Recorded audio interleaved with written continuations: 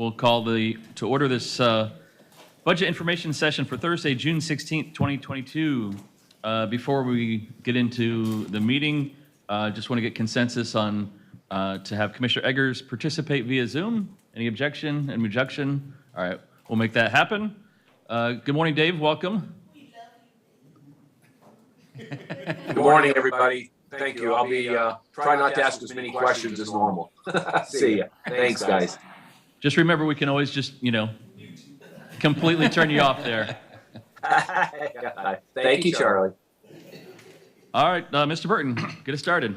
All right. Good morning, Commissioners. So we have a full agenda today, and first off will be the airport. And so we turn it over to either Chris or Charlie to kick it off. So good morning, Commissioners, and welcome back to day 2 of our BIS meetings. Today, as the Administrator said, we have the airport, so I'll introduce Tom Jewsbury, our Director, and Yvette Ailey, the Administrative Assistant Director? Okay. Deputy Director. Deputy Director, thank you, forgive me. And Charlie Jenkins will be presenting from OMB. He's the Operating Budget Analyst for the airport. And we will have Andrew Brown as well, because this is our third capital presentation. It's the third and last of our enterprise funds. So Andrew will be up as well. With that, I'll turn it over to Charlie. Good morning. I'm Charlie Jenkins, the Budget Analyst for Airport. I want to thank the Chairman, the Vice Chair, and the Commissioners for allowing me to present Airport's FY23 budget proposal. I'm just going to jump in with the department purpose. I will not read the entire paragraph, but I wanted to provide a brief overview. The St. Pete Clearwater International Airport, also known as PI, operates and maintains its runways, taxiways, buildings, equipment, and vehicles, provides aviation fire protection services, and provides additional services to support the transportation and commerce infrastructure used by airlines, passengers, airport customers, tenants, and federal agencies. Also want to point out that PI is entirely self-supported by user fees, leases and concessions, and federal and state grant revenue. Regarding the topics of discussion, I want to start with airport reserves. Airport reserves are healthy and anticipated to increase year over year for the next 4 years. Now, there is an update from the current document which says 6 years. There is a slight dip in the fund, which is anticipated in FY27, but it will recover in FY28. Reserves will be heavily affected by future projects due to higher bids and as a result of supply chain issues. For more information, there is a fund forecast for airport, which is attachment 4, page 15. Moving on to the Strawberry parking lot paving. The main benefit of this paving is to bring economy customers east of Roosevelt Boulevard to a safer lot. This lot will have permanent lighting and a permanent toll plaza, which is safer in comparison to the current lot, which does not have those amenities. Also, shuttle costs may be affected due to the proximity of this lot in relation to the Key Lime lot.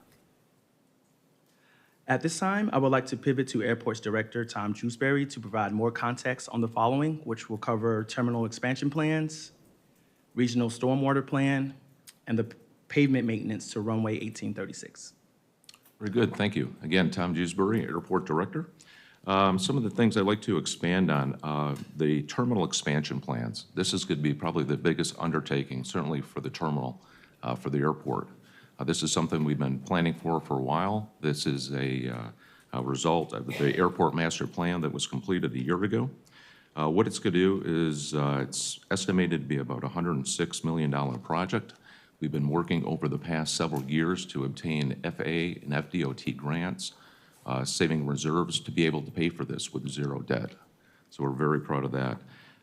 It's going to create efficiencies and capacity. We're going to be able to consolidate TSA checkpoints, have connectivity to both departure gate areas. It will be all second floor loading supported by 7 boarding bridges and 2 additional gates, more concession opportunities. We're currently going to be going under design later this year and construction probably in a year and a half. Next thing to talk about is the regional stormwater plan. That is a collaboration between Public Works and the airport as we try to continue to expand the airport in the way of CIP projects. We are restricted with certain stormwater restrictions. So we're going to take a look at that as far as what opportunities are there that won't restrict those future expansion plans. And then the pavement maintenance to runway 1836, we just completed the rehabilitation of that runway about a year and a half ago. It was about a $22 million project. Unfortunately, there is some issues with the runway. There's some area where there's depressions, and it was a result of faults with the engineering firm. We've been working with them. They realize that it is their error and omission, and they will be paying full cost for design and construction to go ahead and rehabilitate that. In the way of user fees, the only user fee change that we are looking at is a modest increase to long-term parking, increasing that from $12 to $13. That is consistent with other same-size airports throughout the state, but at the same time, we are still remaining competitive. A couple items under the decision package, not big-ticket items, but we are putting in a common use system. What that is basically a software system where any airline can go to any ticket counter, any departure gate area, any kiosk, and go ahead and sign in and use it, as opposed to having exclusive use areas. So that's going to provide efficiencies and allow us to continue to grow and bring new airlines in until we are able to go ahead and expand the terminal. That's at a cost of $400,000. We will see a annual impact after that for software updates at $60,000. And then the last item is for $113,000, and that's just for a redundancy security camera system. So should the existing system fail, that we do in fact have that redundancy. So with that, I'll turn it over to Charlie to go over the budget summary. Thank you, Tom. Regarding the budget, it's excluding reserves and CIP. The FY23 operating budget for airport is increasing by $761,480, or 5%, over the FY22 budget. This increase is primarily driven by the repair and maintenance to runway 1836, which is an FAA requirement, and electricity cost increases. Other increases include vehicle replacements, inflationary increases of salaries and wages, and career paths and ladder accomplishments. Regarding revenues, which also excludes CIP, airport operating revenues are increasing by $10,614,110, or 65.6%. And that's primarily driven by the new ARPA grant in the amount of $7.6 million from FAA to offset COVID-19 expenses, which include payroll and benefit costs, along with supplementing CIP projects. Other major increases include paid parking, ground transportation, food and beverage and gift shop sales, and airline charges and fees. Regarding the fund forecast, it was touched upon during the topics of discussion, but it's also included in airport's fund forecast, which is attachment 4, page 15. Regarding department's FTE changes, it's remaining relatively flat. That 0.1 variance that you see, it's basically due to weekly hours, part-time weekly hours that changed once we hired the part-time position. And also regarding department vacancies, as of today, there are currently 7 full-time positions that are vacant. And last but not least, the user fees have already been covered, so I do want to pivot back over to Tom to cover the FY22 accomplishments, performance measures, and work plan highlights. All right, thank you. Yes, and we're proud of these accomplishments. We are now up to 65 nonstop destinations out of PIE, which is the most in the airport's history. In the past year, we've also brought on 2 additional airlines, Sun Country and Swoop, who is our Canadian carrier. We've been seeing, well, it says here the busiest month was July 2021, but just the past 3 months of March, April, May, we have all exceeded records there. So the forecast is looking great. And also in the past year, I said 65 nonstop destinations, we brought on 10 additional destinations. Talked about runway 1836 pavement rehabilitation project that was completed. Again, that was a $22 million project. Some of the other things we brought in to find efficiencies, we brought in new work order software systems. Some of you, the other one was we're replacing the existing exit lane system that I know has been a concern, but it's also going to provide us greater passenger throughput to get passengers out of the terminal when exiting. We've also heard there's always concerns with our community and noise complaints, and we respect that. So we implemented a new electronic noise complaint reporting system to basically make it more efficient and user-friendly. And then also to the credit of Yvette, we've been working heavily with the FAA and FDOT to try to secure funding for future CIP. And just in the last year alone, we were able to get $18.7 million. Moving on to performance measures, what that relates as far as passengers served. And again, this is looking at fiscal year, not calendar year. You can see that for FY21, we did 1.8 million passengers. Being very conservative, we're looking at 1.6. We're probably going to exceed probably about 2 million passengers in calendar year for this year. So we're certainly recovering quicker than most airports. The concessions are, as you can see, are a little better, going up. But what you don't see is that what we're doing in this calendar year, our food and beverage, news and gifts, parking, rental car revenue, we're exceeding the previous year by 78%, 79%, 58%. So that's all because a lot of the new concessions have been brought on board. So we're very encouraged by that. Also, under the performance measures, we have, how does that compare with our noise abatement procedures and compliance? Well, you'll see in FY20 and 21, we're at 94, 92. The projected for FY22 and 23 are 85%, but we're going to exceed that probably even to the most of 100%. We have been working with the FAA, and we've been approved to go ahead in one of our noise abatement procedures. Instead of pilots requesting it, it is automatically assigned. That was recently enacted about a month ago. It's called a special procedure. We're the only airport in the state of Florida that the FAA has approved that, and that's at the credit of Deputy Director Mark Sprague and Allegiant Airlines, who really championed to get that done. So that is going to have significant improvements. And again, they will be able to always get that assigned when weather conditions allow. Moving on to the work plan highlights. One thing was to go ahead and negotiate the agreement with the U.S. Coast Guard. Actually, in fact, you approved that last week, and that was completed. Thank you. We have working with the FAA for a runway mitigation program. That's whereby they look at the airfield, look at areas that there may be confusion with pilots. How can we mitigate that? That plan is underway and actually under review by the FAA.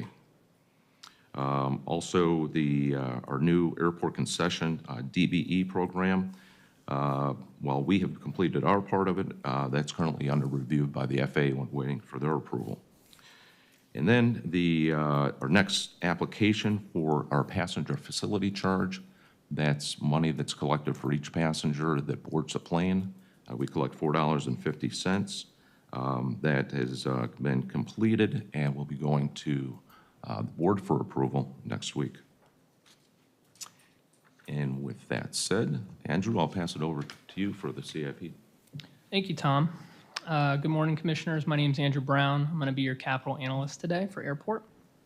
And if I can direct your attention to page 6, which should be the next page, you'll see a heading that says Capital Improvement Program Highlights. So I'll give everyone a second to get there. And this page essentially highlights the capital improvement program.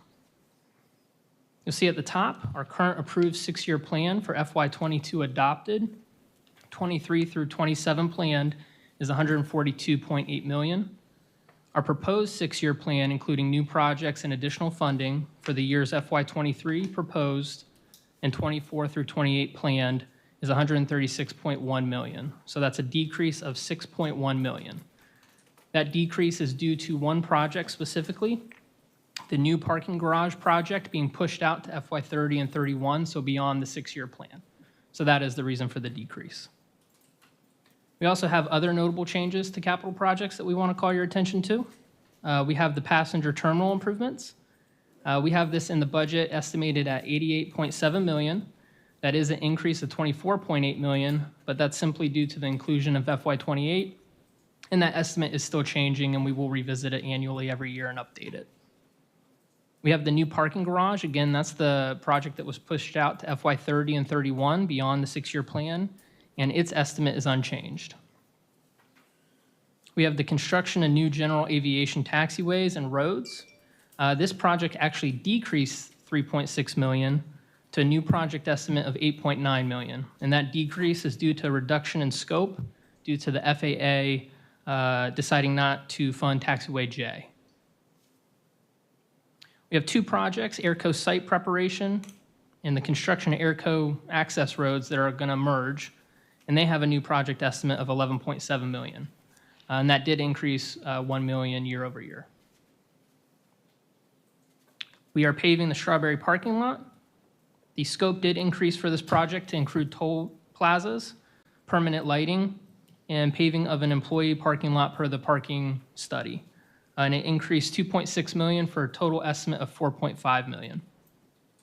And lastly, we are acquiring airport rescue and firefighting vehicles. Previously, we were going to acquire 2. We are going to acquire 1 now, and so there is a decrease of $800,000 for a new project estimate of 1.2 million. Finally, I just want to direct your attention to the bottom of the page. There are 3 ARPA-funded projects. We're going to replace airport terminal carpeting, replace terminal flooring and restroom fixtures, and finally mitigate the water intrusion in the terminal, and that consists of roof membranes, replace skylights, and window flashings, and that's for a total of $2.7 million. And again, that is going to be funded by ARPA. And Commissioners, as a reminder, this is not what we traditionally use for the ARPA dollars. These are ones that are designated specifically for the airport. Commissioner Flowers had a question. Thank you, Mr. Chair. I have a couple of questions. The first is, we have, first of all, the airport is doing phenomenally, so let me just say that. I use it when I'm going out of town to go rent cars or whatever. I got to take a flight out, though. But in seeing that, the parking lot is typically full, especially Thursday, Friday time, and then across the street. So have we ever come to a point where, especially with the increased number of nonstop flights and the 10 additional flights we've added, have we ever come across a time where we're not able to accommodate those individuals who want to leave their car, but our lots are full? I'm just concerned with, us being able to meet that need. I understand why we're delaying the construction of the parking garage, but. Yeah, no, good point. Actually, we finished a parking lot expansion project about 1.5 years ago. We have, to answer your question, no, we have not reached capacity. We have come close. And it's not on a daily, it's more during Christmas, Thanksgiving, those holidays where we get concerned. So what we do is we do a public media outreach to let them know that there is that possibility. We talked about the expansion of what we call the Strawberry lot. We just try to play off the, PIE, so we call it lime and strawberry, but we're expanding that lot, and we're going to be going under design, again, trying to make sure that we have that parking lot capacity to meet the demand. We are deferring the parking garage as much as we can and expand our surface lot. So once the terminal project is done, that will be the next primary focus. But yes, we are trying to stay ahead of it. Okay. And for, I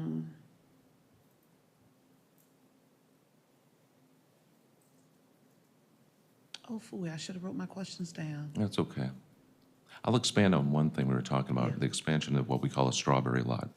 It's an economy lot, and it's on the other side of Roosevelt that's closest to the terminal. Right. That way, it will reduce the amount of time the passengers have to be on the shuttle bus, because with the Gateway project, We're trying to make that the primary, and what's referred to as the lime lot is the secondary lot. So that brought me to my next point. On page 5, it's showing, if I'm reading this right, is that a 16% negative when it comes to revenue, from the parking lot? Compared to the last year, yes, if you're looking from FY '21 to '20, there was a reduction. But where we are at now, if you took a comparison from FY '22, year-to-date for the past year, we're actually up 80%. Okay, because it just has monitoring on our thing, so. Yeah. That was gonna be my question, Yeah. so with the traffic flow. And then for the rental car, concession, seeing that that's kind of down a little, would you attribute that to maybe their change in terms for rental or persons using other modes of transportation once they come in? I know that they have a sign there now that you have to show that you have a ticket and, you know, the thing about taking debit cards, which we have no control over that. But would you say that maybe that Yeah. decrease is contributable to that or some other reason? Again, I know you're looking at FY '21 to FY '20, and that's, impacts as a result of the pandemic. But we have seen such a recovery that actually again, if you went from April '21 to April '22, that comparison, we were up 57%. Okay. Yeah, So- we just don't have those numbers, so that's why I'm asking the Yeah, question. and that's why I have those numbers available, because I understand it says monitoring, so. Okay, thank So you, monitoring is good. We are doing well. thank you. Commissioner Eggers? For your one Thank you. question. Yeah, do you hear me okay? Yes, sir. Just a couple of things, Mark, Tom, congratulate Mark on that effort to get that automatic navigation system assigned instead of kind of leaving it up to the pilots. I think that's great. And I don't know what to be assigned means, so that's the first thing. And then thank you for turning your airport over again on Tuesday night for the honor flight. It was a great night as usual. A lot of traffic coming in ahead of them, but everything was handled well and just a great job again. Two questions other than the one about the assignment, what that really means. We talked a little bit the other day about the end of the runway issue, like that one plane that had a problem and how close it was to other. Have we done everything we can there? That's my other question. And the last question is maybe you can just make a comment on the late night arrivals and the trends that you see there and any progress that you feel we're making or not making. Thank you, guys. Sure. First, the first question was, what does assigned approach mean? When pilots come into the airport, they usually have to request the noise abatement procedure. If they don't request it, then air traffic control automatically assigns them on a straight-in approach. And we have done a lot over the years to try to educate the pilots to request that. That is no longer taking place. Now it's assigned, which means when they're inbound from the north, flying south, air traffic control automatically assigns them to that noise abatement procedure. So it takes that request, removes that from the pilot. So that's why we're going to see an increased compliance there. With the runway end, a couple weeks ago, there was a twin-engine plane that lost brake control, went off the end of the runway, and ended up going into a fence area. We either meet or exceed all the required FAA safety requirements. There's certain things that can't be avoided. We do have everything in place that try to minimizes those type of accidents.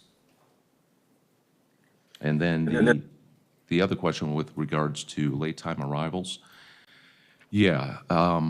we don't have total control over that. We have a voluntary procedure as far as voluntary quiet window. That's something that we actually put in the airline operating agreements, not just our primary airline, Allegiant, but all other carriers. And we try to encourage that. When I meet with the VPs, I talk about the need to try to enforce that as much as possible. But when they build a flight schedule, sometimes it's avoidable.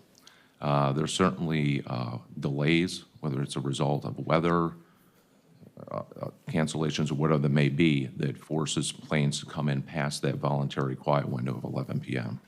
But we are very cognizant of that and remind the airlines, when possible, to try to avoid that. Just final comment. I think that's really important that they keep getting that message from us.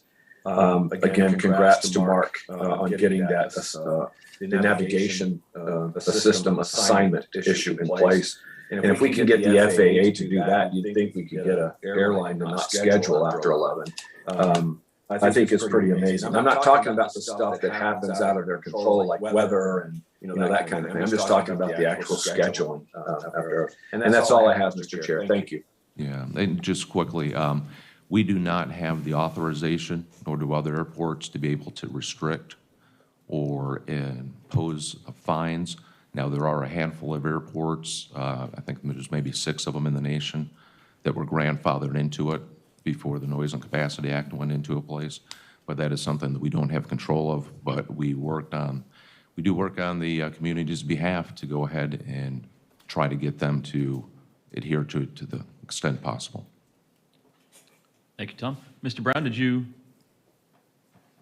want to Yeah, so finish up? Yeah, I just have 2 final comments, and they're really for your reference. Included in your backup on page 16 is a project budget detail report, and it just offers a more granular look at the airport projects. So we did want to mention that you have that. And then on page 20, we also have additional funding that's being requested for existing projects. These are projects that increase $250,000 and 15%. And so if they cross both of those thresholds, they're included there. And we provided a reason or description why it increased. And so that's all we have for capital. For Mr. Rose? And that is requesting airport revenues to go towards. So they're not requesting any general fund or anything like that, just for clarity. Yes, sir. Further questions?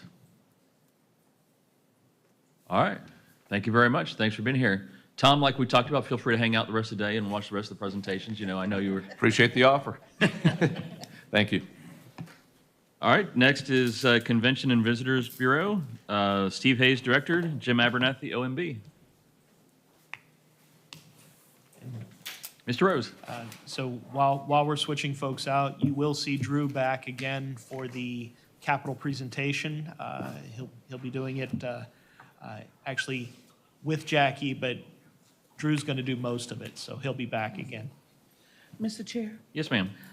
real quick, this is so important. I have donuts for everybody over there on the counter, so if you would like a donut, you're in the room, please feel free to help yourself. Thank you. Thank you, Commissioner Flowers. She brings donuts when you're not here, Commissioner Eggers, just. Yeah, I saw that. I'll remember that. I'll bring them next time. Thanks, Tom. While we're swapping out, you all know Jim Abernathy. He was here yesterday. He is the analyst for Steve's department here. We do have Steve Hayes, the director, and Terry Tuxhorn, administrative director. And with that, I'll turn the microphone over to Jim, and he'll start. We'll follow the same procedure we have followed the rest of the time. Good morning, Commissioners. Jim Abernathy with the Office of Management and Budget. I'll start off with the department purpose for the Convention and Visitors Bureau. And basically, their purpose is to increase the overall economic impact in the county from the tourism industry. They work with local stakeholders to develop year-round domestic, international sales and marketing programs to achieve that aim.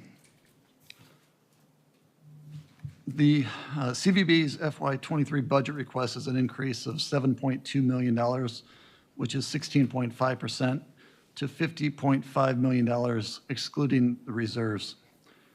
Personal services increase about 3% with no change to the FTE. The operating expenses increase, or the request is increasing by 3.6%, or $3.6 million, which is 11.3%. Part of that increase is with traditional advertising, which is increasing by $1.5 million, or 10.2%, to $15.9 million. The bulk of that is they're contract with their outside vendor who provides or helps place their advertising throughout the various markets. Digital media is increasing by $500,000, which is 9.1% to $6 million. Transfers from the TDT fund to the capital projects fund for beach renourishment projects increases by $3.4 million, which is 60.8% to $9 million. These funds are used as matching funds for Army Corps of Engineering grants to renourish the county beaches. FY23's amount includes an additional $1.8 million above the usual transfer, which is half of the 3%, which is unallocated funds collected in FY21. The budget requests for both the Film Commission and Elite Events show significant increases from FY22. The Film Commission increases by $1 million, which is more than doubling, while the Elite Events increases by $750,000, which is a 60% increase. The funding in these divisions are used as reimbursements for events that take place in the county or film projects, and they are based on what is spent on those projects and after completion. So it's not an upfront grant, these are reimbursement for expenses. Funding for Creative Pinellas remains at $797,360 from the TDT fund, in addition to $145,000 in general funds, $36,000 for the Transportation Trust, and $50,000 from the Leland CRA. Their total funding from the county is just over $1 million. In FY23, TDT revenue is projected to increase by $19.5 million, which is 29.1% to $86.6 million. FY22 TDT revenue is projected to exceed budget by almost $19 million. That is based on revenue collected through March of 2022. The beginning fund balance is increasing $51.2 million, which is 78% to $116.4 million in FY23. And total reserves increased by $63.4 million, which is to $153 million. Now, the reserves are broken out between operating reserves and capital reserves to match the 60-40 split of the use of the TDT revenue by the CVB. So the operating reserves increased by $30.8 million, which is 65%, to $78.1 million. And the capital reserves are increasing by 32.9%, or $32.9 million, which is 78.5%, to almost $75 million. There have been 6 decision packages submitted by the department. 2 of them are related directly to CVB, and 4 of them were submitted by Creative Pinellas. They're asking for various sources of funding, both TDT revenue and general fund. There is a summary of the 6 on page 1 and 2 of the document. There are details of each of those beginning on page 12 of the document. But the CVB is requesting 2 interns that they will use throughout the year. They would coincide with semesters in college to allow them to be used throughout the department on various tasks. A cultural plan is being requested that would just gather details on arts within the county. There is a local operating, or a local co-op for marketing and advertising. There is a request for upgrading the gallery programming and activities. There is a request to increase the countywide capacity of buildings, partnerships, and engagement for the arts. And then accessible programming expansion for the spacecraft project. Next, I'll turn it over to Steve so he can discuss the accomplishments, performance measures, And those items begin on page 5 of the document.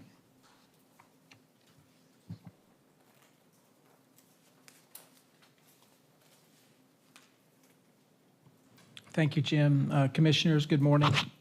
Steve Hayes with Visit St. Pete Clearwater. The first part that I'll go through is FY22 accomplishments, and a couple of key things I want to point out. A couple of them you already know about. We kicked off our Unwind and Be Kind campaign for this spring, which the whole intent behind that was, again, show kindness to our hospitality workers, but also the other flip side to it was being kind to the environment as well, and really had a strong message about resiliency and cleaning the beach. And we actually did 6 beach cleanups. We had a TikToker. We had a variety of things along that line that we felt was very successful, but still a message that we know we need to continue to go forward on. I also want to point out, and again, from a data perspective, that Pinellas County still continues to be the market leader in the top 25 MSAs, and that was through the spring. We went again 3 key areas: occupancy, ADR, and RevPAR. And I think one of the things pointing out in calendar year 21, we led the nation in occupancy. We were 4th in ADR and 3rd in RevPAR. And then in February, 4th in occupancy, 3rd in ADR. In March, we were both 2nd in ADR and RevPAR, but we led in occupancy. The note that I will make now, because even as a report that I got last week, again, as other destinations move into their summer months and we move into our summer months, and then throw in what we're seeing from a finance economic standpoint, which includes gas as well as inflation, we're starting to see the occupancy part come down. 2 weeks ago, we were 7th. We were 7th in the top 25 MSAs. We were just behind Orlando, but we were still ahead of Tampa, and we were still ahead of Miami in there. So that part's good, but again, we're starting to see a little bit of that slowdown in the occupancy, although rate still was pretty good. As far as we had 3 of our marketing programs recognized nationally by the Hospitality Sales and Marketing Association. 1, we received a silver for our PR campaign around Super Bowl, and then the Clearwater Marine Aquarium dolphin predictions for the game that was in 21.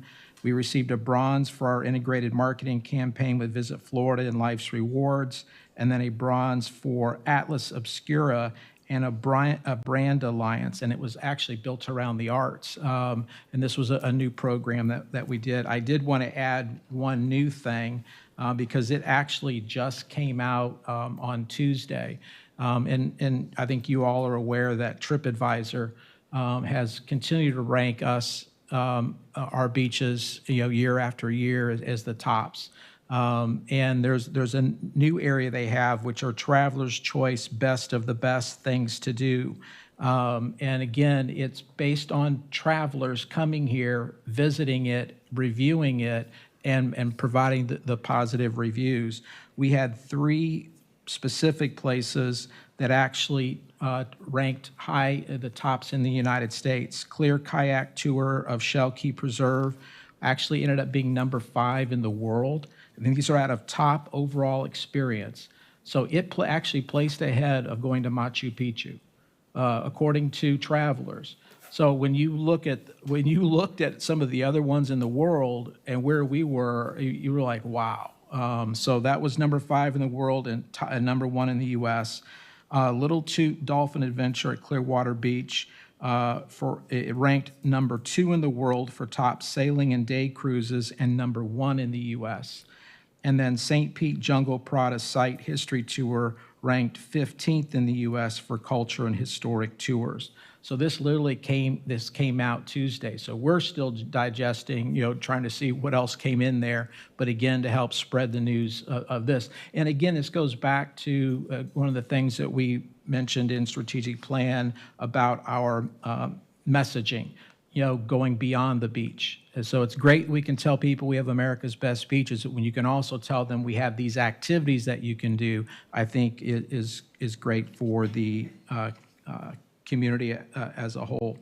Under performance measures, I think everyone knows that we could probably measure pretty much everything.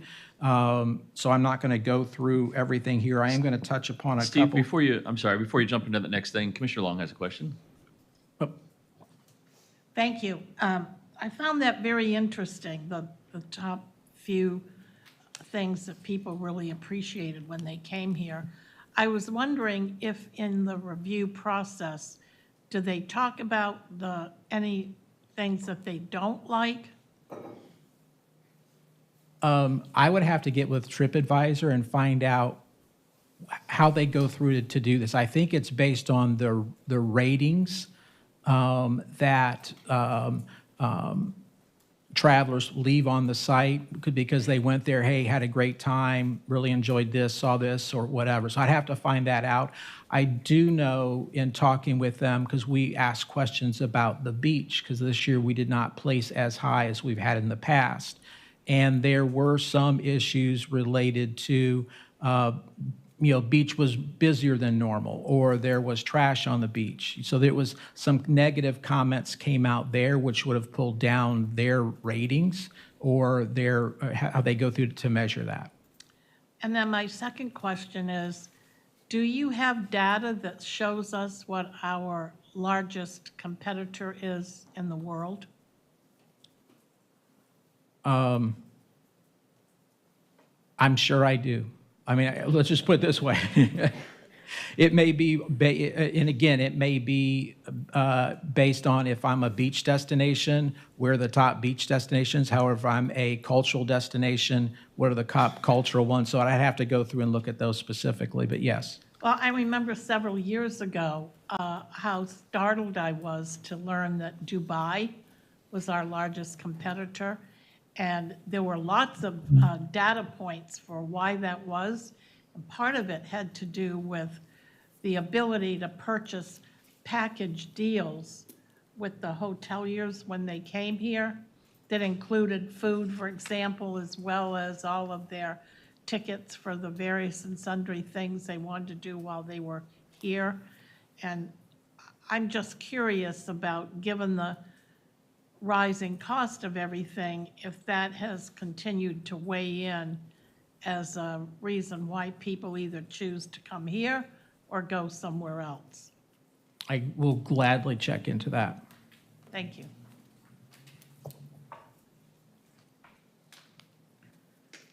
Going back to performance measures, again, I think you'll see in each of the areas, they have down the numbers that were actual, or if there was a budgeted number or number that we're looking forward to. One of the things that I was asked by OMB, this year was to try to project or forecast out a number of different things. And some of the things that are in our direct control, it's easier to do than things that are not in our direct control, but still went through. So whether it be, occupancy in the market, but one of the things that we do look at that I think is important, and it's revenue per available room. And the reason I choose that metric rather than occupancy or ADR is those two are really, RevPAR is a combination of both occupancy and ADR. And so and most of your lodging, your hotels, that is a standard in their lingo of how they're doing.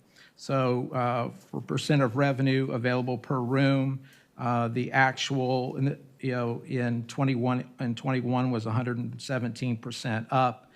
In 22 and 23, we have monitoring, but we'll go through and actually forecast out a number. And again, we will utilize not only what we get from Smith Travel, but also what we would get from destination analysts to go through and forecast that.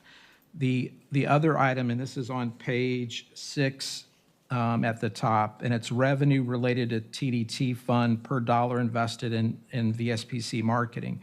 And this was something I started doing when I arrived, I wanted to look at it, if you're giving us $1 to do the marketing, are we getting a return? Are we getting $1 back? And if we are, great, but are we getting more than that? And so you can see for FY21, which is the third column, we got $1.58 back, and then forecasting $1.16 for 22, and then $1.36, or I'm sorry, $1.38 for 23. And again, how we look at that is one of the elements to get to that number is we are only taking credit for those that saw some type of messaging about this market, whether it be through PR, through digital, through advertising, through print, only that. And so if you go back to page 5, there is a item that says marketing communications recall. And so you can look and say, in 20, we went from 33% to 21 of 43%.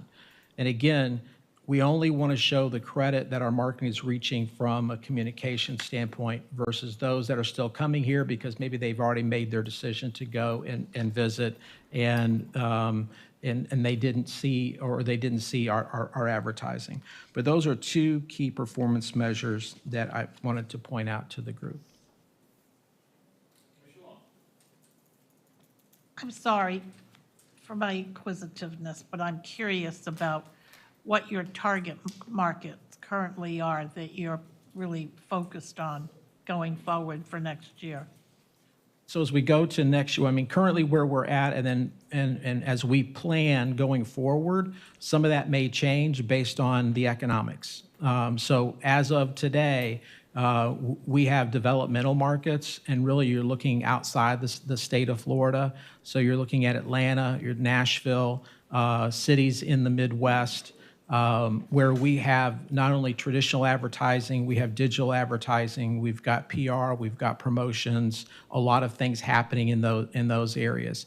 And then also in like your New York and Boston, Texas, some other markets, through digital advertising, we've got more focused messaging. Again, on the age range that we're going, 25 to 54, typically female. And so we're trying to be very specific in the target audiences that we're trying to reach. Household income, I think, was at 100,000, could have been 125,000 plus. So again, we'll look at all that. Then we have our maintenance markets, and that's where you look in-state, you look at Orlando, you look at Jacksonville, you look down at the Miami market. And those are ones where we've got to focus. Again, we'll have traditional advertising, digital advertising, but we know that those are in-state markets that traditionally will come to us, and we just need to keep our name out there and our message out there. The reason why I said about next year what could change is from an economic standpoint, if we still see inflation playing a role, high gas prices playing a role, where the visitor all of a sudden says, I'm not going to drive from X to Y because of gas to fill up my car, that our ring of where we're going to be at will shrink. Knowing that we want to reach people that are more likely to visit or do very specific things in markets where we know they're more apt to travel. But I don't see the audience changing that drastically. I don't see the markets changing. I see us maybe adding a few. The other element to it is it also depends on who we're talking to and what the message is. Because if we go out with an arts and cultural message, there's a whole other audience there and their specs are going to be different than someone that maybe is family beach or couples beach, something along that line. So again, we'll readjust all of those things going forward to make sure we have targeted messaging going out. So do we have other countries in the world that we're targeting besides just within the United States? Yeah, I'm sorry. So internationally, we look at the UK, Europe, Germany, Switzerland, that area, which has been traditional for us. And then in South America, Brazil, Colombia, and well, actually, it's not South America, but Latin America, Brazil, Colombia, Mexico, and then Argentina if we start to see a return in their economy. Because right now, their travel habits have not been real strong. But on the other hand, Colombia has been phenomenal. Mexico, I think, is another one that's been doing well. The Brits, the Germans, we just came back from IPW, which is the largest trade show reaching travel buyers. And what we heard is there is demand to come here at the show. The biggest pediment to keeping someone to coming here is they did not like the fact that they were having to test to come in. And their point was, I got a family of 4, I go to get my test, and one of us is negative, what happens on our vacation? And they're not willing to take that risk. So IPW ends on Wednesday. Thursday, the administration announces that they're eliminating all incoming testing. So there's now been something removed to keep those, especially from Europe and coming here. And I think the big part with them is a lot of your travel suppliers, hotels, airlines, rental cars have relaxed some of the rules related to COVID. Where before, oh, I've got COVID, okay, never mind, we'll move your reservation, to they're not being as agreeable in that sense. Thank you.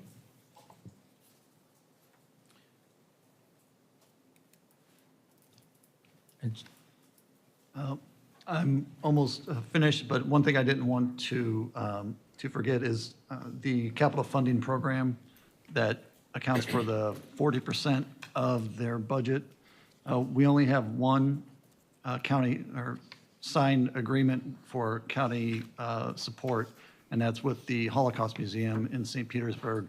And other than the annual beach renourishment transfer that we make each year.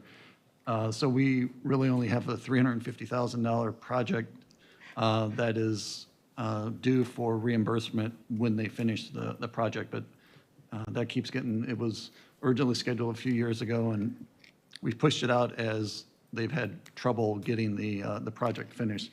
So that is the only project that we have in the capital funding program within the tourist development tax fund. Commissioner Gerard. Couple of questions. You seem to have some pretty significant vacancies in your upper management. Are you having a hard time recruiting for that, or what's going on? No,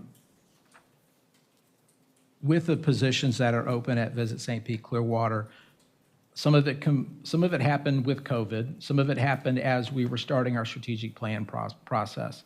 And I really wanted to use the strategic plan and really to see what comes out of that to make sure that I'm able to staff appropriately. And again, in a couple of these positions, I would be combining things versus replacing 2 people. It might be 1 person doing that. In a couple of the other ones, what it might have been that or that position is move it to someplace else because of a need based on what we heard from strategic plan. So as an example, I think everyone, when HCP gave their update, they talked about a lot of things related to the community, where we really don't have a community relations type area, but it's something that we need to put more into.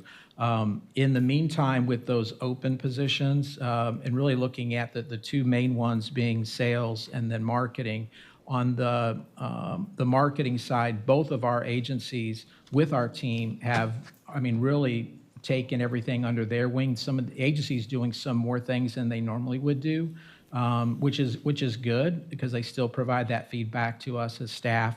And then the sales position really has been only open a month, and we're developing the revised job description for that, and then go out to find folks for the positions. And that would be any of the positions that we would have available.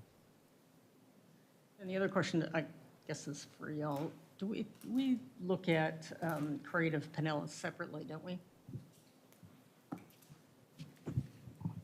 Well, we do. And so in this particular, but the funding primarily comes out of CVB. They have requested some things that are not fundable through CVB, so it's a combination. I'll just tell you right now, I've met with Barbara. I've talked extensively. I actually asked Kevin to look at this. He has a background in fine arts and really was trying to look at it more broadly, because you also have like St. Pete and the mayor coming to TDC saying we should set aside 5% of our revenue for arts and culture. Well, you know, the issue, in my opinion, is we need a plan, okay? And so I think the first item that they requested is to create that plan as a first step and a first start. And I told Barbara that's what I would support. And I think if we have that and it looks at all of our arts and cultures, it looks at St. Pete, it looks at Dunedin, it looks, you know, at areas that are very different in the approach that they have to their arts and culture, then I think it would give us a better framework to work with TDC and you on kind of where we go in the future with some of these programs. We also had to need, you know, get our campus kind of set. And because we have, you know, different entities that have different ideas on that campus, and I don't think we should build it and hope they will come. You know, I agree with Commissioner Steele, and we got to get creative. I heard the comments that you made when they were discussing the campus plan.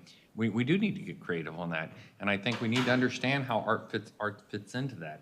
So I think that plan, and if we do a good job with that plan, will give us a better direction. And so, as part of my recommendations, I'll be supporting that piece of it, and then come back and look at the other things later. Okay. But yeah, I kind of wanted to look at their trajectory as a whole rather than as part of somebody else's budget. So. Oh, I see. That's what I was. Well, we certainly can do something like that. We can fit that in. These individual pieces, and I'll schedule that. Staff, these individual pieces aren't necessarily connected. They're not Right, tied that's the into a thing. plan, and so I give Barbara all the credit in the world. She's built, you know, up a great organization, but there's no time, there's no outcome to them. You know, and so I think they're noble efforts, but I think that first piece, which is there's looking at this as a countywide effort, is a positive first step that we can do in building that. I guess I'm saying the same thing. Yeah. Yeah, okay, great. Commissioner Seal. Well, thank you, Commissioner Gerard, because I was going to ask about that when we were going to have a discussion.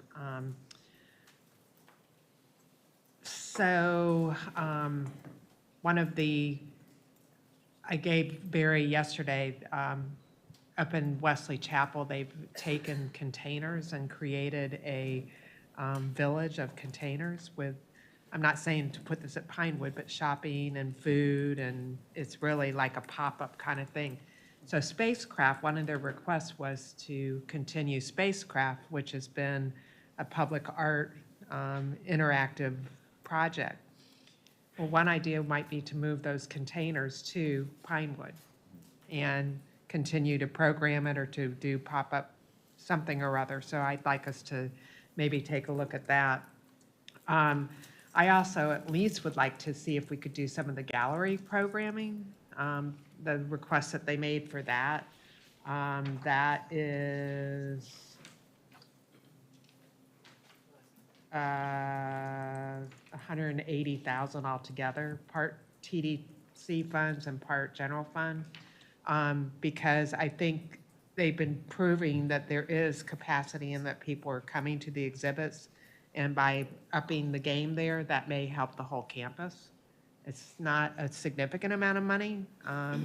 They hired Beth, who used to run the Holocaust Museum, to start looking at gallery programming. And then finally, and I'm not saying this necessarily has to be done through Creative Pinellas, but the arts community has been asking for a long time for publicity of the arts. And one of the items that Barbara is suggesting is a co-op program. And I do think that, and I'm not saying who has ownership of it, but I do think that we need to be doing a lot more of that. It's been a long time request of the arts community to have the opportunity to do more promotion of what they do, so. Do you mean that, the promotion of what they do, do you mean that internally in Pinellas, or do you mean that as part of our outreach campaign to share that with visitors that, you know, this is another aspect of Pinellas County? I think it's both. I think if you read her narrative, it kind of covers both. It's to advertise, market, and promote local arts and cultural as collaboratively with Visit St. Pete's messaging of Pinellas County as an arts and cultural destination. And my only question on that, Commissioner, is I'm not disagreeing, but we currently have several different areas, but it's not necessarily centralized around Creative Pinellas. There's a lot of promotions and advertisements ties in through digital marketing and everything currently going on, especially down in St. Pete area, and to some of their programs. That assessment, I think, would help identify currently what is occurring. And they're not necessarily working through Creative Pinellas to expand that. And so getting our hands around all of those areas and what type of targeted, because I want to make sure it's targeted and it's, money well spent. And I don't think, at least I don't, and I met with Barbara and asked that same question, I don't necessarily think we know that. And that would be a key piece, I think, to supporting a program that would do exactly that. And like I said, I'm not saying where it resides and who does it, but I do think it's been an ask from the art community for at least the last 10 years. And maybe it is shaping what that's going to be, but I would think that through our resources, we would have an idea of what we need to be targeting even more. I mean, to me, it would seem logical that Visit St. Pete Clearwater's data-driven approach would know, where do we need to be marketing this better? So. Don't disagree, and I think they're already doing some of that. They but are to your- doing to your- some. To your point, to expand that, and I think they're doing that as part of making this a tourist destination for arts, right? And connecting visitors with opportunities. And so a targeted program, my concern with the request was that it's not necessarily a targeted program. And there's a lot of activity that's occurring not through Creative Pinellas. And so, if we could keep that on our side, or we could come back after we have a better idea of that assessment and bring you a kind of a recommendation on an approach. So in a way, you're thinking, because if you look at the old cultural arts plan, it was not the one back in 2005. It's not really heavily targeted towards tourism. It was more for the arts community. So I think what I'm hearing from you is you're hoping that this cultural arts plan will have many aspects of it. I do, because I think the things that Dunedin needs for their program is very different than what St. Pete is looking for and the approach. And I'd be interested in understanding that better. And you're right, I don't have the history that you have, and so I'm trying to learn that. And that's the reason I met with him a couple of times, and I've asked Kevin to really dig into that. But we can work with Steve on that. We can also work with Barbara and others. But if you want to move forward on other pieces, I just think we should do that assessment first. I don't disagree with you at all on that. I mean, I've had some discussions, I should say discussions with Barbara about this. The 2005 cultural plan is not that far off base. I mean, it kind of relates to, you could, in a way, update that and that would be done, but it doesn't deal with the tourism piece of it. It's mainly for the arts institutions and so on. But anyway, I mean, I do agree with you that it needs to be done, but I also think, again, then I'll just make my plug that it would be, we did this assessment on Pinewood, but we got to liven that place up. And if we have more offerings at the gallery, that's going to help to that campus, in my opinion. So. Commissioner Flowers. Thank you, Mr. Chair. Thank you for bringing this item, and I'm glad that it was brought up that perhaps the Creative Pinellas decision package pieces should be a little bit separate, so we're looking at them separately. The only concern I have, and I shared this with the Creative Pinellas staff when they contacted me about wanting to put together a plan and engage, is that I do not want another layer that people are going to have to go through in order to become a part of this project proposal or way that we market things, and they still don't have access to some of the resources that the larger museums and businesses of culture have. There are a number of smaller boutique galleries, if you will, artists that are up and coming, that are just absolutely phenomenal, but they don't get the same attention that some others get. And when they're applying for any opportunities that may come down the pike, they're always matched against an organization that probably has a greater reputation, et cetera. So they're kind of put out on the outs. Barbara told me they spoke to a number of individuals in St. Pete about coming together and forming this partnership. And I spoke to them as well, and they have the same apprehensions. I did not share with them what my apprehensions were. They essentially shared the same things. So that's my only concern, is that when we're, I don't know what they will come up with. I don't know what the end product will be. It may be phenomenal, and everybody can get behind it.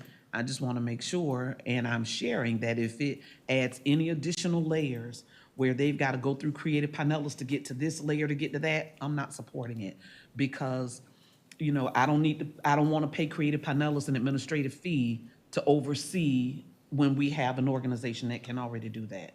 So, and that, again, that's more for the smaller boutique arts and culture components throughout the county, actually. Up in Clearwater, they're really getting their own little niche, and other places. So those are my 30 points worth. To that point, the study, for lack of a better word, the analysis that we're talking about, I'm proposing that we manage that, not Creative Pinellas.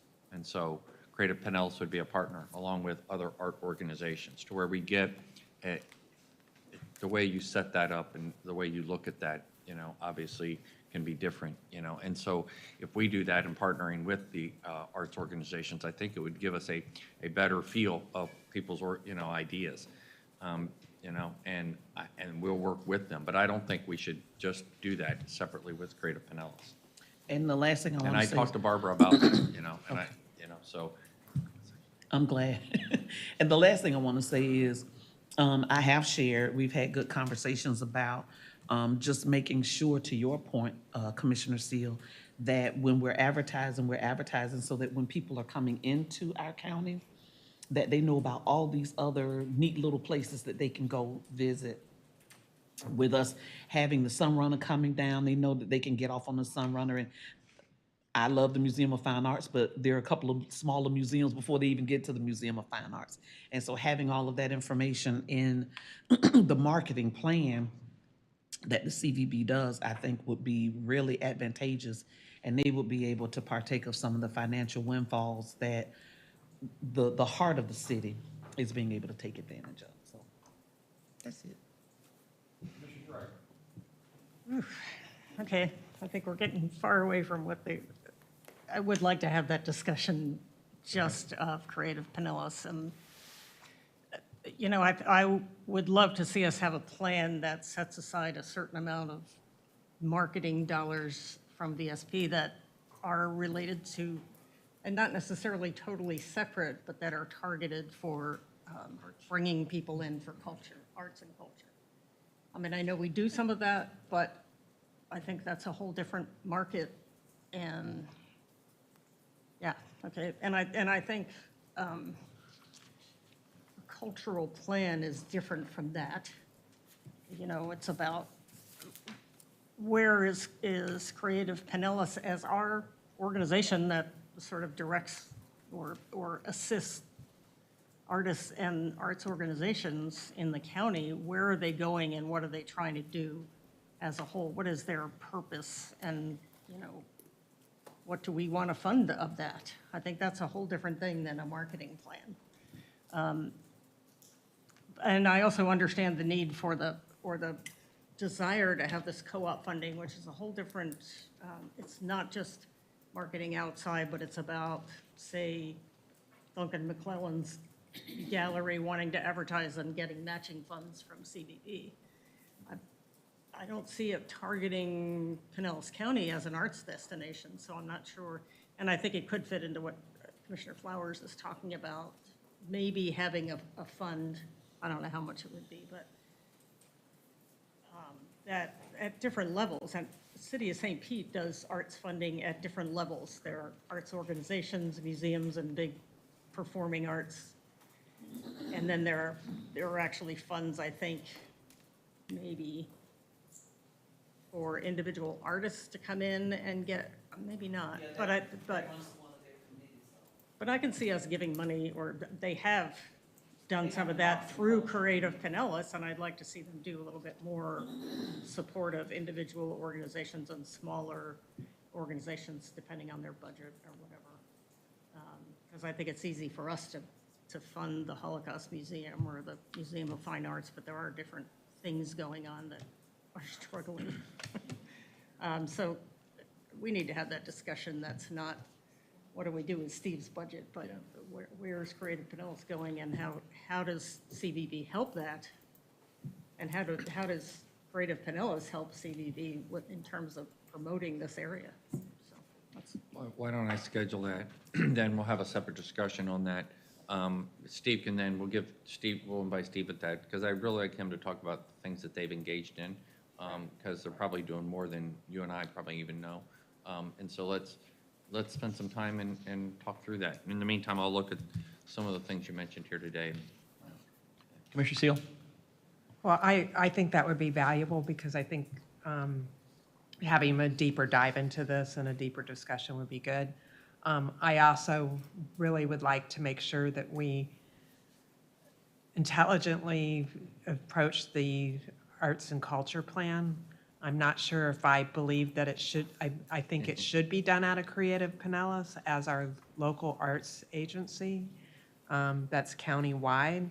I will go back to the Pinewood plan. I am not impressed with how that was, what the results of that was. And so we're looking at the arts and the arts community and people who already have staff that from Creative Pinellas that already have connections throughout the entire art industry. And when the last cultural plan was done, it was done by the Arts Council. So with a steering committee. So, I mean, I would suspect that you'd have a diverse steering committee absolutely. that you would create. And so another discussion, but what I really forgot to ask about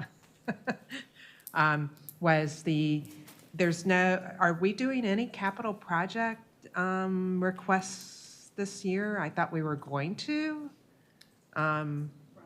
Applications, or is there going to be any for next year? Because I haven't heard anything about that, and I've asked about it before.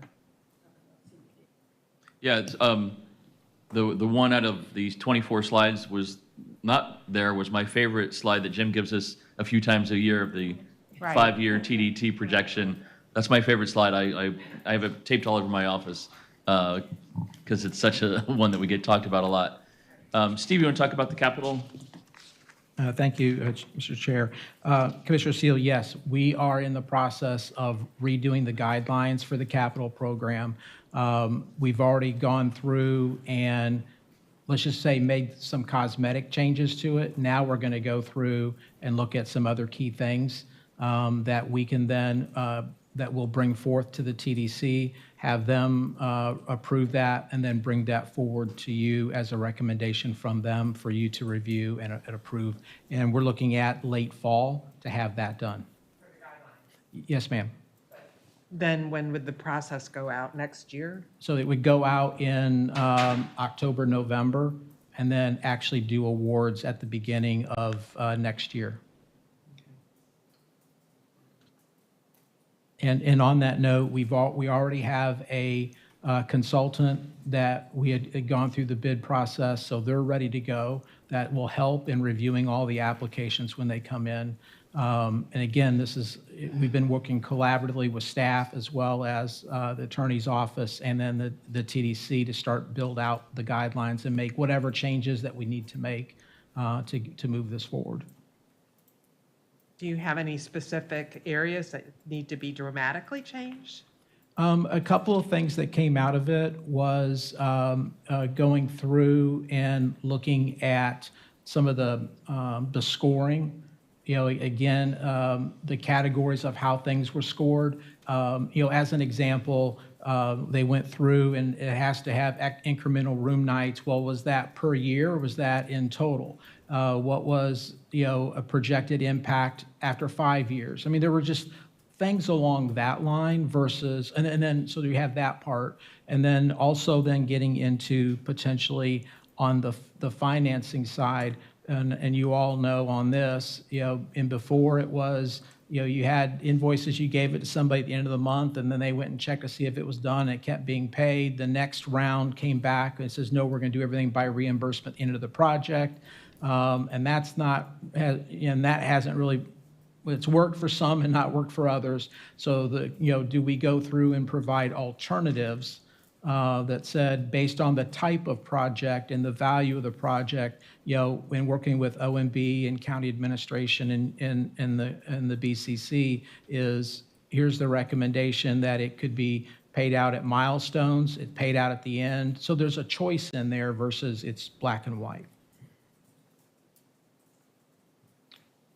Further questions? And just on the arts, I think, we're talking about a lot of the same thing, but differently. As far as funding for local artists and institutions, that's very different than the art advertising and communication and marketing. And we do, and I know what they're trying to get more local spotlights, more than just us showing an ad of the Dolly, the outside of the Dolly, everyone knows that.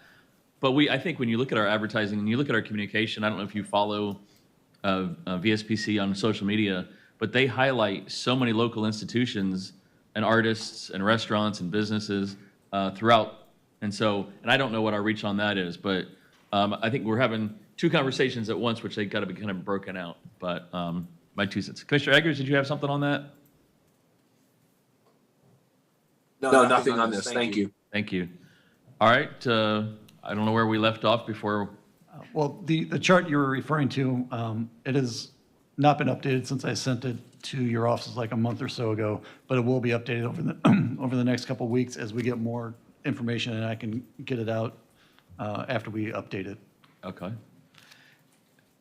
And I've heard from one cultural institution that was inquiring about the process, but it has not been like it was a few years ago where, we had a logjam with the aquarium and Ruth Eckert and everybody else. So I don't know if anybody else is hearing any rumblings out there, but I'm not hearing those rumblings.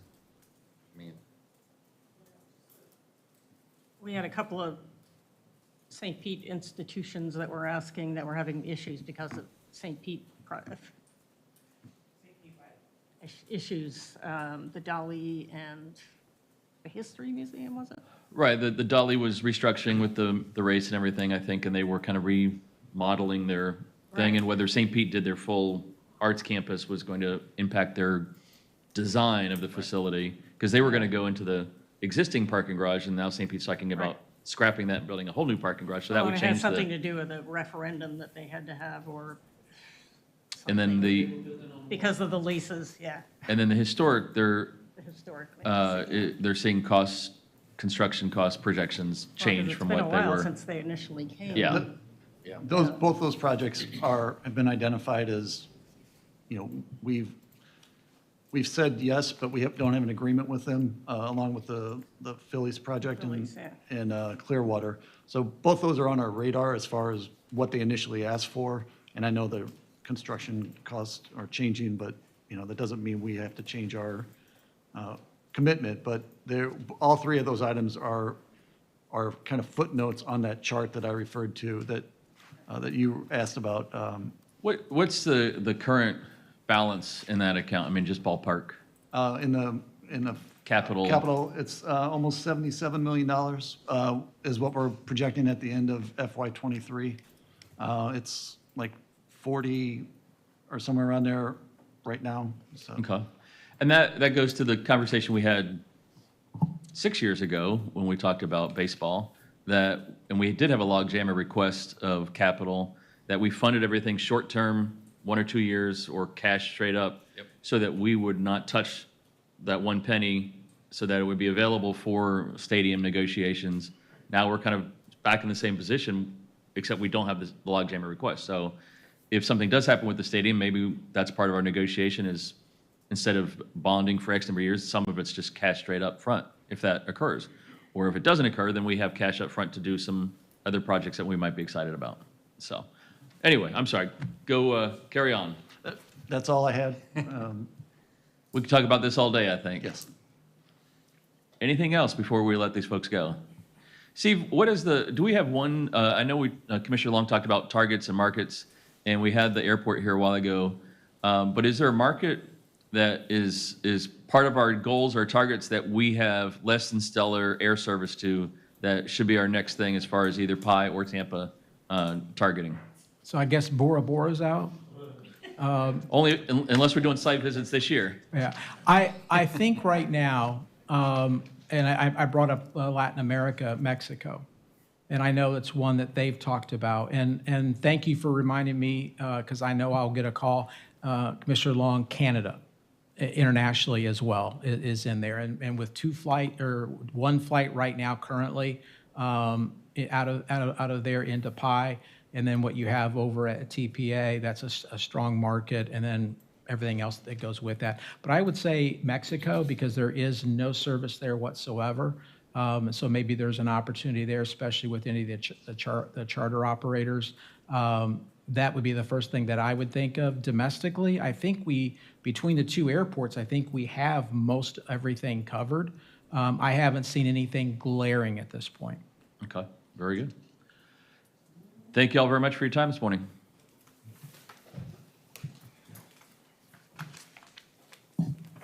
All right, next on our list is Economic Development. Cynthia Johnson, Director. John Ondrovic. I get that right? You did. Well done, Chair. And while we're switching folks out, I believe we're going to have Dr. Johnson remotely for this meeting. There she is. Good morning. Good morning. And we've got Greg Concannon up at the table here. He is the new director of the Star Center. So we've got everybody we need now, and I'm going to turn it over to John, the operating budget analyst, to take you through the first part, and Dr. Johnson will take you through the second part of the document. Very good. Good morning. Good morning. As Chris said, my name is John Ondrovic. I'll be handling the budget for today for economic development. This includes two budgets, the Economic Development Division and the Star Center budget. The purpose for the department is it fosters a pro-business climate that focuses on business, retention, expansion, and attraction of targeted industries, entrepreneurial development, and redevelopment. And economic development is committed to retaining and attracting high-wage jobs, supporting small businesses, and building a resilient, equitable economy and a strong workforce. A couple of topics to highlight for economic development has partnered with the University of South Florida to research and develop an economic data dashboard. This will provide economic developments with additional key performance measures that will help indicate the effectiveness of the services and programs the department delivers. In cooperation with OMB, they are currently reviewing options for the future structure and responsibilities of the CareerSource Pinellas. For the Star Center funds, one highlight is between FY24 and FY26, the CIP projects for the Star Center include $6.2 million in switchgear replacements and retrofitting, and $2.9 million for roof overlays, recoats, chiller replacement, fire pump replacements, and air handler unit replacements. Now, the tenant revenues do support the operating budgets, which are required by contract, but the CIP expenses will exceed the fund reserves in FY24. Star Center does have one decision package, and that is the Star Tech funding source. It's $175,000. It's currently paid out of the Star Center revenue program, and the request is to switch it to the general fund, and that is to realign the services provided by the Star Tech that are no longer available to the Star Center or the benefits of the Star Center tenants, but it is available countywide. There are no user fee changes for FY '23. For the budget summary, the revenues for the Economic Development Division are decreasing $75,000. And this is based on the Florida State Minority Supplier Development Council Consultant Service Agreement that ended in FY '22. It was a one-year agreement. Personal services are increasing just over $70,000, and that's due to an increase in one FTE that was approved for FY '22.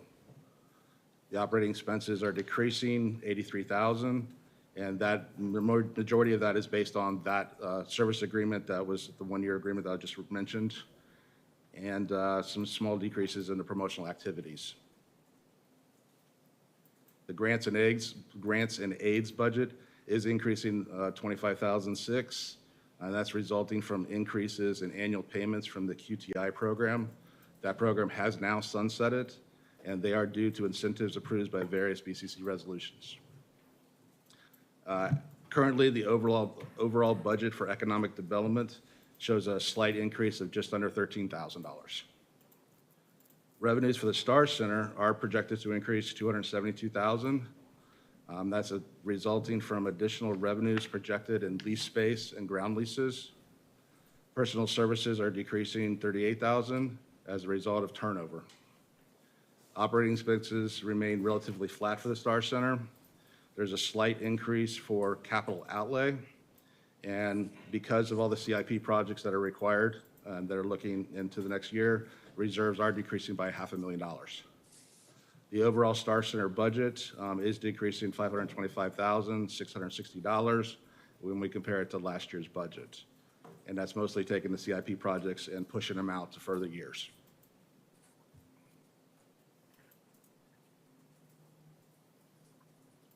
And with that, if there's any questions on the budget, I'll turn it over to Cynthia to go over the accomplishments, which you will see beginning at the middle of page 4.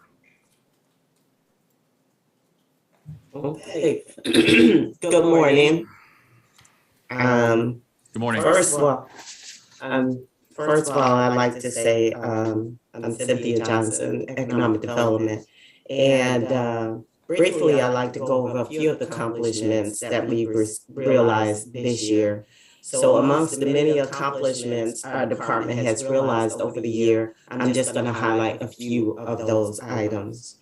So we launched our Economic Development Penny 4 program in 22, where we were able to utilize the penny funds to create our Employment Sites program. With that Employment Sites program, we've had 3 conditional approvals for projects that have created over 256,000 square feet of new industrial and manufacturing space, as well as a new multi-purpose SCIF facility to attract and serve our targeted industries. As you are aware, our second round of applications, we did a conditional approval for 2 applications, and we have 1 outstanding application, the Orange Station, that will be brought before the board today.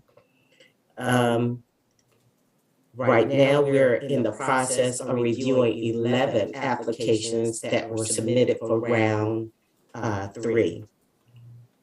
As it relates to our small business activity, we have awarded over $12.1 million in county contracts to 66 local businesses enrolled in our Small Business Enterprise Program. And that is just effective as of this fiscal year. We've helped small businesses. In addition to our SBE program, we've also helped our small businesses secure $10.9 million in federal, state, and other commercial awards. Over the last year, Pinellas County continues to employ over 500,000 employees, and our unemployment rate continues to be below the national average, and currently we're at about 2.1%. Another highlight I'd like to share with you all is that we have been working very diligently with our business community and have had recorded over 15,000 hours of one-on-one consultation with businesses. We've helped 13 new businesses open their doors here in Pinellas County. And with those 13 businesses, we've been able to generate 62 brand new jobs with those new business openings. Our efforts have really increased the small business loan areas for our clients.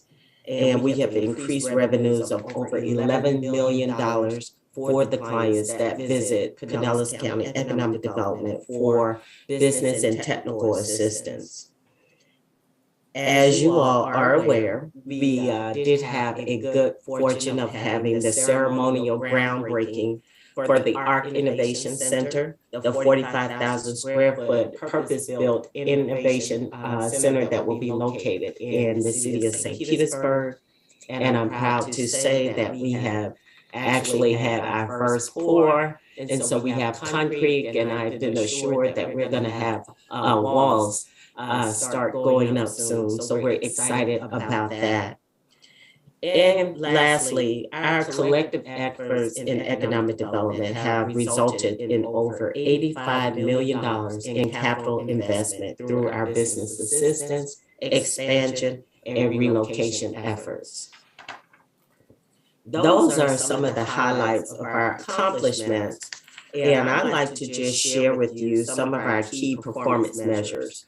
We have several performance measures that we actually monitor in-house as part of our work plan. But the ones I'm going to share with you today, these are some of the ones that are forward-facing and are monitored and made available through the portal for VOCC to acknowledge. And so one of the ones I wanted to specifically bring out is the fact that we are continuing to work with our businesses to create jobs through announced projects. We are projecting to have over 500 jobs created through announcements of projects that we are actually working with. What I have started to do with the staff since taking the directorship is to make sure that the information that we share with the board and with the public are attributable to the work that my dynamic team is doing. So the information that you see coming from economic development will be attributed to actual work that our team works with those companies to create these announcements and new jobs through their active engagement. The number of SBE vendors, we projected a slightly lower number for 2023. Reason we're doing that is because 1/4 of our database is up for renewal. So we are actively trying to recruit and retain the members in our database. Currently, we have 812 vendors in the database. And I will remind you, just in 3 years, we took that database from about 42 members to the 813 that we currently have. And though we are actively trying to ensure that we have retention, I do know that there will be some attrition, and therefore we did put in a reasonable estimate of the businesses that will be able to retain in that SBE portal. Another item is our international trade mission initiatives. We are very excited that we are able to get back into the international arena. And as you are aware, we have our Global Tampa Bay initiative that we are partnering with our regional economic development agencies to do international marketing. So we're anticipating that we are going to be actively engaged in that and realize a $10 million in sales investment from the trade missions that we will participate with our regional partners and with our partners from the state of Florida. At the Star Center, the Star Center is what I'm calling our 92 acres of opportunity. And we have such great opportunity at the Star Center, and we continue to provide, as part of the Star Center performance measures, a look at the ad valorem taxes that we generate from the Star Center. We anticipate on generating over $728,000 of taxes from the over 1,200 employees that work at the Star Center. And another very important performance measure for us at the Star Center is the direct salary earnings of those 1,200 employees that we have at the Star Center. And that impacts our local economy at over $160 million. So the Star Center is a critical component of our economic development, redevelopment initiatives. And then lastly, I wanted to bring to your attention one of our performance measures that you'll see a noted decrease in the projections, and that is for the state-funded dollars awarded for the county facilitated training grants. The state has changed their process. In the past, targeted industries were given a priority when awarding training grants. The state has changed their process, and the targeted industries are no longer in the top 3 category. They have moved targeted industries for award down to the lower categories and down to the bottom of the 10th area of importance. And that being said, the targeted industry grants are only awarded to the businesses across the entire state.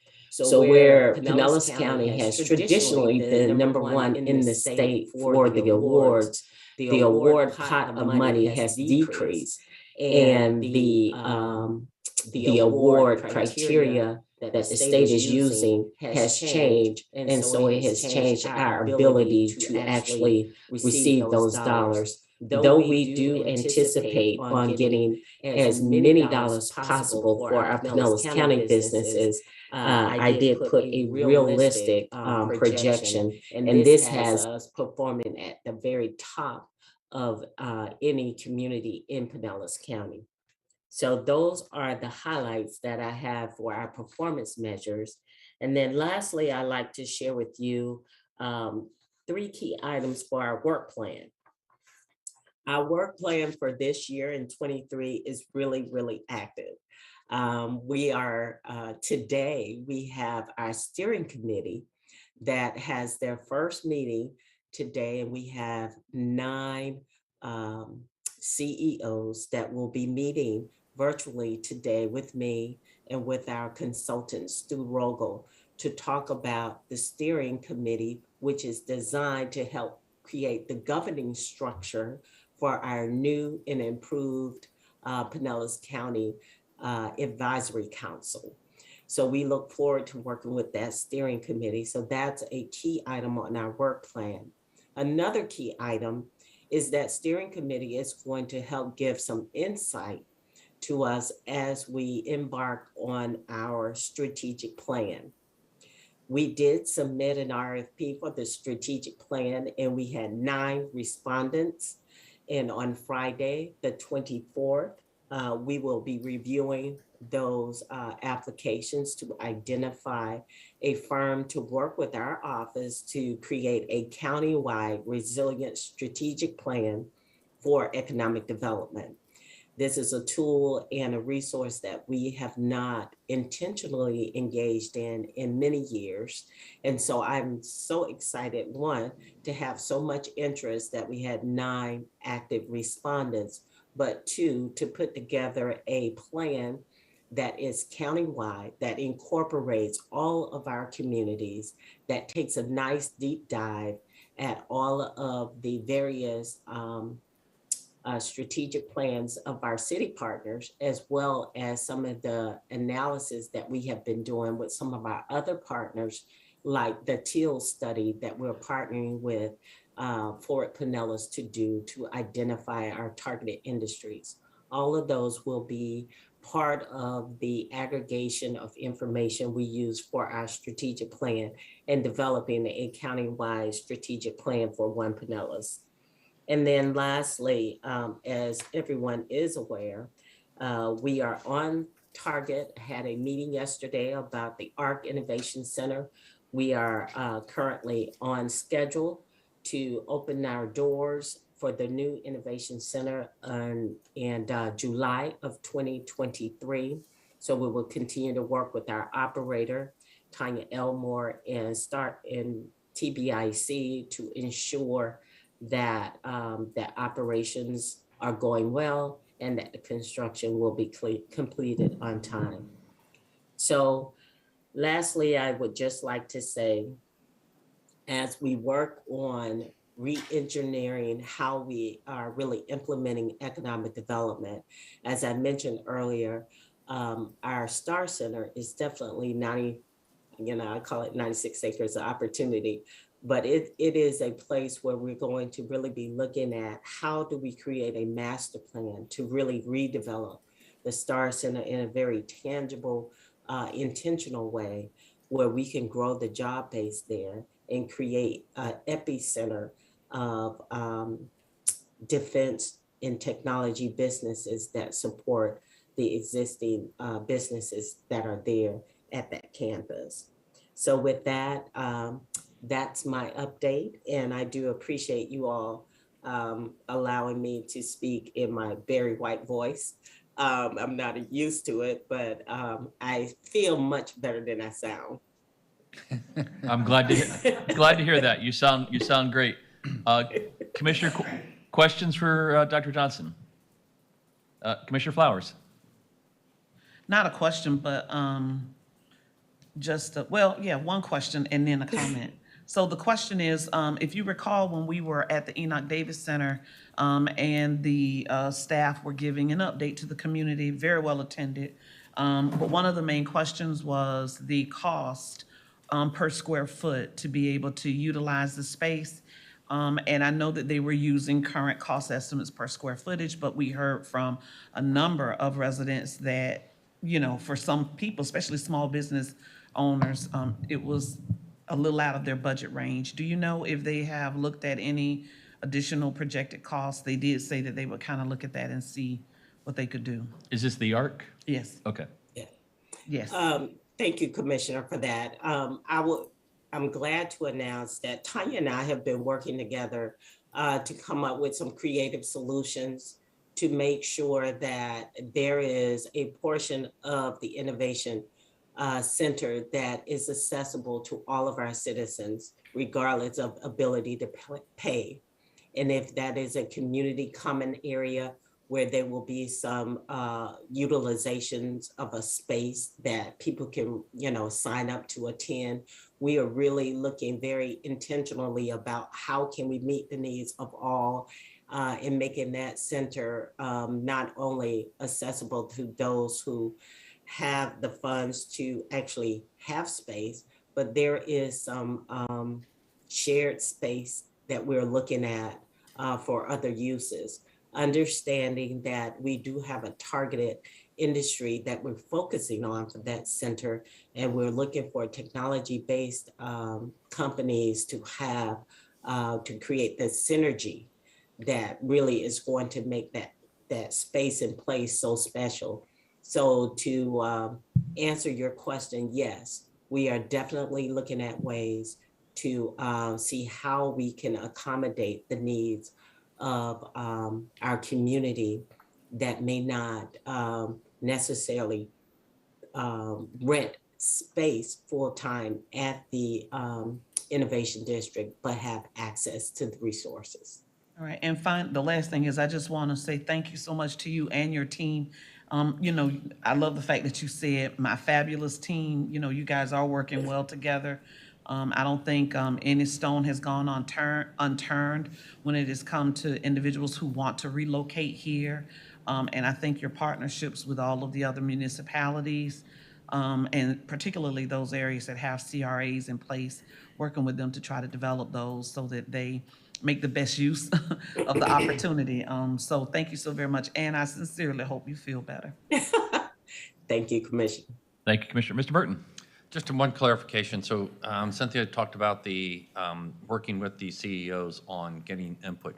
We're going to bring back to you a governance model, and so it's going to be a recommendation. So that is a development piece. So they're meeting that as to get input. When we did this before and we brought to you a report before, we didn't have a lot of private sector participation in that. It was a lot of mayors, staff, and we had a few private sector people. And so this is really an effort to expand that and get their input prior to coming up with a formalized recommendation. So I just, because we had brought this to you before, I wanted to clarify kind of where that's out in the development. Well, maybe I need a little more clarification of what the steering committee that she talked about. Is that what you're talking about, the 9 CEOs?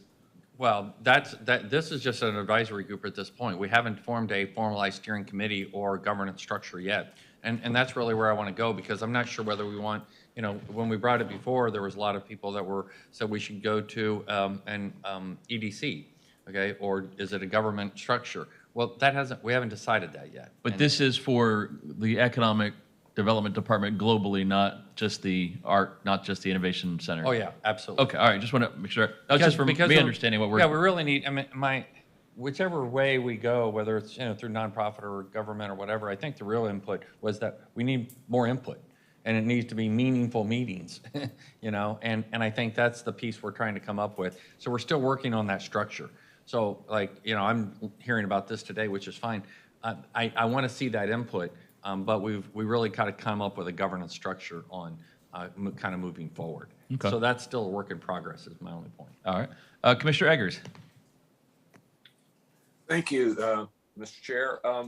Barry, just real quickly, first of all, I think I'm looking forward to that conversation about the governance model. I think it's really important to see what might be the best way to approach the issues that we have on hand going forward. So looking forward to that. On the per square foot cost that Commissioner Flowers asked about, whenever you get into a building like this that are typically smaller tenants that go in there and they have used to a lot of common area, that per square foot can be $30 to $40 a square foot, but typically they don't have a lot of space. So you're using, for a small amount of space, a lot of common area, conference rooms, meeting areas, that kind of thing. So the per square foot is a little higher, but it's typically suited for somebody taking smaller space. So just an FYI.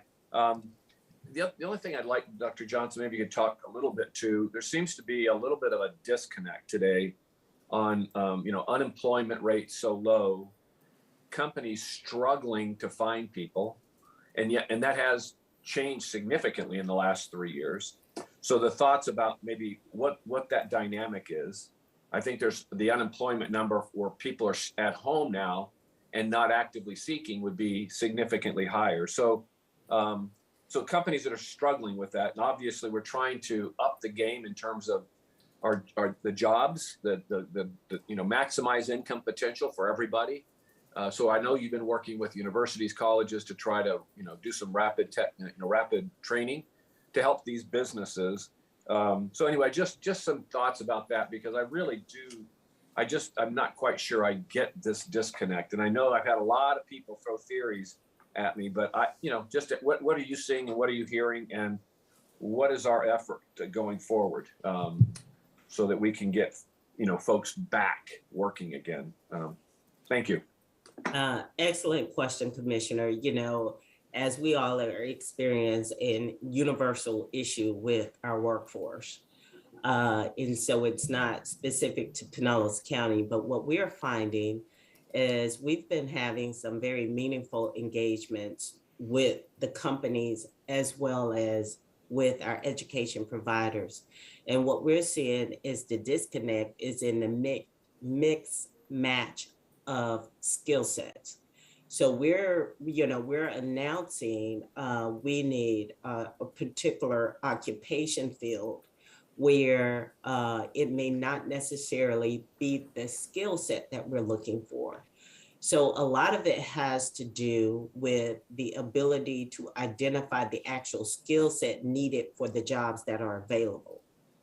And so a lot of that has to do with some shifting of the way that we approach workforce development. It is a talent development opportunity.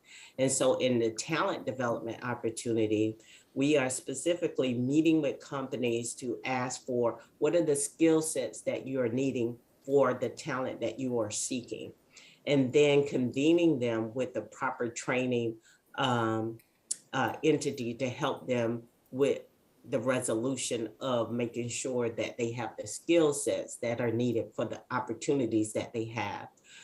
But we are also hearing from the workforce that there are some other very important factors that are impacting individuals' abilities to get back into the workforce.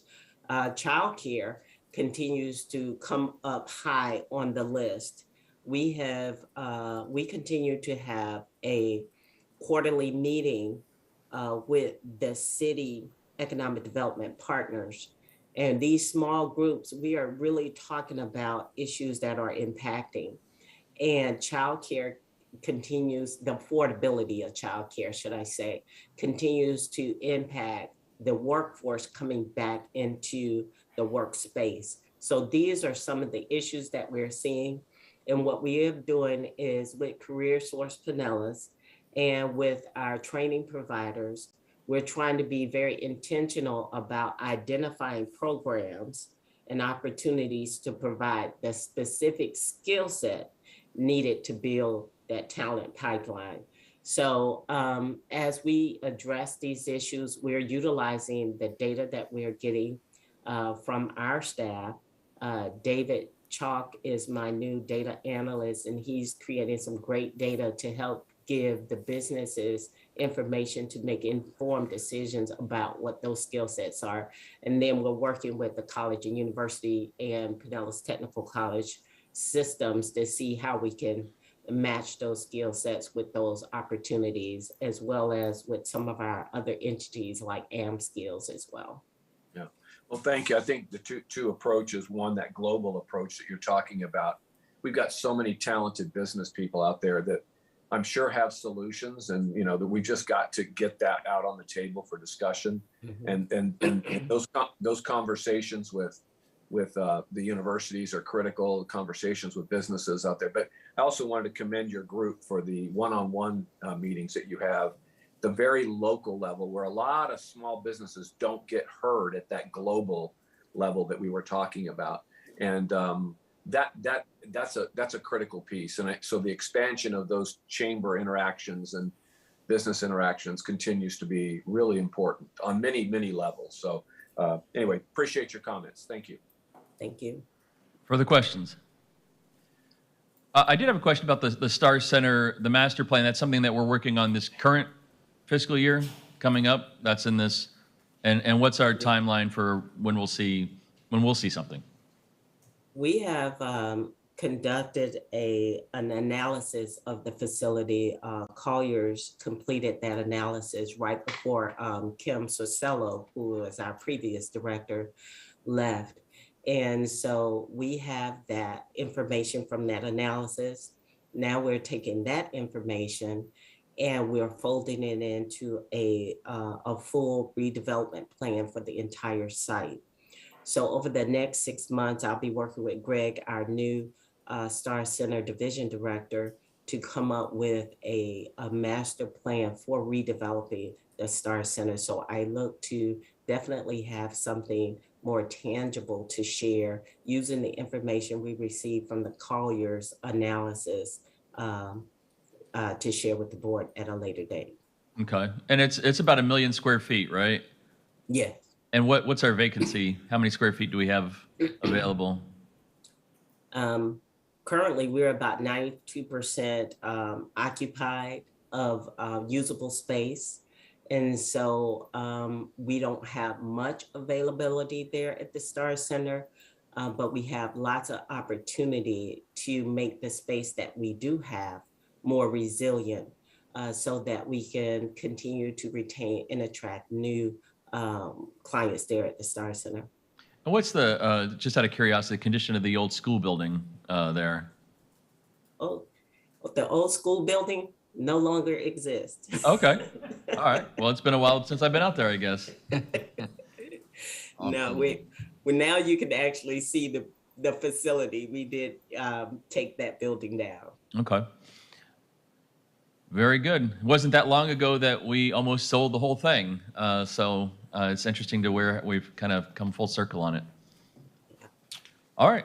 I don't see any other hands raised. Anything else, gentlemen? All right. Dr. Johnson, thank you very much. Thank you. Next up, we have Pinellas Planning Council, Forward Pinellas. Again, John Ondrovic and Mr. Whit Blanton. Mr. Rose. So, yep, we're switching people out again, and John will stay right here next to me. We have Whit Blanton and we have Rodney Chapman, both presenting for Forward Pinellas. So thank you, gentlemen, and I'll turn it over to John. Yeah, good morning. So the purpose for Forward Pinellas, Forward Pinellas is a land use and transportation planning agency. Is charged with addressing countywide land use and transportation concerns as both the Pinellas Planning Council and as the Pinellas County Metropolitan Planning Organization. They not only provide a forum for countywide decision-making on transportation and land issues, but they also assist Pinellas County's 24 municipalities and unincorporated Pinellas with technical support, regional coordination, and policy advice and guidance. Some topic highlights. We're going to talk about their fund balance. The PPC's only financial means to fund special projects or as initiatives is to address countywide priorities and or the needs of the local governments is through their fund balance. Initiatives like the Gateway Master Plan, the Active Transportation Plan, Safe Streets Pinellas Action Plan, and others were widely supported by local government agencies, partners, but they did require a certain amount of funding from the PPC. The funding levels do vary by project, and often it requires PPC funding to supplement the funding from the cities and or the FDOT. Typically, this level of funding commitment and project program leadership is only possible by accumulating enough fund balance over a 2 to 3 year period. And if the appointing authority did not have unused funds, then it cannot fulfill one of its core tendencies of the agency's mission. For the past few years, the revenues for the PPC have been lower than the expenditures, and this has caused the fund balance to decrease over the last few years. PPC has proposed a millage increase. The goal is to, the appointing authority is to have the revenues cover their expenditures each year, and that way its fund balance is not reduced significantly. They have proposed a millage increase from 0.150 to 0.235. And the current budget that's being presented is based on that assumption. With that assumption, the Forward Pinellas budget is $4.9 million, which is an increase of just over $36,000 when you compare it to last year. Ad valorem revenues are proposed to increase $1.1 million. Personal services are increasing about $50,000. There are 19 full-time budgeted for the FY23. They are, just as of yesterday, are putting through another one for the MPO side, which will be paid out of MPO revenues. Operating expenses are decreasing about $457,000 as a result of no new projects being planned, but they still have carryover of 2 projects from last year that are the alternate 19 investment quarter transition plan and the urban design services pilot program. So those will continue into FY23.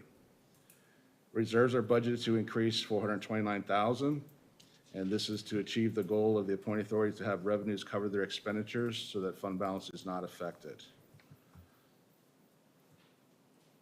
And with that, I can turn it over to Whit for any further discussion, or if you have any more questions. I did not prepare a full presentation video today. Please turn on your microphone. I didn't plan a formal presentation today. With me today is Rodney Chapman, our deputy, who worked with John to prepare the budget.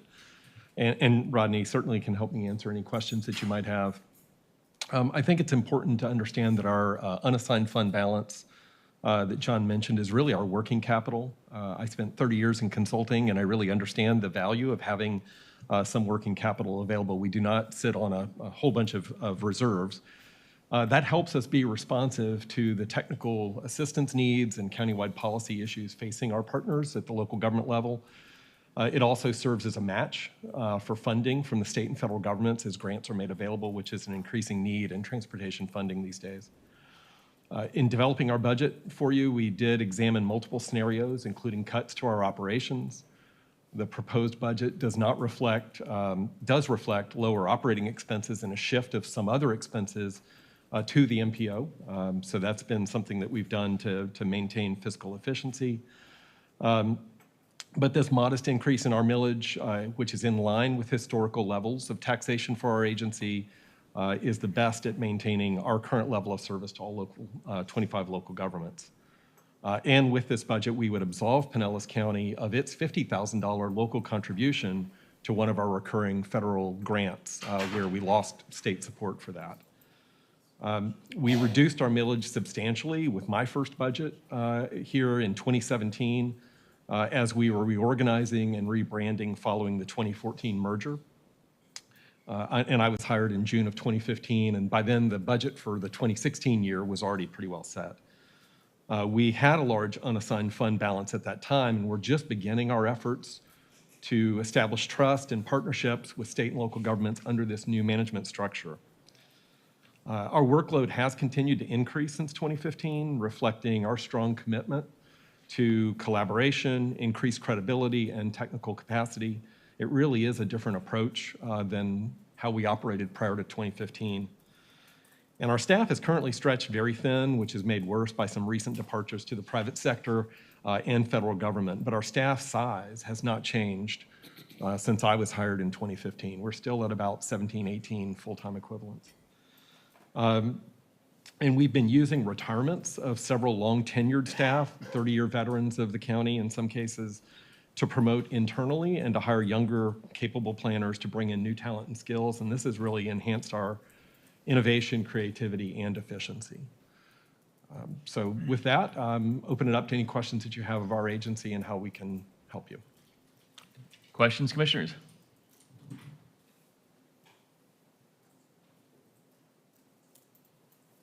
I will note that our board did take action on this proposed budget last month and passed it, I think 10-1 was the vote. Commissioner Eggers. Thank you, Mr. Chair. Yeah, I had a problem with the budget, not necessarily that the arguments for it don't make some sense. And we continue to tell our residents that whatever little millage rate or tax increase, it's only a small amount out of your pocket. But when a few years ago, and Witt's right, we did lower it responsibly. I think it was from 0.0016 to 0.0015. It was whatever that decrease is, probably around 7%. And this year we're putting up a 50-some% increase in the millage rate, which I think is just a terrible messaging piece and for our residents at this time. So I didn't support it. You can imagine that the 10-1 vote, it was me, of course, but I really just wanted to make the point that we need to be a little bit more careful as to how we step into these millage rate increases. And a year when our residents are also struggling big time, to send a message of again, not a big dollar amount as alleged, but a 55% increase in millage just was too much. So anyway, but again, on another note, I will say that the work that Witt's group does is really good. I've always rated their reviews very high. And, it may just be that we need to slow down a little bit on the number of projects we're doing. Thank you. Thank you, Commissioner. Other comments, questions? Commissioner Long. Yes, well, as someone who serves on Forward Pinellas, I just thought you might like to know of the types of discussion that we had at our board meeting last week, I think it was. We are very, very concerned as a board with retention and recruitment. And as most of you all know, the area that Whit is involved in, and Rodney and all the rest of the hardworking staff over there, is very, very technical. And it takes a long time to learn the nuts and bolts of planning and design and all of the various things that they do. And so when you lose someone who is a valuable staff member, it leaves a big hole in their ability to complete the work that they're already doing, let alone take on anything else. And they are a very essential partner with our municipalities who cannot afford usually to hire the types of people that Whit has. And so, as you can imagine, a large portion of the increase is to ensure that we're able to retain our very good and competent staff. And so I just felt a necessity to say that because, yes, while I recognize that it may seem really large, their budget is really small and is not really increasing that much compared to what this amount of money will be able to do for the staff that are already there. And I just wanted to be able to share that. Thank you. Thank you, Commissioner. Commissioner Seal. And I concur with Commissioner Long. There was also, if you recall, the other part that the Pinellas Planning Council piece did was being available to the cities throughout the county that are smaller and can't afford to do a lot of their own work. And the service that Forward Pinellas is providing to these cities is extremely valuable as far as their planning and so on. So they are tight-staffed, and the staff is taking on more and more as the cities are asking for that support. So I think it is time to increase the budget. The retention is also definitely a problem. So it's across everywhere, as we know. Commissioner Gerard. And just to add to that, I was on Pinellas Planning Council, I think it was, when we, made the decision to lower the millage rate to spend down the reserves. And, at the time, there was an acknowledgement that at some point we'll have to raise it again, because when you're spending down your reserve like they are right now, that's not infinitely sustainable. So, you're spending it down $750,000 this year, which leaves not very much of a reserve for them. I do think it's time, and I understand what you're saying about raising the tax rate, but in this case, it's such a very small amount of money, to each individual, and it is something that we agreed to do years ago. Which is why people resist lowering the tax rate, because they get this when it's time to come back and raise it again. Oh my God, it's probably going to cost each of us $1 a year for the Pinellas plan, for Forward Pinellas, and I'm a resident. I agree to pay that. Further questions? Anything else for Forward Pinellas? Commissioner Eggers has a question. Oh, okay. Commissioner Eggers. I thought you asked your one question. Yeah, well, thank you. Yes, we did lower it, as I said, a minimal amount 7 years ago.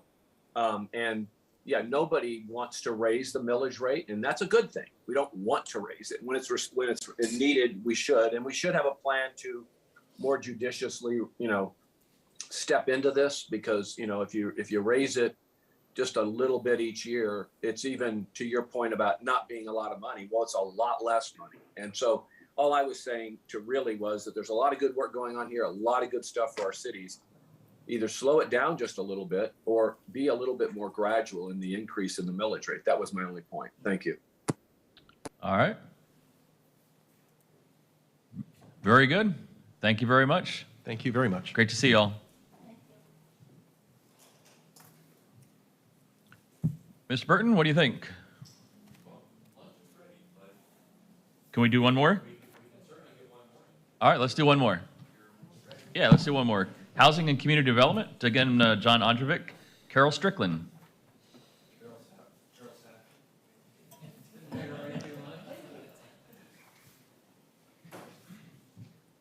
I'll just turn it over to John. All right, Housing Community Development. Purpose is the Housing and Community Development Department works to make communities vibrant and viable through the implementation of long-term county policies and strategic initiatives in land use, community redevelopment, transportation, and affordable housing. Some topic highlights, the Planning Division assessment identified a new model for service delivery and it addressed the following items: reorganize and streamline staff for maximum efficiency. They did an analysis of the FTE that was required to support the Planning Division, and the analysis eliminated 3 full-time positions, and it allocated a half of FTE out of the Planning Division and into the Leelman CRA, and corresponding adjustments were also made to the work plan. They're using strategic use of consultants for specialized and reoccurring projects, and that helps better manage staff time to be more efficient in the Planning Division budget. And they're focusing on the county strategic priorities. Community Development also removed a half at FTE due to retirement. The reduction in headcount for the Planning Division and the Community Development Division, along with the strategic use of consultants, still allows them to reduce costs and still maintains the required service levels for the department. There were no user fee changes for FY23. The budget for Housing Community Development, we have the Planning Division and you have the Community Development budget. So for the overall budget, it's increasing $6.5 million with the efficiencies in the FTEs and by the Planning Division and the corresponding adjustments to the work plan. The anticipated net impact to the general fund portion of the department's budget is reducing $534,000. The increases that are in the budget are mainly due to community development, and that is due to increases in revenues from new entitlements in the federal and state grants, CBG, home, SHIP. Personnel services is decreasing $485,000, resulting from the elimination of the positions. Operating expenses are decreasing about $1.2 million, and that's mainly in the community development portion of the budget. And that's basically due to better budgeting and accounting for the CARES Act funding. Additional decreases in the Planning Division budget mainly came out of professional services. The grants and aids are increasing $8.5 million, and that's the expenditure side of the federal and state entitlements. It also includes carry forward from existing entitlements and also in program income. Now within Housing and Community Development, there's also the Leelman CRA budget. This is increasing $3.1 million when it's compared to last year. Personal services are increasing about $100,000, and that's based on the additional half of FTE that's being allocated to their budget. In FY22, it was 50% was allocated to the Planning Department and 50% was to Leelman. That's being 100% to Leelman for FY23. And grants and aids are increasing $2.9 million, and this is mainly for projects that are undetermined in future years. And with that, I will turn it over to Carol to talk about the accomplishments, and that'll be at the top of page 5. Good morning. It's a very great pleasure for me to be here to talk to you about the work of the Housing and Community Development Department. I do have with me today the Community Development Division Manager, Bruce Bussey, Planning Division Manager, Evan Johnson, if there's any questions that you'd like them to address, as well as Chris Moore is here for any questions regarding the Leelman CRA. So to start with, let's look at this year and some of the highlights of the work that we've been doing. We will be bringing to you next week the long-awaited adoption of Plan Pinellas, our comprehensive plan, which is a blueprint for the future development in the county.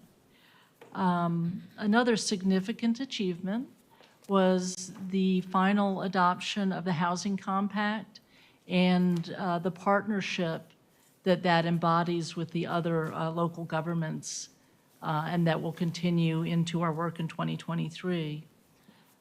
During this year, we initiated the development of a form-based code to support redevelopment in Leelman. We anticipate that work will carry over into 2023 for adoption of that work. We're just starting some of our community engagement efforts over the summer as we move forward with that project. One thing we maybe don't typically talk about is business process improvements.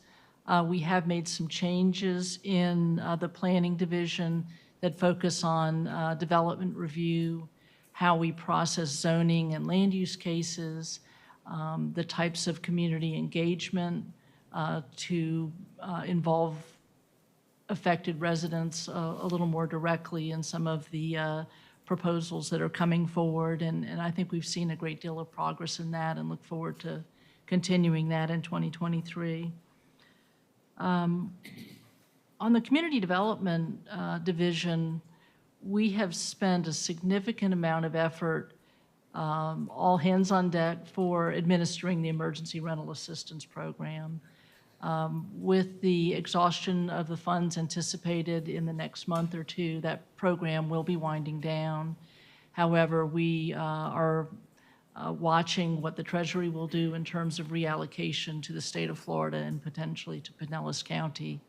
But we do not have any information on that yet. But the level of effort on the part of Clerk Finance, OMB, and my department has been significant to deliver much-needed emergency rental assistance to our residents. And then, of course, our affordable housing development program, we've continued to invite applications for support through the Penny for Pinellas and our other grant-funded sources, and have continued to have some success and even some grand openings of those projects. With regard to performance measures, we really look at cost-burdened households, both low-income and severely cost-burdened. We look at the number of households we're able to assist with down payment and rental assistance. We look at the number of affordable housing units that are constructed, renovated, or preserved. And also, we do have a customer service measure with regard to development review, which is number of business days for site plan review, which plays into building and development review services, business process improvements you'll hear more about this afternoon.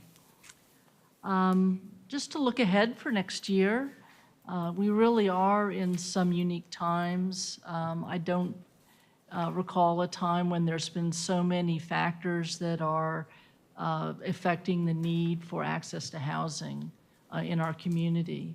And we're really starting to see the effect of that with the emergency rental assistance program potentially exhausting their funds, with the unprecedented increase in cost for production of affordable housing, land, labor, and materials.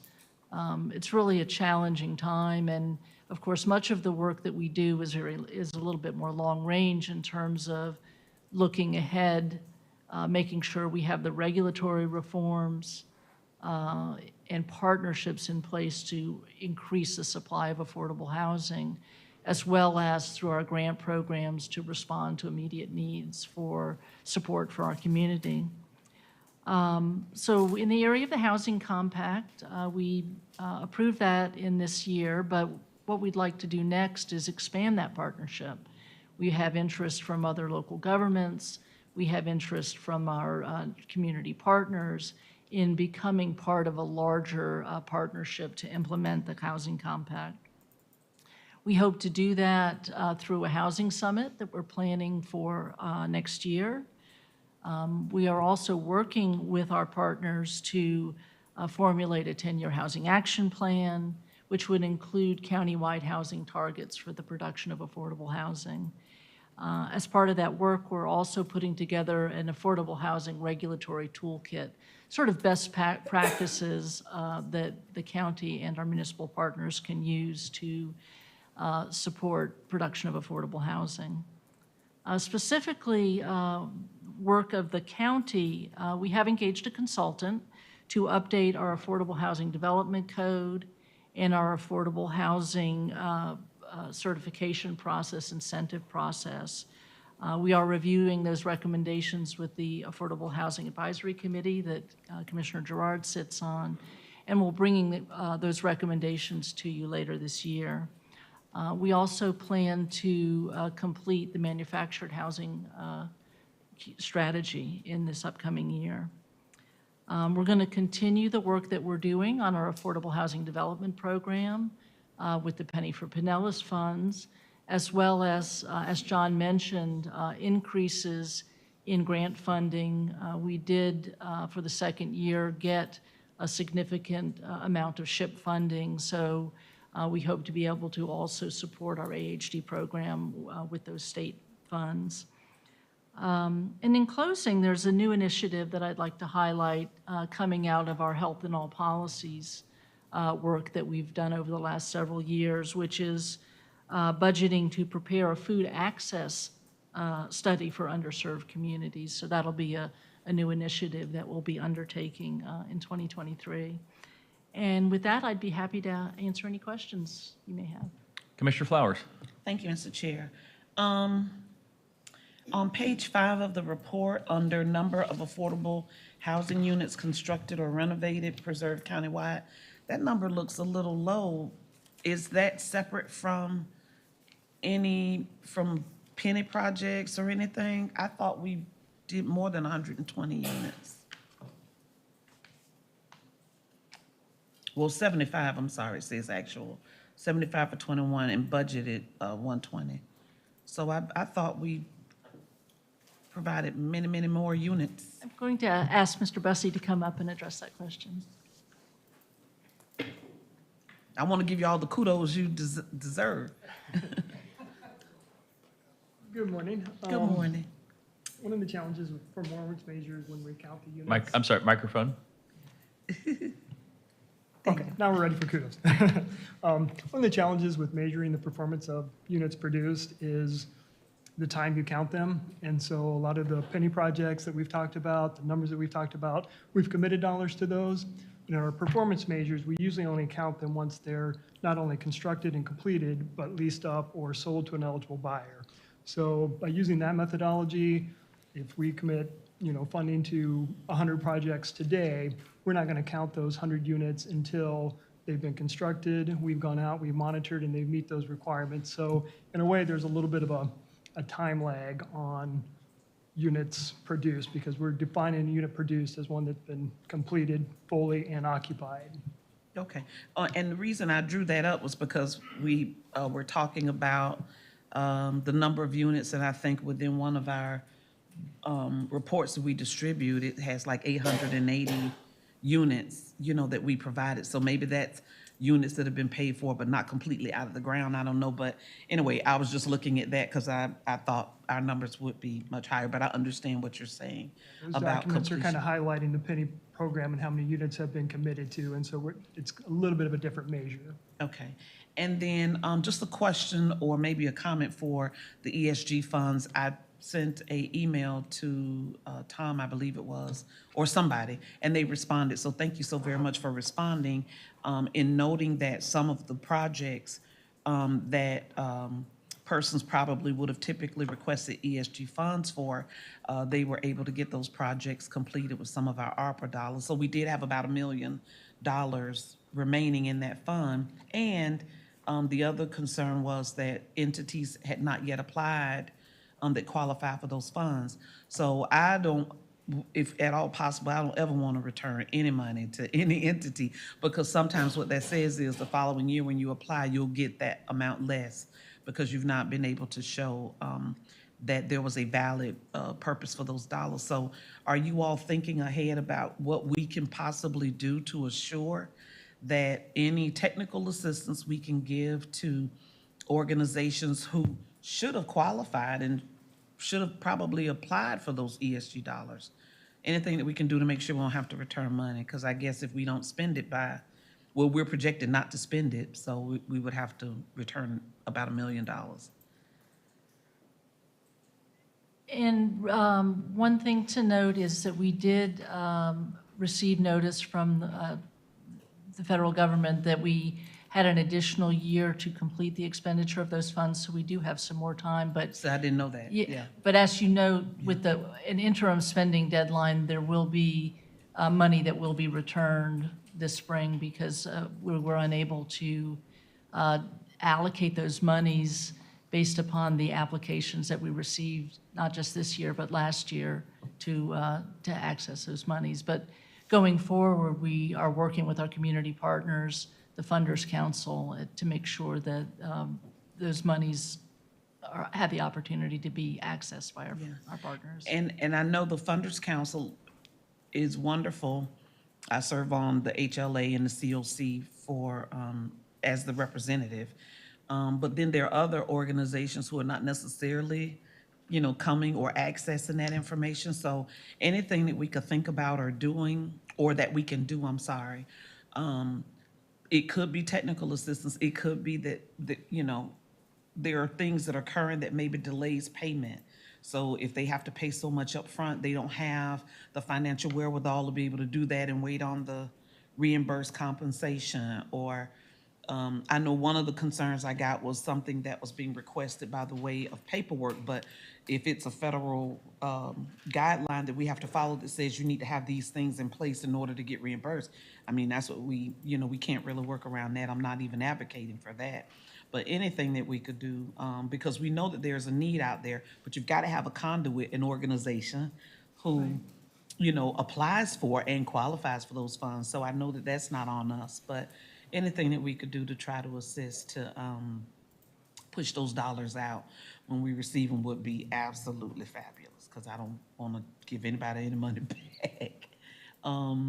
And then the only other thing I want to say is I'm just really grateful for the department working extremely hard through COVID, spending those ERAP dollars, certainly partnering with nonprofits to get persons who are homeless or need that bridge gap funding or support services. I know I've sent you all a number of calls and emails, and you have assisted in every single instance. It may not have always been what they wanted, but we were able to assist them in a way that helped them. So I just want to say thank you to you and your staff for that, and look forward to some greater things coming on down the pike.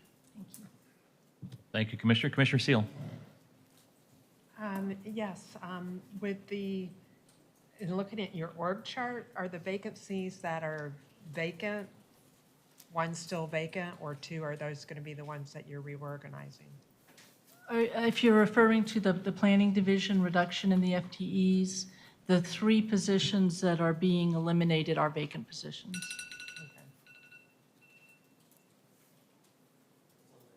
Okay. And I don't see anything in your budget that shows specifically what you're going to be spending for or budgeting for consultants, and I'm curious what that amount is, and for specifically which consultants.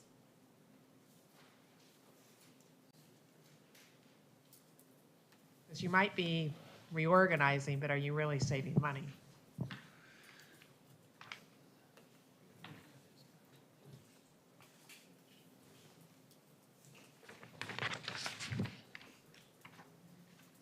Here comes Evan.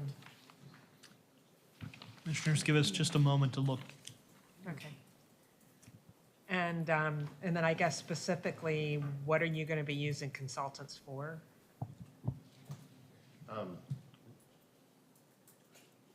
Let me start off, and then you can answer that specifically. So The idea here is then when we go into some of these projects drag on for years, and they should drag on for weeks. And so we want to really take some of these very specific that has a beginning and ending date, and rather than always have staff on staff that can pick up projects, to hire someone that has specific expertise in those areas and get those projects done. So sometimes it's not necessarily, and I don't know that we have increased the personnel services, the consulting services dollars. That wasn't the intent. The intent was we don't have specific things targeted. Let's reduce that staff level down, and then we'll come back and make requests during the budget process of things that we want to do, not where it's specifically identified. And I can name a number of projects where, they took longer than they needed to take. And I don't necessarily think that one person can always be, have the expertise in all particular areas. This would make some of our planners, project managers, and managing consultants rather than trying to do the work and have the expertise in all the different areas. And I also think we can ramp up, get something done, and then it's over. And that's a work plan issue that I've identified since I've been here. Go ahead, Evan. Yeah, so the total for consulting was, for the year, is $362,000, and that's inclusive of, as Carol mentioned, we have the Housing Summit money that's included within that, and that would be to host a space, food, whatever needs to be done for that. That would include, we have historic preservation. We're looking to continue the work that we've been doing for the last couple of years along with the University of Florida, surveying potential buildings and structures within flood hazard areas. That work's going to continue. We're also looking to hire a consultant to begin building a countywide historic properties database, which is something that is in the code that hasn't been done. So we're looking to try to create like a mapping wherever appropriate feature, and we want to find a consultant to do that. We also have we have a line item for what we call the small area planning support, and that's really focused on the Lellman, Mid-County, unincorporated Seminole, and our Palm Harbor constituents, specifically for our liaisons to work with them. We've identified the food access study as one of the projects within that dollar amount, which is $100,000 total for the dollar amount of which the food access, I think we were estimating was like $50,000 in that particular one. So that's part of it, and I think the last one on the list. But Evan, those are items that, irregardless of whether the positions were eliminated, you still would have had those asked for that as consulting support for those projects. Yes, sir. So it's not that we're ramping up consulting dollars and reducing 3 positions down. So it's not a one-to-one trade-off. And I'd have to pull the other table, which I think I left, but I believe our dollars for consulting have been reduced or we're about the same as 22, which it looks like we're within $4,000 of 22's budget. So if this table's the correct one I pulled, but yeah, it was 358 last year, it's 362 this year. So the consulting dollars aren't going up significantly at all. Okay, well, so it leads me into asking, with the reduction in staff, your average number of business days to process standard site plans for zoning in '21 was actually 12.8 days, and the '22 budget, it's 25. It's twice as long. And so is this going to affect that? Because I don't like, that's something for the business community that it's very important that we move people That's a different area. quickly through the process. Yeah, these changes in staffing do not affect the zoning division. Okay. And in fact, some of the reorganization we've done is giving more resources to zoning by those future land use cases that have now been separated from zoning applications. We're doing with other staff in the planning division. So we're trying to spread that workload. The metric for the turnaround for the site plan review is really tied into the overall target for building and development review services. So that is the target that's been established as part of that overall business process improvement. But we are not reducing any resources for customer service at all. Okay, that's good. Just for FYI, for the consultant, the food Mm-hmm. access, the county extension did a very comprehensive plan as well as the health department Mm-hmm. did as well. So I can't imagine that there's that much more planning that needs to be done. We need action, And, not more.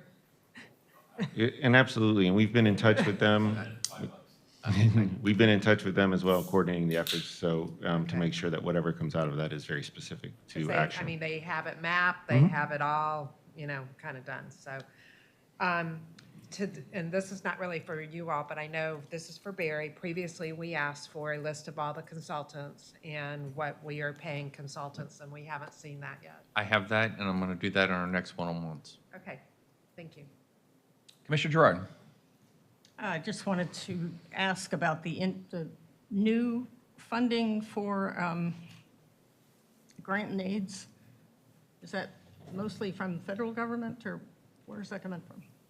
Yeah, the increase in the amount of grant and aids is is SHIP funding. But it does also include program income and fund balance. With our grant programs, they carry over from year to year. So essentially, that's the source of that increase. Okay. Well, I love that we have $8 million more to give out. That's sort of passing through, not sitting there. It's working. Yeah, if there's no other, I have a couple questions. And I know this kind of overlaps with other departments, but you mentioned the production of affordable housing as one of the strategies that we're working on. And it was about over a year ago that we changed our lien policy, that we don't have $3 million of liens on a $25,000 property, those kind of things. And so we brought those more in line. And so where are we at as far as, I'm not looking at like a homestead property, certainly. I'm not looking at even rentals. I'm looking at completely abandoned lots, abandoned homes, those type of things. Do we have an inventory of those? Are we moving forward with claiming those properties? Kind of give me an update if you have one or scheduled for a later date, but I'm really interested in where we're at and how that policy has impacted our day-to-day work. That'll be up next. Okay. That's not their area. Okay. So I know it was overlapping. It is, and I would really probably need to bring Jude in. So we're going to bring in Kevin. I'm going to introduce you to Kevin, our new Blake, and okay. But he's not up. He's been here a week. So. Okay. All right. Then my second question is, and Commissioner Steele touched a bit on the food study. $100,000 is what I heard. Correct me if I'm Right. wrong. So the $100,000 was set aside for the purposes of working with our assistants to the county administrator in the different areas of the county for specific projects that through the year have come up. And like, for instance, this year, we're using a portion of that line item to support the Lellman Form-Based Code and getting that project finished. So the food access study would be a portion of that, of Okay. which we haven't scoped it out in detail, but that was one of the projects we knew coming out of the comp plan that we wanted to move forward. Yeah, no, $100,000, there's so many, that, as you heard, it rung a lot of bells here. Right. We had talked years ago, and certainly, we've seen efforts in St. Petersburg in the food deserts with that particular one shopping center. And I always say, well, at least there was a grocery store for a little while. In Lellman, we've never had a grocery store Right. and access to that kind of thing. And so is that the type of work that we're going to be doing as far as working in to attract that grocery store as far as food access? I think so first and foremost, to the data that's been used and put together already, we want to make sure that, of course, that's going to be part of before we even write a scope, we'll be looking at all of that and working with our internal partners about that. Whether it has to do with specific, I wouldn't say we're not recruiting grocery stores through the study, but we certainly would be looking at any of the types of, particularly from the development regulation policy side, that would maybe inhibit or be cost prohibitive for a grocer of some type to come into, say, the Lellman community, right? So we really want to look at, are there code amendments, are there plan incentives, regulatory or policy incentives that we could put into place that may help reduce cost if somebody did want to take on a venture like that. And I know we're getting a little off track, but to do that, wouldn't we basically be going out and recruiting grocery stores? If, I mean, because that's who we would be talking to. We'd be calling Publix or Aldi and saying, why aren't you coming into Lellman? And they would give you a list of reasons, and then the non-economic would be the ones that we would be looking at. Yes, correct. Those would be the stakeholders that we would be discussing those types of. All right. Further questions? Do you all have anything else for us? All right. Thank you very much. We appreciate your time this morning. It is 12:10, 12:40. Does that work for everybody? Half hour? All right, 12:40. We're in recess.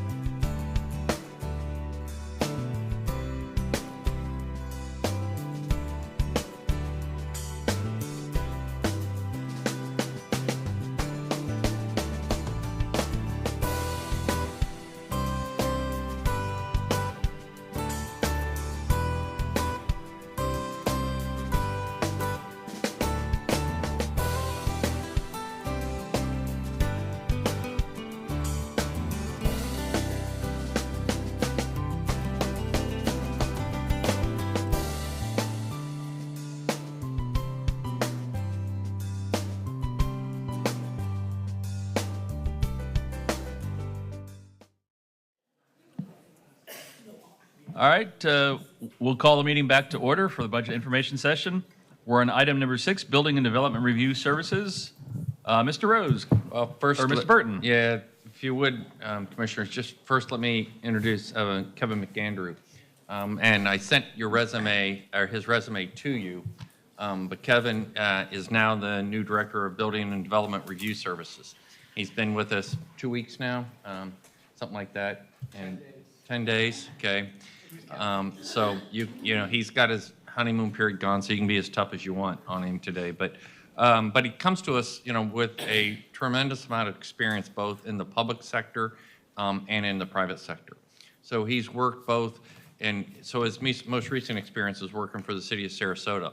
But prior to that, he was in a firm where they did represent local governments, and they also worked with private sector clients in helping get development and through review processes and things like that. So he brings a tremendous amount of experience. We're very happy to have him on board, and look forward to working with him as he looks to improve what we know is a process that needs improvement.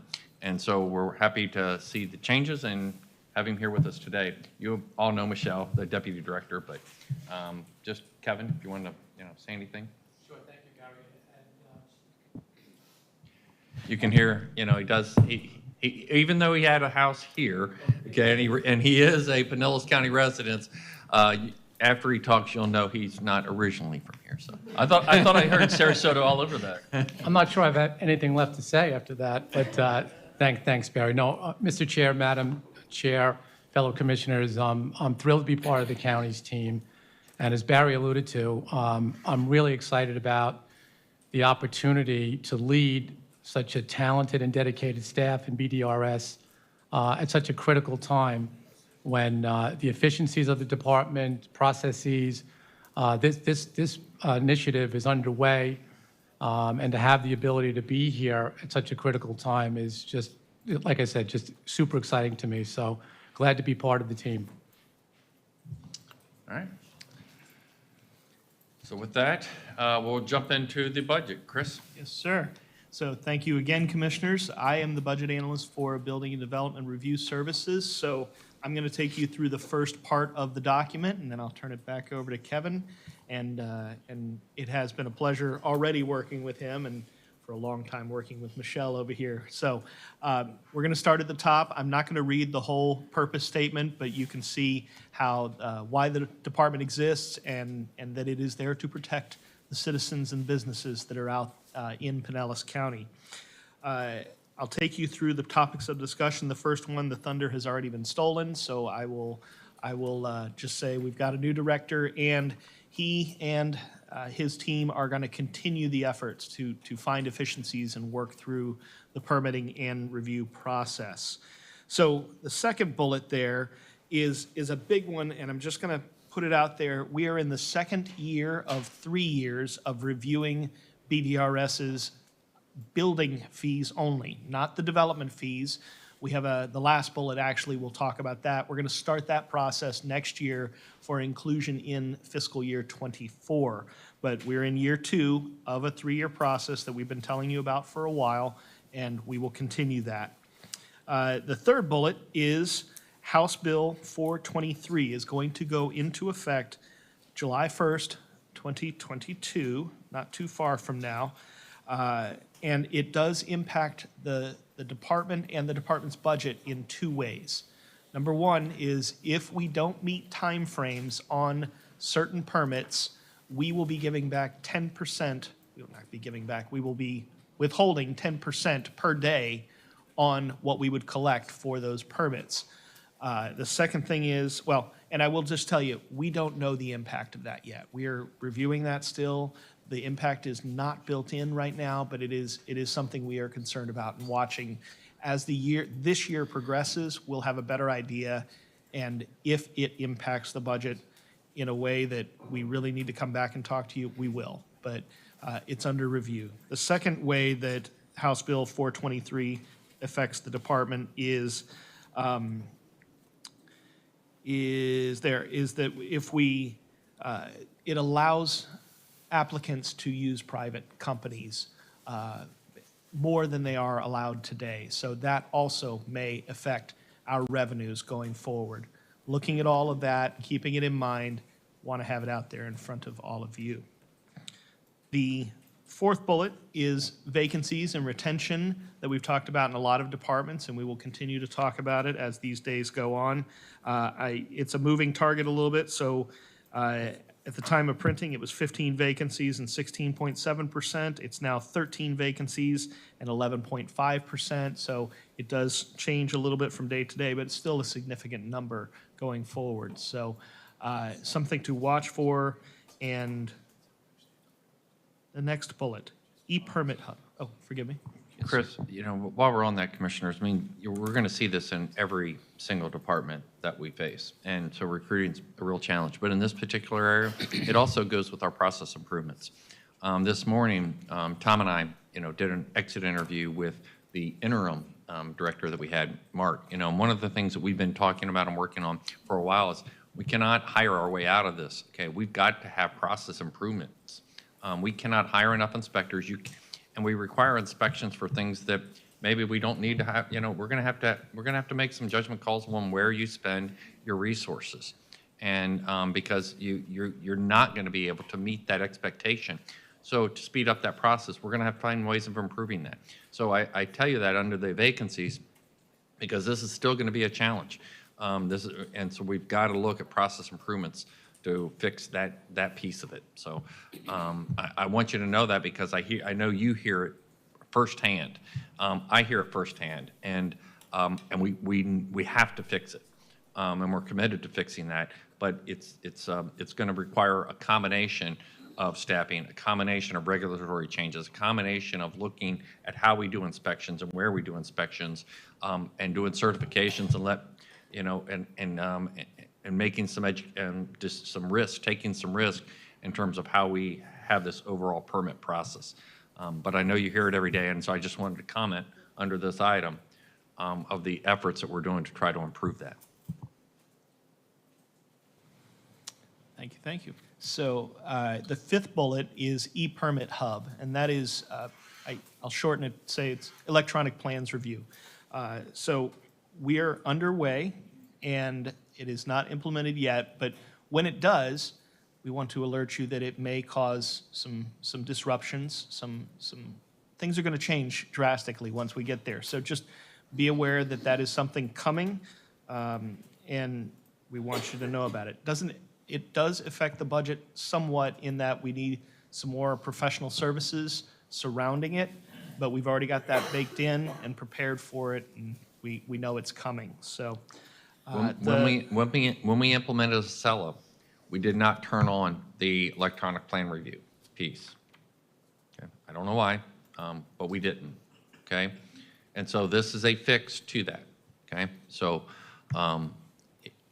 that's what this is fixing, because we should be able to do plan review from a cabin in Montana. Okay, but we can't. And so we're fixing that.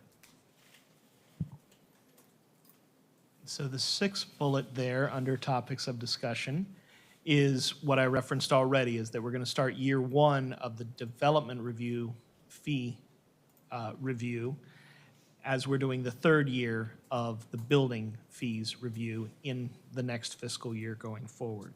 Now, I'm going to invite you to skip ahead for a moment. Let's skip to page 10 and look at the decision packages and the budget summary, and then I'll come back and talk about the fee schedule in just a moment. So on page 10, right in the middle of the page there are 5 decision packages, and I will describe them briefly. The first one is to continue funding for a temporary position that does intake on the first floor. It is to get us through a time and is not a permanent temp. It is has an end date to it. So you can see that one there. The next one is 2 additional plans examiners.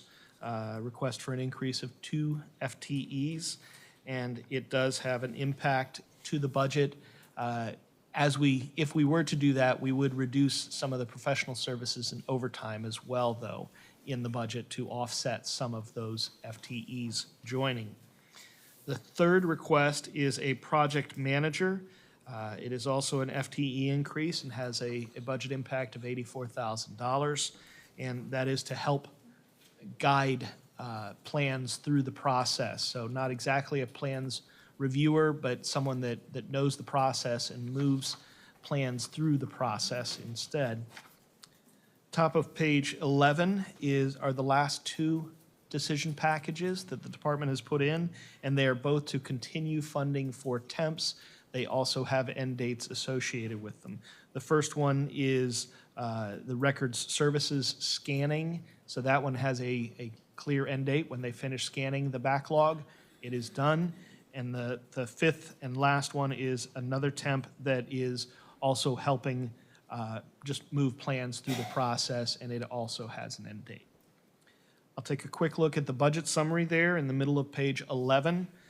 You can see that the revenue is decreasing, but that's mainly because of a one-time revenue that came in the current year that just won't be repeated. They got a refund from BTS, and so that drops their revenues. Were it not for that, the revenues would have grown. So that's the main driver on the revenue side. We do see an increase in our permit and fee revenue associated both with volume increase and with the fee increase that we talked about back on page 1. So it is two prongs that's causing that revenue to go up.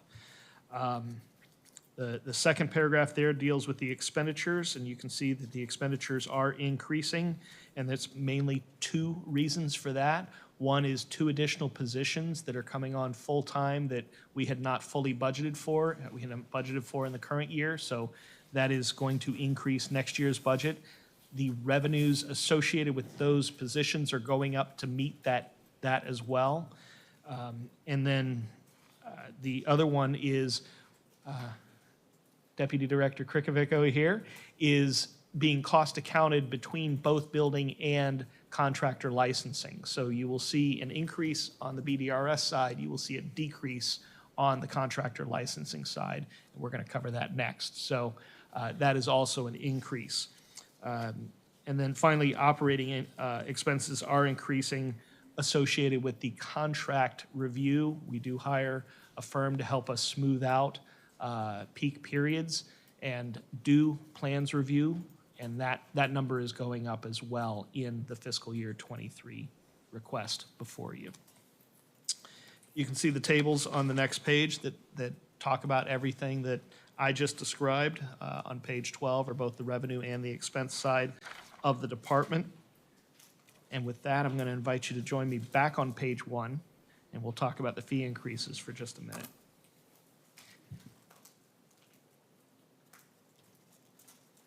So at the bottom of page 1, you can see we introduce the fee increases that are being proposed, again, as year 2 of a 3-year process. It's approximately 3%. There are 2 new ones that I want to alert you to. One is at the top of page 2, and the other one is at the bottom or middle of page 10. Those are 2 new ones, but the overall impact is a roughly 3% increase. That doesn't mean each individual fee is going up 3%, because we're really tagging the fees to cover the costs associated with the services that we're provided and required to provide according to state law and local law. So the overall is 3%. You can see the full fee schedule on pages 23 through 40. That's the way it will look to the public once it is implemented. But on pages 2 through 10 are the increases and the net effect of each of those increases. And I'm not going to walk you through each of those, but we have had internal staff looking at these and determining that these are the right fees for each of these services that we are providing. So with that, I will conclude my part. I will turn it over to Kevin and Michelle and let them take a look at the accomplishments, the performance, and the work plan. Thank you, Chris.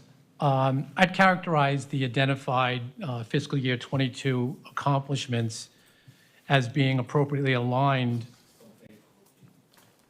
with the overriding goal of improving department efficiencies and the delivery of services. And this starts with what has occurred, and that is a review and update of the Land Development Code chapters, the county's stormwater manual, and an array of code flexibilities that are specifically focused at assisting customers, developers with challenging sites. That's what's left in the county. There's no low-hanging fruit anymore, no easy greenfield properties, as well as introducing options to good site design.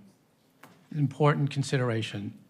The second phase of the project management pilot program was implemented in direct response to address process efficiencies. I think most importantly, the department is poised to roll out the project management program, moving from a pilot program into full implementation with a target by the end of this year. QLIS is a virtual scheduling platform that was implemented in '22. This really relieved what would be often a very frustrating experience for a customer coming into permit intake, where there was no ability to know how long they would be waiting, whether they had the ability to schedule an appointment in advance. So that's been in place, been a big success. And then there's the overriding advancement of the enhancement program. Management identified over 30 initiatives prioritized by operational impact, and they range from technology to customer service to operations, as well as refinement within the overall organization. Moving on to performance measures, tracking and monitoring is front and center to validate how effective the department is operating. And I'd like to acknowledge my deputy, Michelle Krikovic, and Michael Hauser, as well as other staff within the department that are really at the forefront of looking at any and every metric that we can to ensure that those process efficiencies are in fact occurring. There is a table in your package of performance measures that spell out the actual metrics for fiscal years 20 and 21, as well as budgeted metrics for 22 and 23. The budgeted process efficiencies that are identified for 22 and 23, as they should be, do indicate a forecasted improvement with operations. Most notably, there is an average time improvement for the processing associated with standard site plans, complex site plans, as well as expedited site plans. When we look at a snapshot of the department's work plan, there's really, and now I'm on page 15, there's some really key and neat initiatives that'll be implemented forthcoming, and a couple of these have been mentioned. The first at the top of the list is the deployment of the electronic plan review, that platform referred to as ePermit Hub. As Barry had mentioned, this really unlocks, which is an incredible constraint currently in the processing of permits, where we're tied to paper review. It happens in an antiquated fashion. It happens one after the other. While there'll be a acclimation period going to this platform, I'm quite confident, and as well as leadership, that there's going to be a significant improvement, not only in the efficiency of plan processing, but also in the quality control. You're looking at a platform that facilitates a simultaneous review, coordinated review amongst divisions, where that doesn't occur today. So this is something that is really key moving forward. With regard to the burden on inspections that was alluded to, virtual inspections are going to be rolled out in 2023. This is another, I think, example of embracing technology to improve efficiencies, to reduce the burden on manpower, and there's just no reason for simple inspections to have someone physically there. It brings flexibility to the customer in scheduling. So this is another important initiative. I had mentioned the project management program. We expect this to be rolled out in full implementation by the end of the year. Barry had alluded to the issue of employee recruitment, employee retention. There is an ongoing initiative for career ladders and career paths, and this is an important consideration ultimately for someone to know they have the ability to ascend within the organization, to grow within the organization, to use that as a tool for recruitment. And also, it has an underlying impact on overall department morale. So that runs, I think, parallel with just efficiencies, and it's an important piece to the puzzle. There's additional initiatives with regard to the continuing update of BDSRS applications and intake, and the continuance of customer service standards of excellence, which is a form of monitoring customer surveys, everything from both online surveys to telephone surveys. And it's another form of just reinforcing how good we are doing or not doing and where there's improvement necessary.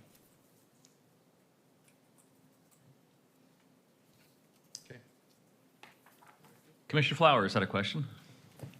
Thank you, Mr. Chair. I'm on page, I think it's 26 of 50,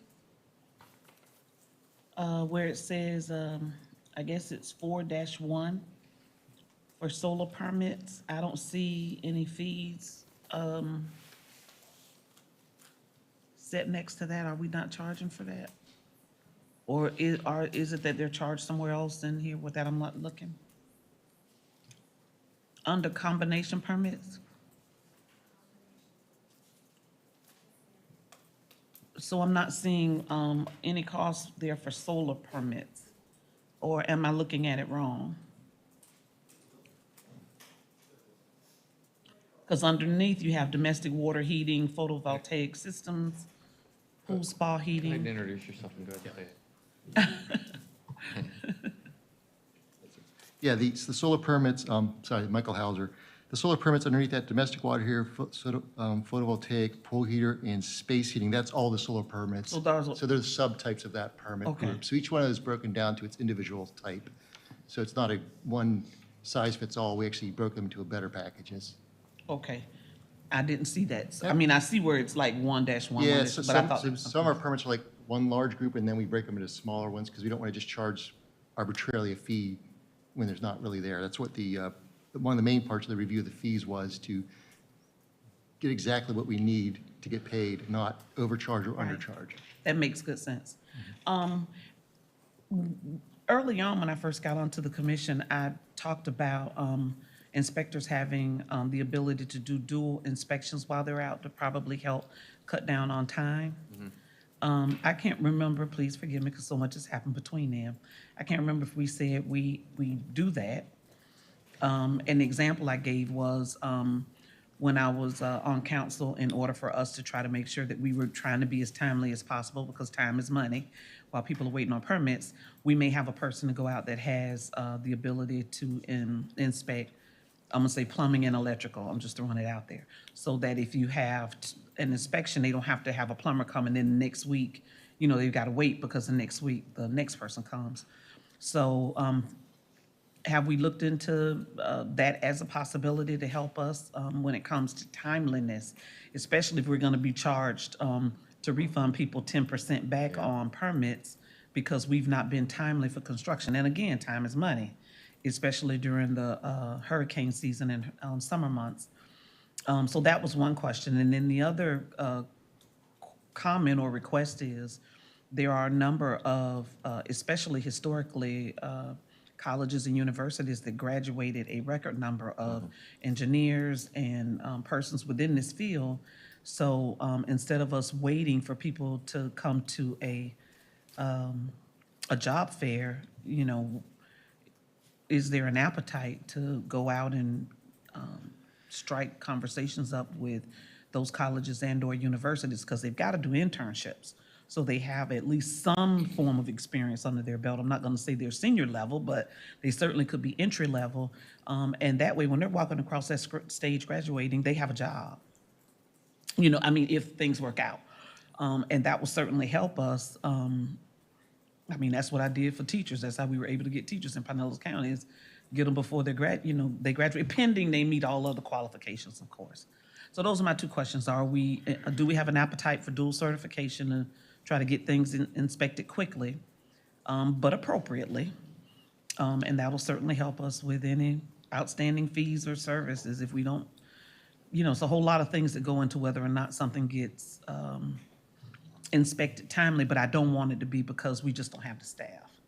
So the whole goal of this permit process review was to reduce windshield time, right? I mean, that's dead time, and especially at a county, even more so than at a city where you have a geographic area, because we have people all over, right? And so I'm going to let them answer that question. But one, yes, that is absolute goal. Two, dual certification of inspectors to the extent possible. It's really hard to get a plumbing inspector and an electrical inspector. They're specialty areas, but it's a lot easier for certain types, commercial and residential, for instance. So that is absolutely a goal. It should be built into the career ladders, and I think they have that within the current career ladders, but that's something they can improve upon. But it's also, they have an overlapping issue, and I think this is one of the things we got to talk about. We do next day inspections. When we do next day inspections, that takes away our ability to consolidate and create efficiencies with the inspections, because now you got to go out the next day. So you got some competing things there that we've got to really kind of work through, and whether it's better for the customer or not. I sat in here, this room, I don't know when, and that's exactly the things they were working on. Their entire staff was sitting there, with Michael and Michelle, and they were trying to figure out, how do we find these efficiencies? How do we gain that? How do we change our regulation and stuff? And I come in for the afternoon. They spent all day in here just doing exactly that, trying to figure that out. So it's absolutely a goal. It's an effort. It's ongoing. And I think, we've got to find little wins, not one silver bullet, and it's going to be a combination of those. But I'll let Michelle and especially Michael too, as the regulatory guru, with them, kind of answer some of that. So thank you. Yes, one of the things I wanted to share is that we did a brainstorming session with all of our management team in order to solicit creative ideas. Let's look for, the only rule was that there was no judgment on any of the suggestions. And we collected very creative, inspired suggestions from people who are actually leading the teams that are doing the work. And that included new ways of looking at inspections, new ways of perhaps sharing the responsibility for some of the work with private providers or with customers where they can do some of the work. We're always recruiting multi-licensed inspectors. That is part of our recruitment process, and we do reward, we incentivize those inspectors to also gain additional licenses as well. So as Barry said, it is fully entrenched into our program as a concept. Now we're just getting deeper into rolling it out, pulling and being able to collect data about our success as well. One of the things to consider is we do 80,000 inspections a year. So, and that's from the very bottom of the county to the very top of the county.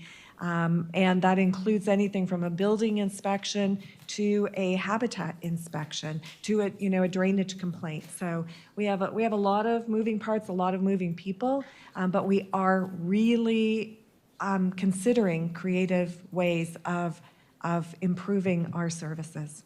And did you say that we do have a process for expediting affordable housing permits when they come in? So our project management program, which I'm sure you heard of, it's been in the works for a while. As Kevin mentioned, it will be fully rolled out. We'll stop referring to it as a pilot program. It is our project management program. It is doing the intake, it's acting as like a concierge for all of our economic development projects, all of our affordable housing projects, all county CIP projects. Those are all coming into the project management program so that our project managers can help navigate through the system with a goal to expediting that process.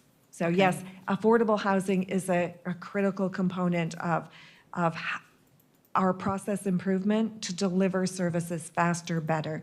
I appreciate that. And then this will be a question for legal, and I can get with you later on this, because I don't want to belabor the time, but I am curious if SB 423 allows the residents to go out to a private firm and have them review their documents, and then that person approves it, and something goes wrong, then I'm concerned about the potential for liability. People can sue, they want to sue, that doesn't mean they win, but again, that's something that I could talk about with legal later. We don't have to go through that right now. So. Oh, well, that, if you're. They deal with this every day, and we get challenged on that, so. Okay, well, if you want to, I didn't know if it was gonna be, I didn't want to take up a whole lot of So time. private provider. I don't want Charlie getting on me, Commissioner Justice. Yeah. Private provider can be hired by anyone, it's depending on permit, there's no restrictions upon that. They actually opened that up even to flood zones, which was the only restriction we had prior. And as far as the legality of it, since the private provider has to have liability to cover that, the county is therefore not liable for anything done at that point, and they carry liability continually through that. Okay, For the okay. whole service. And I have a little more knowledge because my brother actually is one of the major private providers. He works for Universal. So yeah, they're liable the whole way through. We're not liable for it. The only thing we do is we do issue the COs for those buildings through our department, but that's after we review basically their final documents is all we're reviewing, not actually their work. So we never reviewed them, we didn't audit them, we just reviewed the final documentation of that process. So then they have the certificate of occupancy. Okay. Correct. Well, I didn't know if you knew or not, so thank you. You're welcome. That's it for me. Further questions? I have a couple, but I didn't want to, if you have more to cover. No. To go back to questions I was asking earlier, we had, about a year and a half ago, we put in a policy where we weren't, placing liens on dilapidated housing, so it would be like $3 million on a $30,000 house, and with the goal of, bringing it back into reality. Someone goes, I've got $3 million, I'm never gonna, and I just wanted to see where we were at with that, if it had an impact, where we are with inventorying completely vacant properties. I talked with someone from the city of St. Petersburg recently, and they've had a program where they've, gone in on vacant properties. I'm not talking about the other ones, but completely vacant ones, and foreclosed, cleaned it up, and then transferred it to Habitat or some other way to get housing stock back in the community. Thank you for the question, Commissioner. As you know, the changes that we made, it was in 2021. When we made those changes, we had about 300 units out there. That was kind of the number. There was no cap, so we actually implemented a cap of $20,000 for residential and $100,000 for commercial units. Since we put that in place, we had 3 properties that we are in the process of foreclosing. One of those is going to settle based on the amount that we put in place of the $100,000 cap with a commercial property. We have processed about 71. What we noticed is since we put it in place, we have an increased amount of interest to settle the liens. The amount is much higher than what we've seen before, per transaction that we're seeing. And we have processed, as of this year, 71 of them, as staff informed me. But on the other side of that, and you mentioned this, Commissioner, is we are in the process of reviewing to see if we can create a similar program as the one that the city of Largo has with the Angel program. So we're just beginning to review what other communities are doing related to that. But there are one agenda item for the upcoming commission meeting on the 21st. We have taken a step as the CR8 agency where we created 2 programs that are going to come before you to approve, where we are targeting those lien property within the CR8 in Leoman. We have approximately, I want to say, 55 properties within the CR8 that qualified. And the program, what we will do is two areas of the program. One is if you own the property, the program will allow up to $50,000 to bring your property up to code. This is within the CR8, and you're going to be reviewing that on the 21st. It's one of the agenda. But if it's a vacant or commercial property, we partner with Habitat, where we can go in and redevelop those property, and this is going to be within the CR8. Outside of the CR8, we have not contemplated other than reviewing what the city of Largo has done. But we have seen movement. I think the decision that we made was right, and we're seeing improvements. And that you say settlement of liens, is that also the settlement of the financial, but it's also bringing the property into compliance? Yes. Yes. Yeah, you can't, Yes. you can't do one without, you All right, can't just- yeah, you can't settle it You owe out me without. X dollars, I paid that, but I'm still haven't cut my grass kind of Yes. thing. Okay, all right, because compliance is the ultimate. Correct. And I do want to clarify, I'm sorry, Commissioner. Just had an addition to that about the city of Largo. That program, the Angel Fund, is funded by the program that they also have in St. Pete. It's the same about looking at abandoned properties and, foreclosing on them and getting those liens Right, back. they take that money and they call it neighborhood so it's not action or just the Angel something. Fund, but- Neighborhood team, something like that, neighborhood team, something like that in St. Pete. The difference between the programs, and so, we've heard about this, and we know, the difference in the main program is, rather than Jude and his staff targeting the property, red tagging them, and getting them, and working with them towards compliance, what they do is they file immediately for foreclosure. Okay, that's the difference. There's no other difference in the steps that we're taking. They get the foreclosure in earlier. Now, does that get compliance better? Probably does.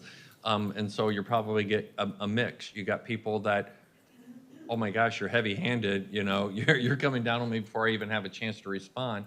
At the same time, you got others where they probably need it, and so we waste a lot of time by trying to work with them, and they never have any intent to comply. So that really is the difference in the approach that we're talking about. We can always file quicker, we can. It's a judgment call, and so we've been pushing Jude and them to try to make that judgment call, because the county attorney's office can file on every single one of those, and they could do that earlier in the process. It's just a question of how aggressive, what type of chance you want to give the person to try to clean up the property. Yeah. County attorney wants to, Just to be clear, foreclosure on non-homestead properties, we got to be careful about the subsetting of this. On non-homestead properties is always an option. We've certainly been working with code enforcement on those properties. It does take a process to get involved, but there are other options as well. We can also seek injunctive relief, even on homesteaded property, which is another avenue to go down, so. We're trying to get more aggressive at cleaning those, because some of the examples that I know that are out there that we've been talking about for a couple of years, it's ridiculous that it's taken that time, that amount of time to get them in compliance. right. All right, further questions? Welcome, thank you very much for your time today, we appreciate it. Look forward to lots of good work. Thank you. Thank you. All right, item number 7, Contractor Licensing Department. Mr. Rose. So good afternoon again. I'll be staying in my seat, and Director Krikovic will be staying in her seat, and we will continue the discussion with contractor licensing. I have to start off with, there's no page numbers on this one, and it is my own fault. I am the budget analyst, and I left the page numbers off when I turned it in. The least good he news owns is it's it. only 12 pages, so. Well, that's what I was thinking, it's not 81, so. Yeah, so, and I'll do my best to guide you where I'm at as I'm going through it. Going to follow the same procedure. So, again, Michelle Krikovic is the director, and I am the budget analyst. I'm not going to go through the whole purpose statement again, but it is a good reminder of what the department is there for, why it exists, and it is to reduce the risk to our citizens and to the contractors themselves as well. So, topics for discussion. This has been brought before you before. Our House Bill 735, it becomes effective July 2023. So it will affect this next budget that is before you today.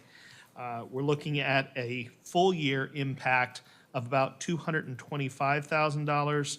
So about a quarter of that, a little more, in next fiscal year because it's only the last 3 months of that fiscal year. What that bill does, I'll just remind you, in perhaps January, perhaps February, Michelle came before you and explained, January, good, explained to you what that bill did and what it does, but it's about 1,500 contractors, specialty contractor licensing that we would no longer be permitting, be giving them licenses on. So Well, actually, what it requires is that they won't be able to have the specialty license, but to do that work will likely require a higher level of license. And Michelle always uses the example of someone that repairs garage doors. They now will have to be a general contractor. They can't just be a garage door repair person. And that is a state law. That is not, it is not our choice. They've eliminated that, and so we're going to put more burden on that person to get a higher level license. Yeah. And to put it in context, that's 1,500 licenses that we're talking about. They do about 14,000 a year. Am I getting it right? Okay. So it is a subset of what the department works on, but it is an important one. So next up is Acela. We've already talked about it associated with BDRS, but we've put the time frame for Acela in contractor licensing for this fall. It is going to, it was going to be scheduled right during contractor licensing time, so we have moved it to a time that is not a peak time for that department. There are no fee schedules, no fees being proposed to be changed. You can see that on the 8th page of the document. I wish I could say page 8, but the 8th page of the document. It's all there, no changes. And there are 2 decision packages that are being requested by the department, both of them associated with temps that are in the department. We've pulled the temp money out of the budget and properly put it before you as a decision. It again has an end date to them in both cases, and they're to get us through sort of a time right now until we can get really past some of that House Bill 735 and a couple of other things that are facing the department right now. So you can see those 2 temp requests right in the middle of the first page of the document. I'm going to jump then into the budget summary, which is at the bottom of the first page. You can see that the revenues are decreasing, again, primarily as a result of House Bill 735.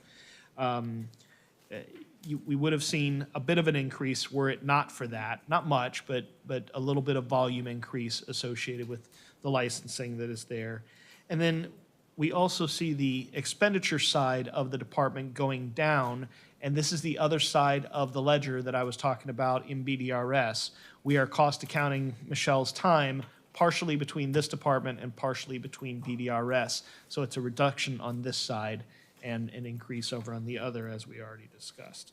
At the top of the second page, I just want to point out that operating expenses are decreasing. This is not personnel services, but operating increases. And those are the temps that we've pulled out and put before you as a decision to potentially put back to get them through the time. And with that, I will ask you to go to the third page, and I'm going to turn it over to Michelle. And at the bottom of page 3, you'll see the accomplishments section, and she'll take it away. Thank you, Chris. Thank you for inviting me back to be before you again. Yes, I am wearing 2 hats now. I am wearing the hat of the Deputy Director of Building and Development Review Services and retaining my hat as the Director of the Contractor Licensing Department and therefore also the Pinellas County Construction Licensing Board. One of the changes that was inspired by my own change is that we reorganized the department. We have 2 very strong supervisors who are overseeing administration and, administration and governance. And you may recall that it was last year that we outsourced our investigative unit to be under the supervision of code enforcement. So we have basically 3 units, all of which are being managed by committed, dedicated professionals who've done a really good job in, sort of allowing me to be able to run and wear both hats. So I want to call attention to their contributions. We also have completely overhauled processes at contractor licensing.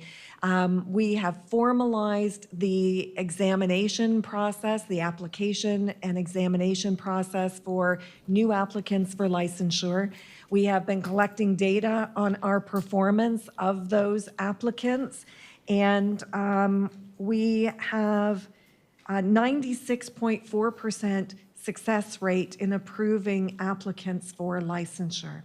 The very small percentage that is not approved generally are applicants who may have severe criminal records, where giving them a license and allowing them then to work in the homes of people who may be vulnerable or, subject to exploitation.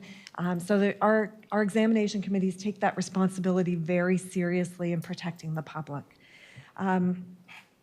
So we've organized that process. We've been capturing data about it.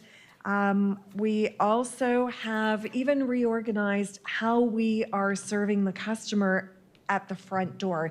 You may recall that last year we also implemented QLIS, which is the get in line by text. We notify you when it's your turn for service. That has been a huge success for us. And following every transaction with our customers who visit us in person, we send them a link to our Voice of the Customer survey to ask and rate our how did we do today. We measure the 2 most important performance measures that we track are did the customer rank our service as excellent, because our goal is customer service excellence? And did we meet or exceed their expectations? Excuse me. And generally, we can't please all of the contractors all of the time, because they do have to come in to give us money. And sometimes people have to come in to pay citations and fines. Those guys aren't happy either. But generally, it's anywhere from 80 to 85% of our customers rank our service as excellent, and closer to 90% say that we meet or exceed expectations. So the other takeaway, of course, is that the goal is customer service excellence.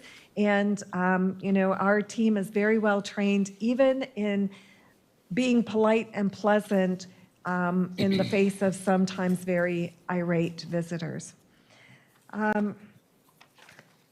We also, one of our initiatives has also been to host a series of roundtable discussions with all of the municipal and county building officials.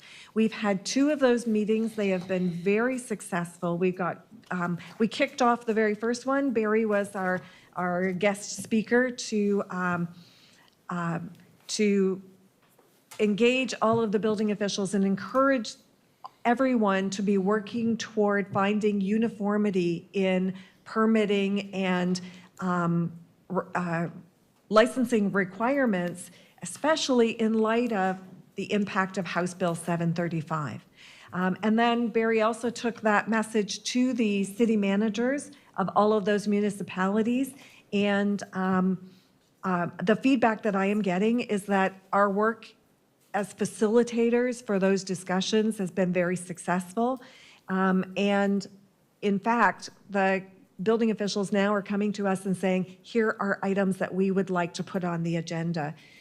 So we are making an impact in that way. Of course, the biggest impact is House Bill 735. We are currently in our renewal season, so every contractor in the county must renew their license in the period June 1st through September 30th. We have prorated the fees for specialty contractors whose licenses will expire June 30th of next year in anticipation of House Bill 735. In the event that the bill is rescinded or revoked, because there have been rumors of that, we would just continue those licenses to September 30th without additional fees or penalties to those contractors. We've been working very hard to help facilitate contractors in their ability to upgrade their skills or upgrade their license with DBPR, which is the state registrar of construction and electrical licenses. And I think that now it'll be over the next 3 to 4 months when contractors in those specialty classes really start to realize what the impact will be on them. So it's the concept still has not fully socialized out to all of the contractors yet. But we're helping, in as many ways as we possibly can.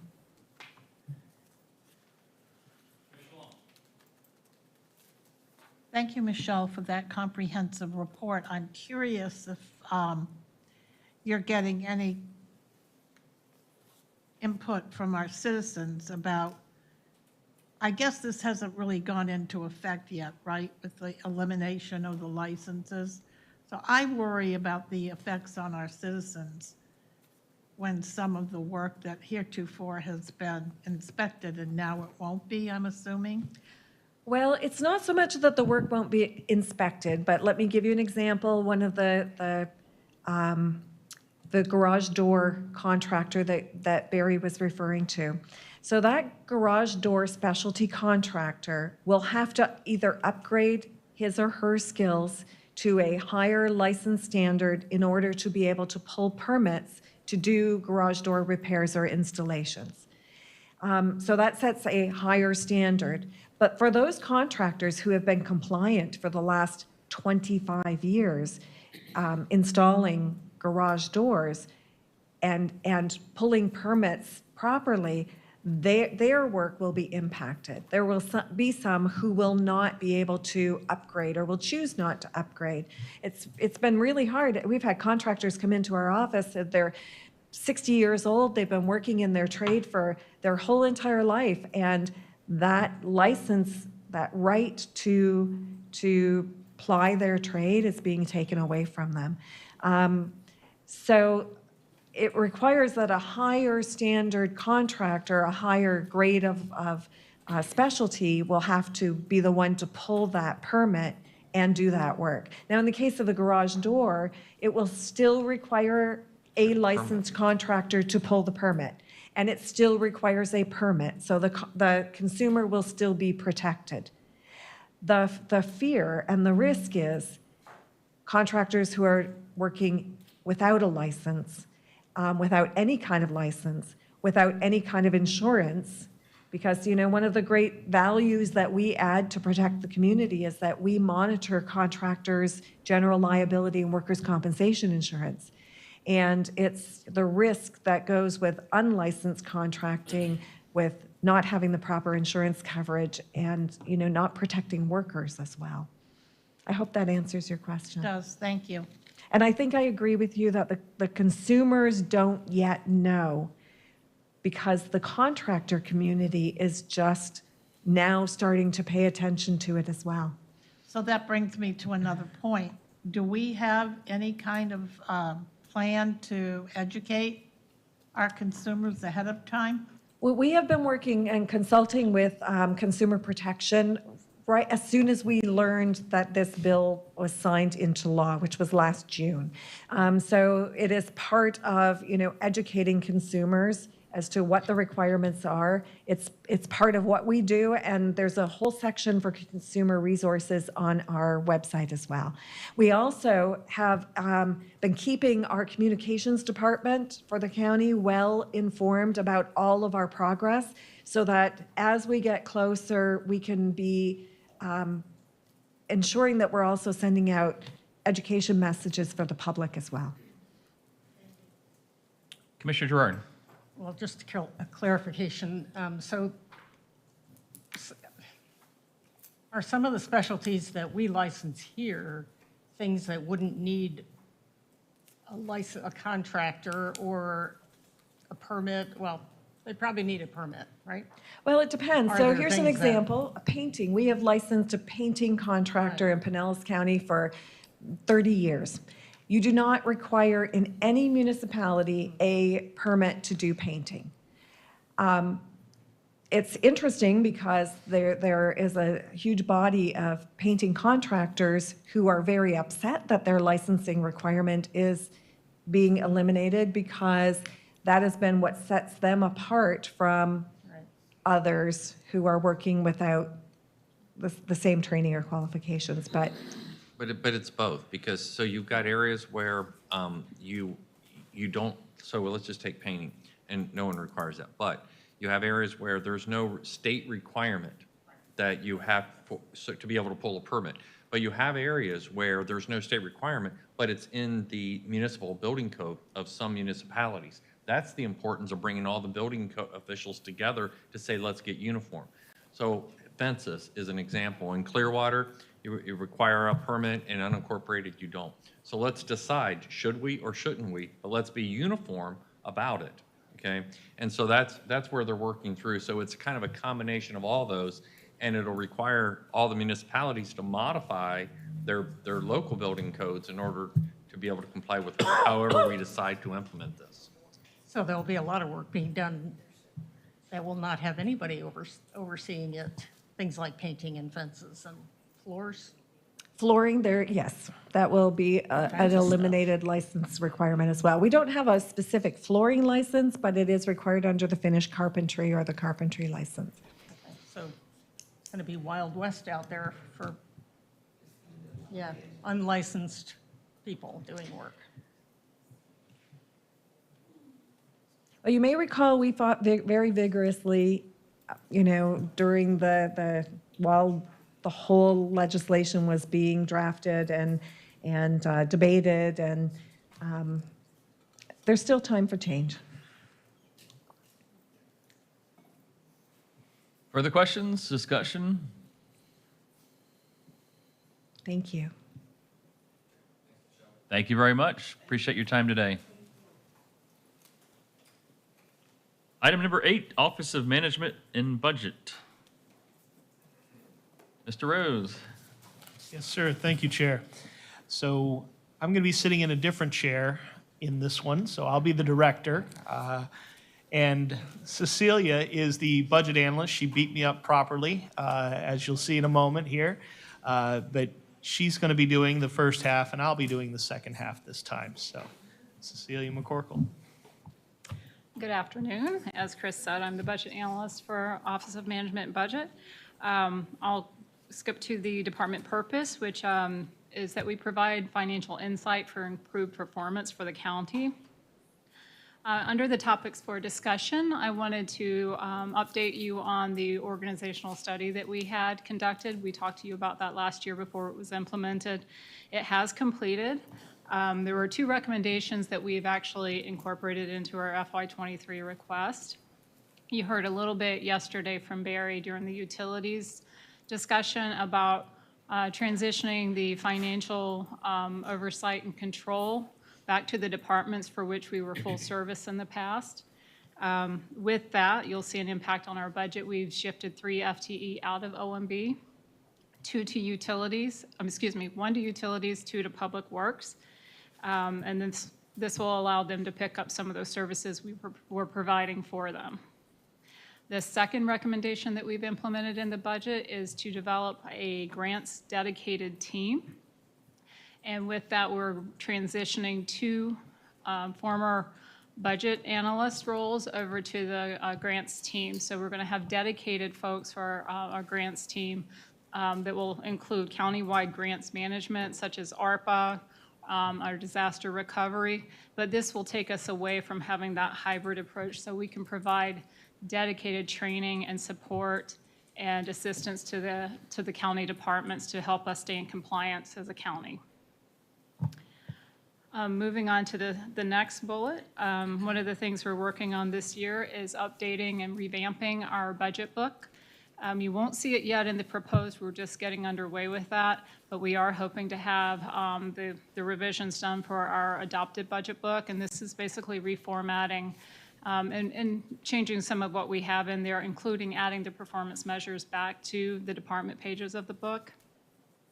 And additionally, we're going to be creating a new CIP document that you should see both of these with our adopted budget, hopefully in October. Another one of our initiatives that we're doing this year is actually a work plan item, and we are working towards creating a pilot program for developing a train-the-trainer approach to continuous improvement. We actually kicked this off a couple of months ago and are currently working with Parks and Conservation Resources as well as purchasing. And the idea behind this is to develop a formalized method specific for Pinellas County to identify and implement efficiencies across the county. And then the last topic I wanted to also report back since last year is our retention in OMB. You've heard a lot about this so far from other departments in the BIS so far, but last year we spoke to you about our concerns with turnover with our employees. We haven't yet recovered from that. So far this year, we've had 6 of our employees leave. That's not including retirements, not including the folks that have maybe transitioned to another department as part of our realignment. So we are still struggling to maintain everything. Our staff is working very hard. We have a very good staff dedicated, but that is still a challenge for us right now. Moving on to page 2. I was just going to talk briefly about the budget. Our budget, as you can see, is almost all personnel. So the reductions you see is directly related to the realigning of those FTE out of our department into the other departments as part of our organizational realignment. I just wanted to note when you're looking at the FTE count, 2 of the 30 FTE we have are ARPA funded. We show the FTE within our office, but they are directly charged to the ARPA fund, so you don't see their dollars within our office budget. So that's just something to note there. And you'll see a small increase in our operating expenses, and that's just due to our risk cost allocation increasing slightly from last year to this year. And if there are no questions with that, I'll turn it over. Commissioner Long has a question before we move on. Yes, and without putting anyone on the spot, it seems to me that a 20% turnover is pretty substantial, and I was curious if you have any exit interviews or any data that will share with us the reason for that large of a turnover.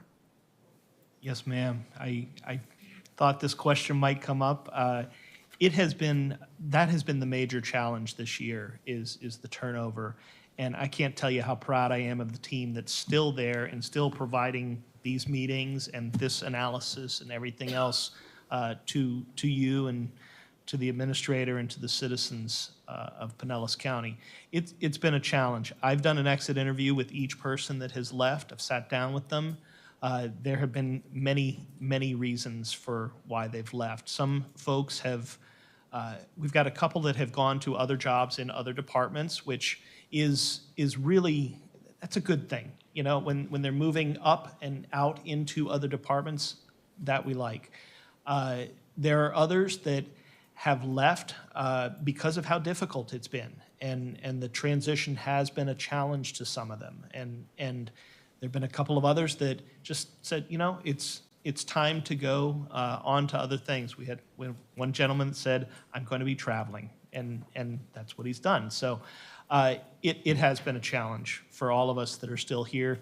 That's really why you see me as a budget analyst for 4 departments right now. So you know, we're all stepping up to fill the gaps and doing what we can. But yeah, I do sit for an exit interview on each of them. And we are actively recruiting, I should say that too. And to what Commissioner Flowers said earlier, we have reached out to USF. I called some of my old professors at Florida State, and I've even reached back to some of the places I used to work, and just said, hey, you want to come live in a better place?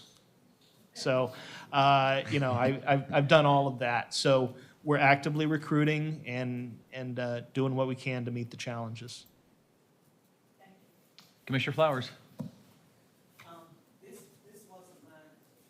This wasn't my question, but just to piggyback on what she said, I am happy also to help you set up or even travel with you to go to Bethune-Cookman, FAMU, Florida Memorial, Edward Waters, because they have some wonderful programs in a number of areas, and those persons are looking to come back here for work, and, so anyway, want to expand those horizons. But for the ARPA-funded position, I know that ARPA dollars are one-time dollars, so what's the plan of action to be able to continue to fund that position, or is there a plan of action for that? As you know, we've got 2 deadlines that were associated with ARPA. One is to get everything committed by '24, by the end of calendar '24, and the other is to get it spent by the end of calendar '26. So we've got a little time, and as federal programs go, we will adjust to all the guidance that is coming out, which may even include extending it, but we're not planning on that. These are positions that, once ARPA is done, these positions are done. And they knew that being hired, and so that's part of the process. Thank you. You're welcome. Okay. We'll talk about BC at some point. I got dear friend there, but okay.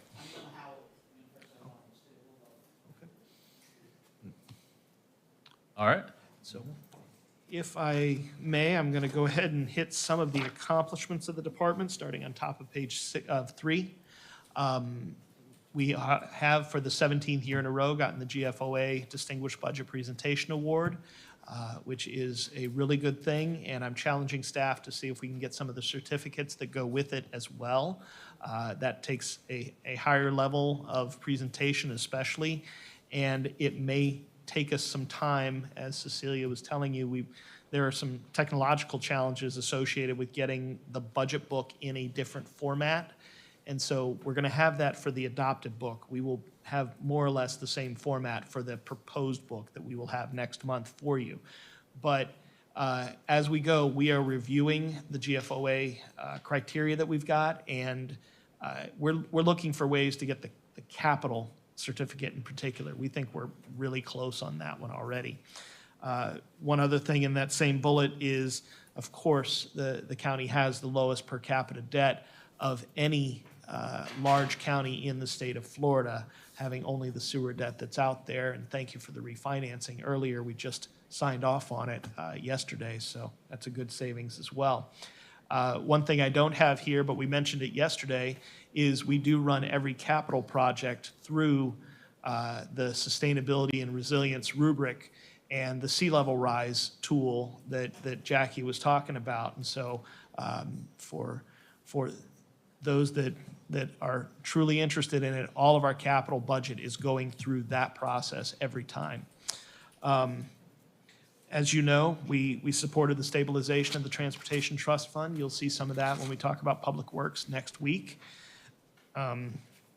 We have been working on customer service countywide and looking for ways to improve that and tools to give to departments on how to get that done. Aubrey and her team have been spearheading that effort, and thank you for that. And we've got a roadmap ahead of us now. Next up is the survey instruments. And what this is really saying is we're doing big data. We're doing deeper dives into the correlations in the surveys that we're taking. And that's, again, Aubrey's group. And Cecilia talked about it as well. There's the Continuous Improvement Academy that we have put together. We're in our first 2 cohorts of that right now, and we're really excited about the way that is going. Aubrey has been down at Fort DeSoto at 6:30 the last couple of mornings, meeting the horticultural crews, the mowing crews, and others in parks to look for efficiencies and to build the capacity to do continuous improvement. So kudos to her and her team. You already know we've completed the organizational study, and that has been something we have been moving forward on since. And it is it is moving towards a more traditional budget office, not the hybrid full service, not full service, but being partners in budget with the departments and reviewing what's in there and sort of being that independent thought on each thing that's going forward. So finally, you can see, actually, I've already talked about the performance management system, but we're talking about combining our performance management, which is in Socrata right now, with Questica, and see if we can get those married up in one system instead of two separate systems. So underway. The performance measures are in large part things that we're measuring for the county as a whole. So I'm really not going to go through too many of them. You can see them there on page 3, but they're things that we're looking at for everybody. Finally, work plan highlights. I won't hit all of these, but I will hit some of them. The very first one is performance measurement. We do a bang-up job of measuring quality, output, workload, efficiency. We're going to move into the outcomes world and really start moving towards that. And again, the SPM team is working with departments to come out with higher level outcome measures that we're working on. So I can jump around a little bit. Right in the middle there is administrative directives. Next year, we're going to be tackling the administrative directives in the county in OMB and looking at what they should be, updating many of them and getting them out there for better guidance for our departments. And then I will look at the very last one there, Guide the American Rescue Plan. That's ARPA. We've talked about it already. We'll see in agenda review in a few minutes that the long-awaited not-for-profit fund contract will be in front of you, and we'll talk about that at that point. But there's been a lot of work on the other 90% of ARPA throughout this year to make sure that we get ARPA done in the timeframes that the federal government has given us. So with that, I'll be happy to take any questions. Further questions?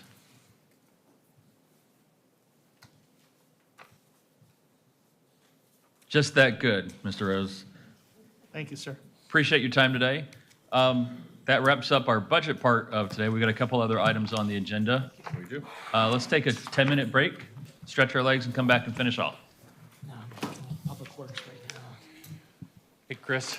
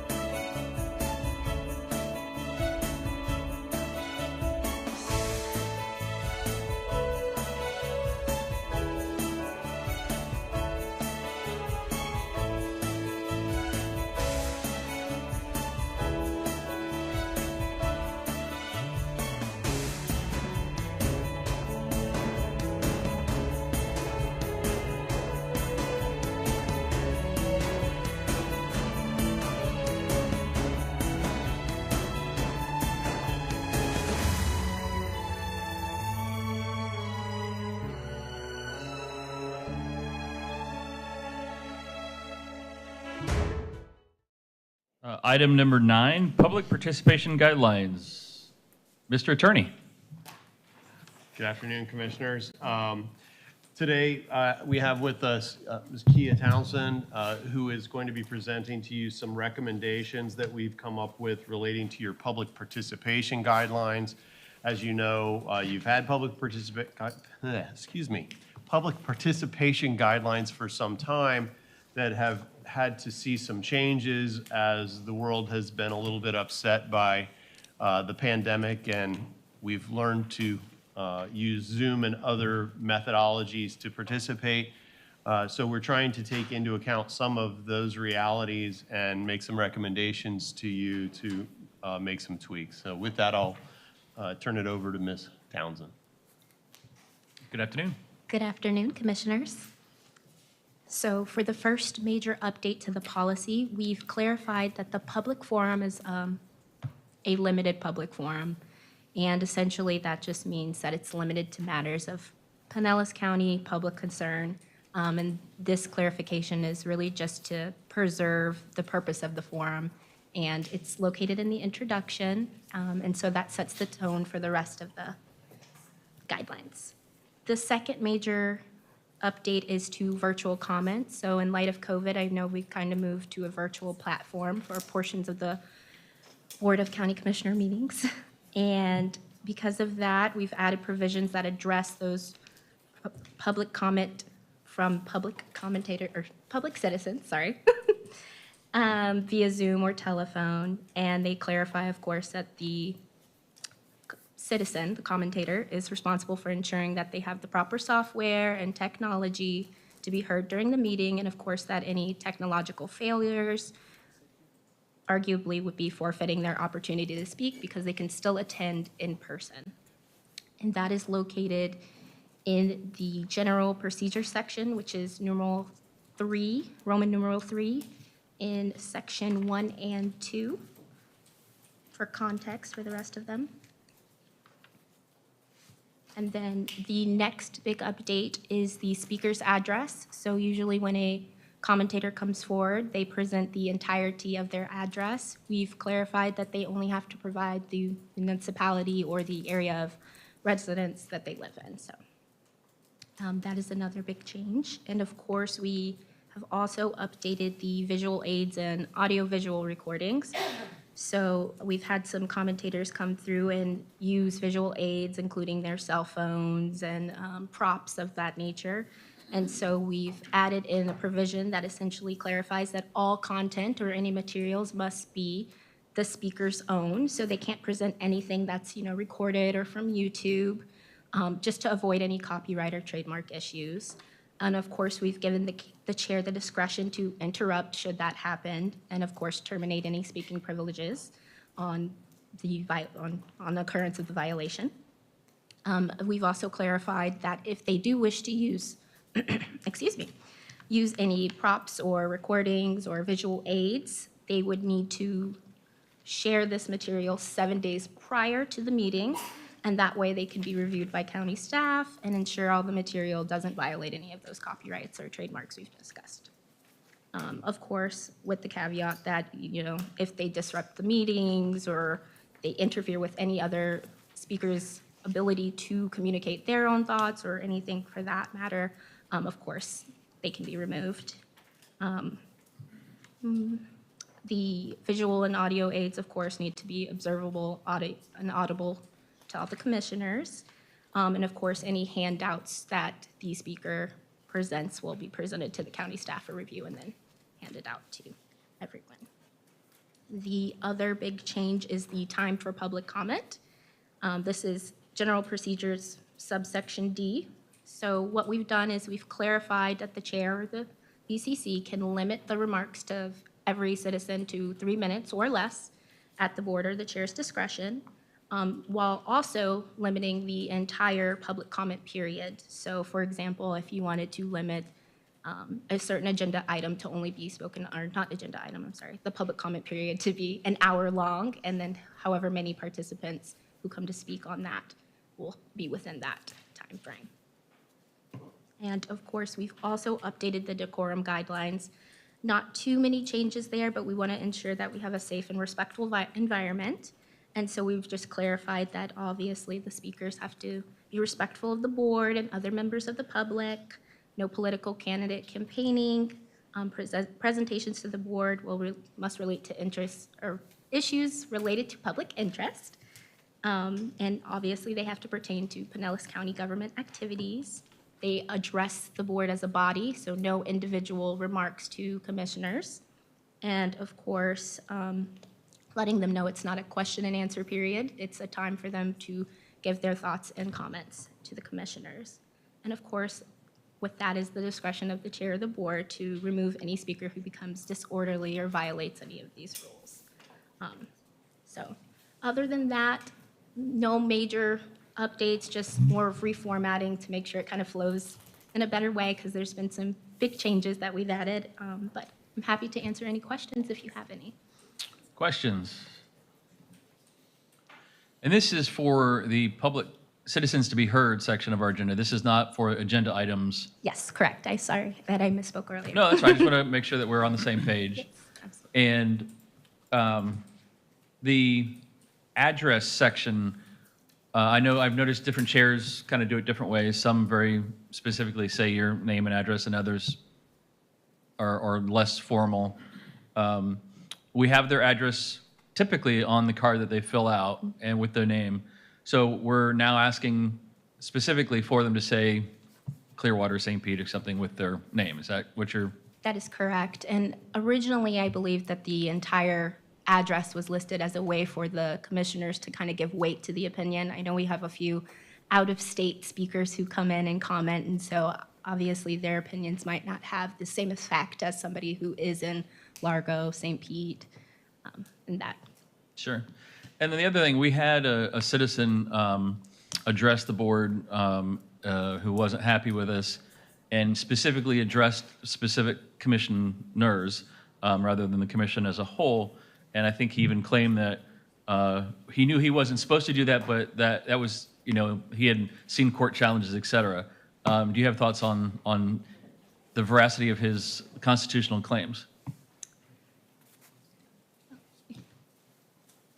Hi, Commissioners. I'm Amanda Coffey, one of the Managing Assistant County Attorneys. Thank you, Kia. Yes, there is no legal right to address an individual commissioner, so that claim doesn't have any merit. And so we have included a provision in this revision that would that says that members of the public need to address the entire board. So if someone did that again, the chair would have the discretion to stop them.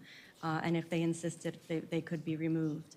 I do want to also clarify that this public participation guidelines is intended to govern public participation in relation to the general public comment period and all agenda items. But we've built in a lot of discretion, so it doesn't require you to establish a timeline or a time frame for a specific agenda item, but you can, you could say everything on agenda item 2, we're going to limit to a 2-hour window, and however many people we have, we're going to divide it out so everybody might get 2 minutes instead of 3 or 1 minute instead of 3, where we would usually have 3. So it builds in some discretion, some flexibility so that you can address individual situations on a case-by-case basis. That 3-minute that is custom, that is our custom, that is not a requirement. That's correct. There's Even no for legal. Even for public hearing or that's been our cut. That was the one caveat I was going to throw in. For some of our quasi-judicial procedures, there are specific procedures within the code for those kinds of things. These fill the gaps in the remainder of your processes. And in many cases, for instance, the time to bring the visual presentations and the presentation materials forward with the 7-day period, that is intended to mirror that other provision within the quasi-judicial public hearing process as well. So it's kind of something they're already baked into. And then my last question is, this suggested new guideline, what formal action are we taking as a board to adopt this? Commissioner, you would just be taking a vote to adopt this as your new policy. That would be the only action that would be required. I do want to point out, we thought that there might be some questions about the 7-day time period for review of visual aids. So we have drafted an alternative that would provide that any audiovisual, like videos or audio recordings would have to be reviewed within 7 days, but you could have a shorter time frame for, handouts or placards or posters, things like that, that speakers might bring in. So we do have some alternate language drafted for that if the commissioner desired to look at that when it comes before you. Commissioner Gerard? I would like to look at the alternative. I think 7 days is a lot for our one person who comes in with the same poster every time, or different posters. No, they're And different I don't posters. care. I mean, They're very different posters. but, if they're not saying something offensive, I don't have a problem with that. But, and people come in with paper that they want to give to us. Yeah, I think that's the issue. If they want us to upload that to where you can review material ahead of time, and we've had requests like that. They call the day before or whatever and say, I want you to upload this. Well, we've got an agenda out. We can't just stop and add stuff. And so we've typically denied them, if they want to bring something in and hand it out. So but this would cover that as well, right? Yes, this was designed to cover that. So the revision that Dawn just handed out would be even more flexible on that and would provide that if you bring something in that you want to be handed out, we've actually changed the definition of audiovisual handouts to exclude things that, if I bring in a flyer and want to hand it out to the commission at the day of, it doesn't require that 7-day notice. So, Although if you're handing us a 25-page packet on the day of, I don't know that, yeah. Commissioner Flowers? Oh, I'm sorry. I did. Commissioner Long, microphone, please. Well, thank you for all of this. I'm curious because I hadn't noticed in the past that during our public comment section, we have folks coming from outside of Pinellas County to make comments on an issue specific to Pinellas County. And I was a little taken aback by that because do we take those comments into consideration? Commissioner, it is a limited public forum, so they're there to speak to you on the issues that are coming before you. That is a legal distinction, so they can't just come in and talk about whatever they want to.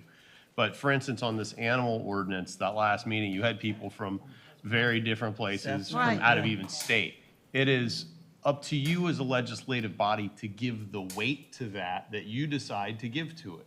So if you feel like your local citizenry's comments carry more weight with you, that's perfectly acceptable. But that's the purpose for getting where they reside is an idea about, well, is this someone who's being impacted by this here, or is this someone from somewhere else who's trying to change your policy here locally? So that's just a piece of information for you to take into account when you're deciding how much weight to give it yourself. Thank you. Commissioner Flowers? Thank you, Mr. Chair. I guess the reason I don't have a concern with the 7-day time frame to review is because I think it depends on what's being reviewed. If you have an item, and we'll use our dog and pet pal situation, and there were a number of speakers, then that means that whomever is going to be assigned to review that material has quite a few pieces to review. Some of those items may be very cut and dry. Other items, like we got a couple of packets that were handed to us as we were seated there. So if they had been turned in advance, there may be some things within those thicker packets that perhaps would not be appropriate or whatever, that will require some additional. So I would like to give staff the time that they need in order to review it and not have someone turn something in 3 days, let's say if it was 3 days, and then, we decide we need more time, or you just err on letting them 7 days. Chair Justice, you are correct. There are a couple of other entities who they set timeframes for certain comment sections. So it's not how many minutes, and we're going to take everybody. They say we're going to take as many people as we could fit into this time frame, and then move on. I would be a little hesitant about doing that because the only time the public get to really communicate with us is when they get a chance to come to our meetings. So I'm not sure if I would want to support, you, not that you said you would, but support diminishing or squeezing that time into a box. And I do, I understand what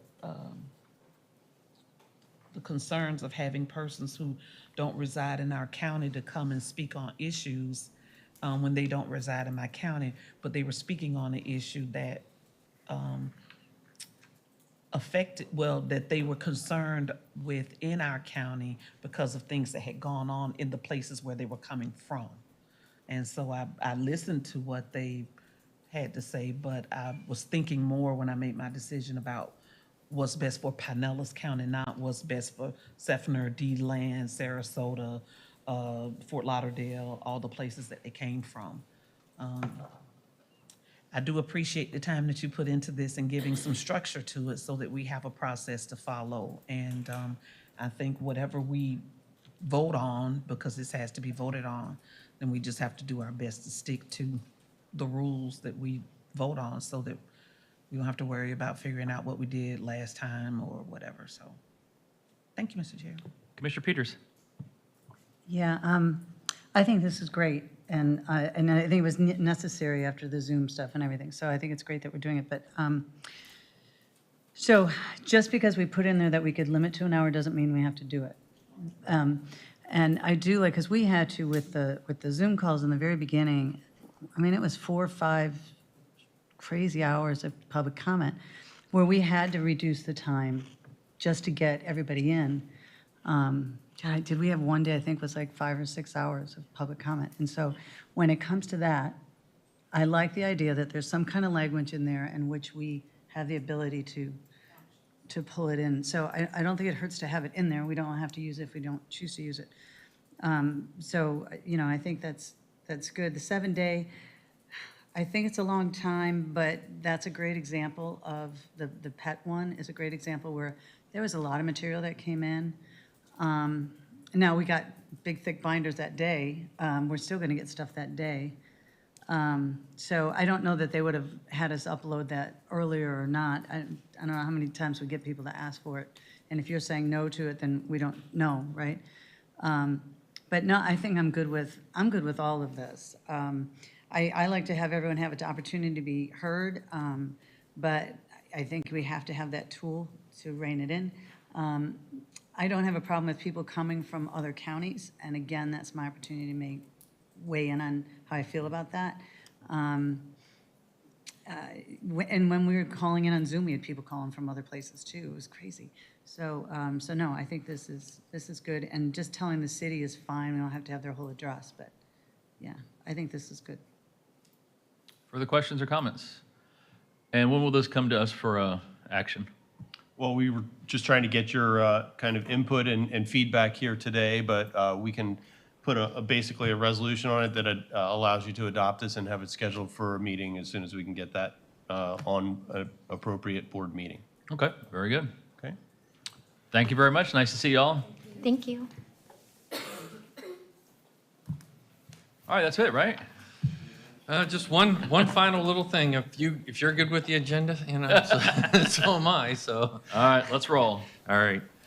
You got a couple of awards and presentations. You got David Green from DBARTA here.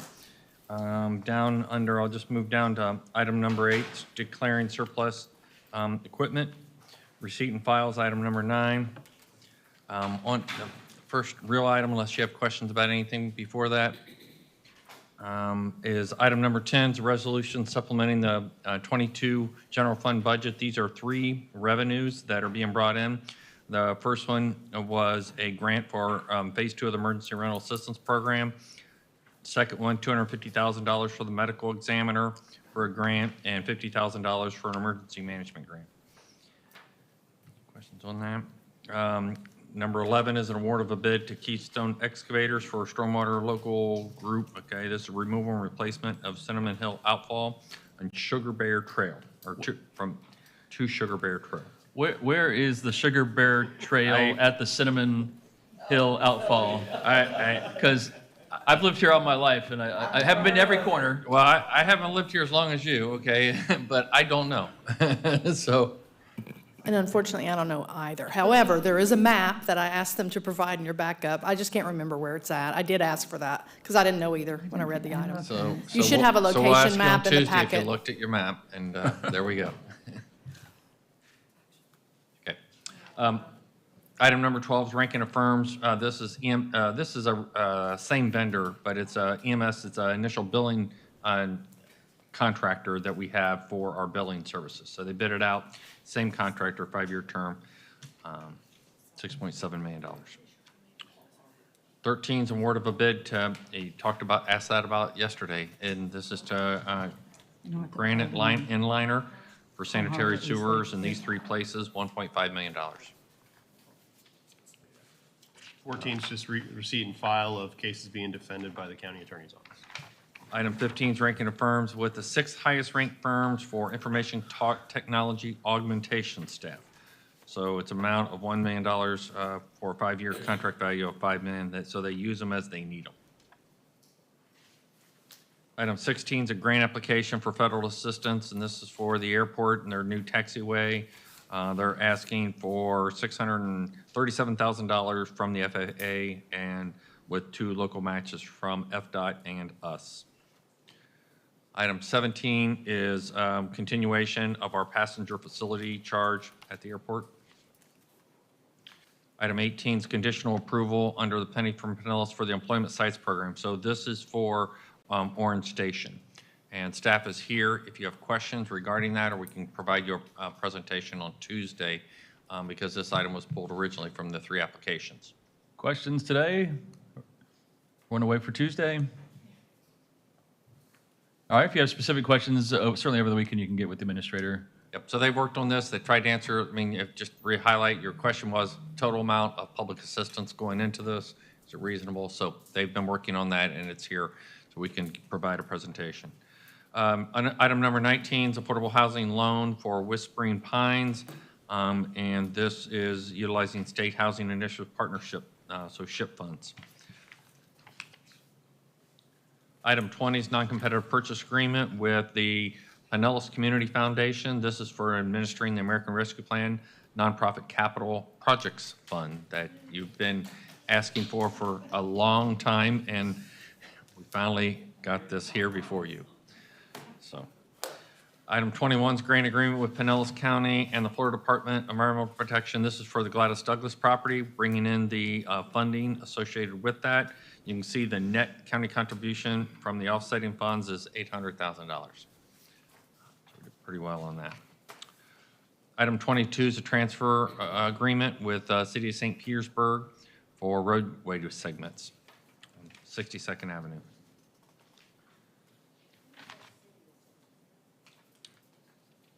I'm sorry? Oh, well, you'll have to look. So item 23 is an agreement with Badger Meter, and this is to install the advanced metering infrastructure for water and reclaimed water. So this is a total of $62 million. So this is the big AMI project. And item 24 is a companion item to that, and that's to integrate the software for that program. Item 25 is appointments to work to CareerSource, and you've got 2 business appointments and 2 workforce seats.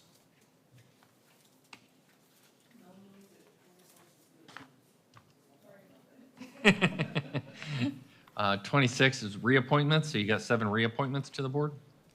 27's memorandum of understanding between CareerSource and Florida Department of Education. This is a renewal. And 28 is their program year 20 to 22, 23 planning budget for next year. Item 29 is agreement with Habitat and Rebuilding Together for the Lellman Community Area Redevelopment Area Housing Program. So this is companion to item 30, but this contract allows them to expand out the affordable housing in that area. Habitat will be able to receive up to $55,000 subsidy for each new single-family home to offset land acquisition cost. And the rebuilding together, the other will receive $50,000 for each one. This was approved by the Lowman CRA Community Advisory Committee, and these are CRA funds. Item 30, okay, these are, this is the companion item to that. This is the declaring the properties as surplus. Item 31 is a proposed ratification of initiation of litigation that was approved by the chair. This was an action to respond quickly at a property containing a suspected dog fighting ring on behalf of Animal Services. I have nothing under county attorney reports. I'll have a report for Tuesday under County Administrator's report. However, I did want to make you aware that because I guess the mayor commented on it today at the city council meeting, that's on the ferry agreement. So we've been working, it's going to come to you on July 19th. But and I'll ask Jill to come up and speak to it specifically. Jill did engage, tried in an attempt to reopen the contract and ask for transparency and things that we've discussed. Hillsborough County with HMS had already, in essence, agreed to many of the provisions. We're unwilling to reopen and renegotiate that. However, we did agree that the amount of the amount of usage out of the ferry was primarily St. Pete, and they agreed to assume those costs. And so our contract would be between us and the city of St. Pete, but the amount would be greatly reduced. Frankly, my 2 cents, and I'm just kind of summarizing, Jill can certainly be there. I think Hillsborough County was too far along because of their South Tampa negotiations, and they were concerned about reopening that. I've expressed that to my counterpart across the way. But they also don't have a meeting in July, so they didn't think they had time to act because they don't have a meeting scheduled for the July. So it's not how I would have wanted to see it go, but it is how it is.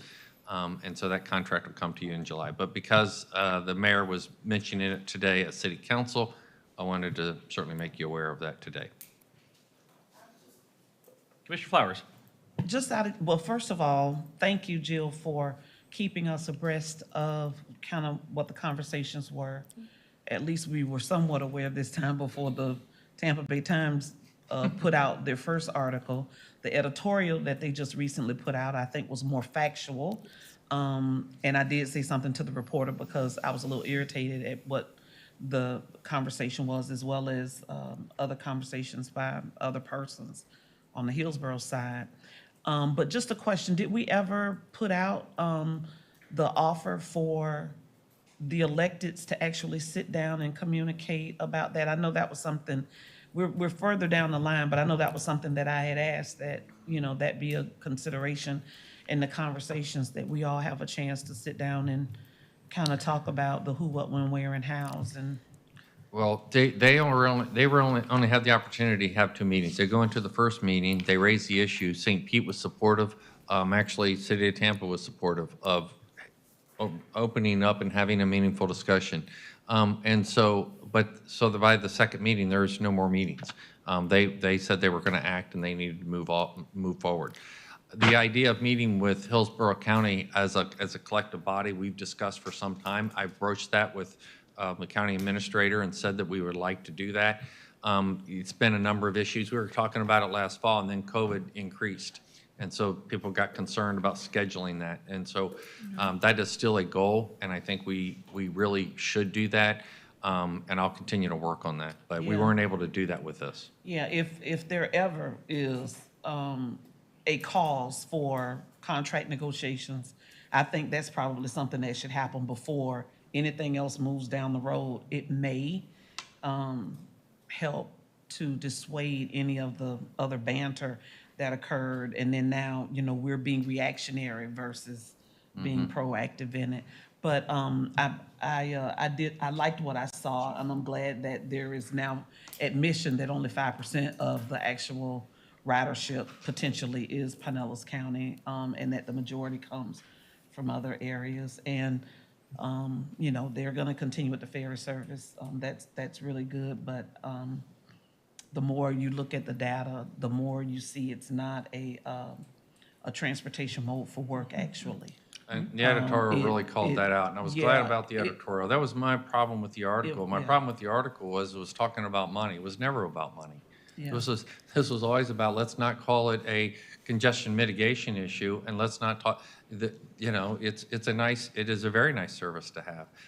But they also, specifically, for instance, concession revenue, it is nowhere within the contract. I'm not saying that we shouldn't be subsidizing. I'm saying that I'd like to know all the revenue to be able to have everything be on the table before we decide as a body to offset the cost and provide tax dollars. So that was the issue. They don't feel they had time, you know, we'll take it at that, but I was at least glad to see the Yeah. editorial kind of clarify some of that. And the increases in the proposed cost share, how much that's going to increase for the next fiscal year. So anyway, I just wanted to know what happened with that meeting piece because I really wanted to. But thank you. Thank you. Commissioner Long. Well, yeah, excuse me, yes, and to Commissioner Flowers' point, I very quickly can see here another regional issue that's going to come down the pike at us very shortly, and I see we have David Green on our agenda from T-BARTA for Tuesday. And now that the governor has vetoed their funds, we have to have a conversation here about how we move forward as one of their partners, because we're going to be scrambling to figure out how to plug that budgetary hole. Just FYI. She's looking at me because I chair the finance committee with T-BARTA. Well, I used to chair the finance No, committee. I'm in full agreement. It's a reality. Yeah. We're all going to have that discussion. Okay. That may be a part of the presentation on Tuesday. Further questions? You want to say something now? You want to wait till Tuesday when we have the director?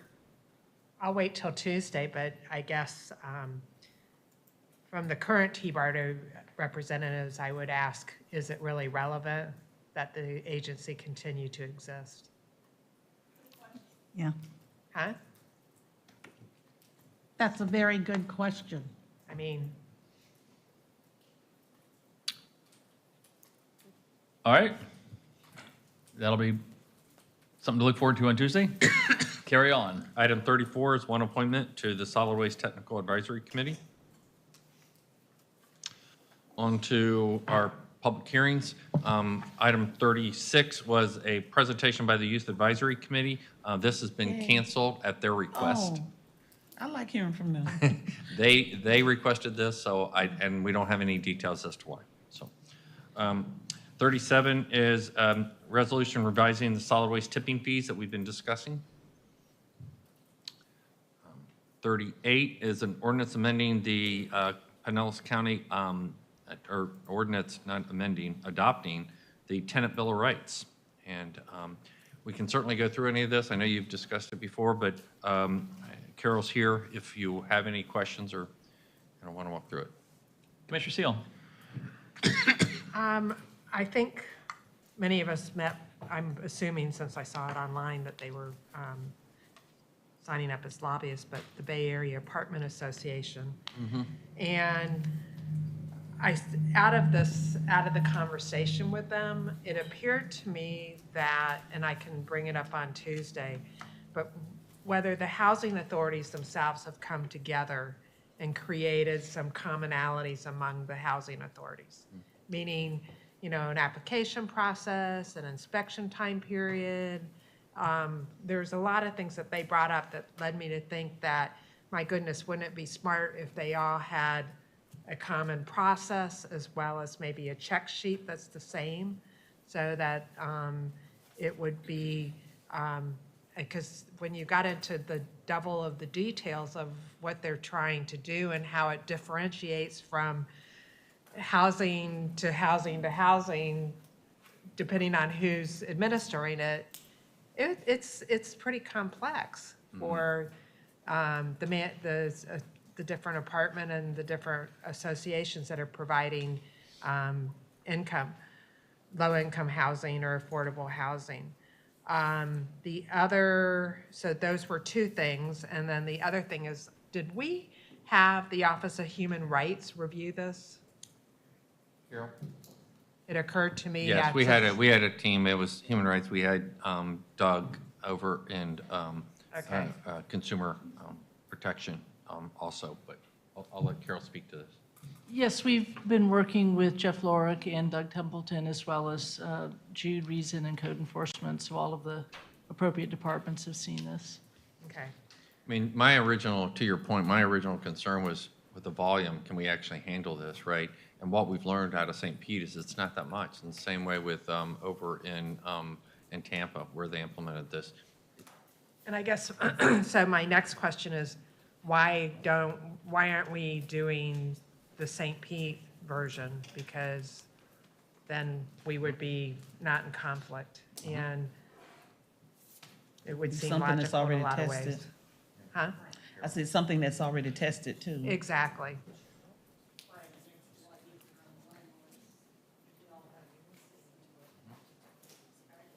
That's my third question, and then I have one more, which was, and I thought this was a very valid point. One of their major concerns was section 42435, item 3, to use the financial or income standard in assessing the eligibility for the rental of the rental unit that is not based on the portion of the rent to be paid by the tenant in instances where there is a government rent subsidy which will be used to pay for the portion of the rent. Their concern there, I mean, and this is like a bunch of words, and I'm like, I must have read it 50 times trying to. What does it mean? What does it mean? And so I guess that's my question, but it's also translates into, there are other, like, garbage fees or utility fees or other things that when somebody goes into rent housing, that they have to be able to afford. Otherwise, they end up in, it was a good point by the apartment association, if they end up getting into housing and then suddenly they have no money to pay for the garbage fees or for the electrical fees or for whatever it may be, they are almost immediately in a hole. So, and turning to other resources for help. So, I didn't agree with everything they brought forward to us, but I thought these were valid points in my discussions with them. So Commissioner, we've been engaging a variety of stakeholders. We've talked with Eric Garduno at the Bay Area Apartment Association a couple of times. I intend to do so again tomorrow. He is going to provide to us a written recommendation with some red line changes to the ordinance that he would like the board to consider. But we are aware of all the specific requests that he's made. I do have a handout for you that maybe walks through those in a little bit more detail. There are some things that from the St. Pete ordinance that we would recommend that the board consider. There are some of the things that are in the St. Pete ordinance that I think it's a policy decision that the board would like to make because there's also the other side. When we talk to the Housing Authority, for example, the inspection issue that they mentioned, requiring an inspection for housing choice vouchers within 5 days is not something the housing authorities think that they can meet, so there may be a compromise there. I think the largest policy issue is going to be that income standard. And again, the housing authorities have some different perspectives on that, so we'd like the opportunity when we present the ordinance to you on Tuesday to have that discussion. It is our intent to bring you a red line version of the ordinance that does make some modifications based upon the input that we've gotten, which does respond to the apartment association's concerns, but it may be that all of those changes are not in there at that time. So is it just the Pinellas County Housing Authority, or has Tarpon Springs and Clearwater and St. Pete weighed in on all of this? We've talked to 3. We've talked to St. Pete, Clearwater, and Pinellas County. We have not had an opportunity to talk to the other smaller authorities, but we can certainly do that by Tuesday. Well, again, I just think because there, some commonality would be helpful. Commissioner Gerard. When I initially talked to them, they were also talking about requirements of the housing authority. Well, I did, actually, but that sometimes the housing authority is putting on requirements having to do with building inspections or building codes that that are above even state building codes, that for some reason they're requiring that, and it, things like the size of pipes coming in and stuff like that. So that's kind of crazy. And that is one they've mentioned to us, and that is a clarification you'll see in the red line version. The issue was whether this ordinance would have the effect of requiring those landlords to make any repairs as a result of that inspection. The county would not require those repairs. That's simply a housing choice voucher requirement. So that is a comment that we'll incorporate into the version that you'll see on Tuesday. Right. I'd like to see if we can strike a compromise on the number of days because it sounded like ours said it would take 14 business days or something like that, and St. Pete said 5, and in the meantime, the apartment's empty and they're not getting any revenue on it. So, that's fair. It is.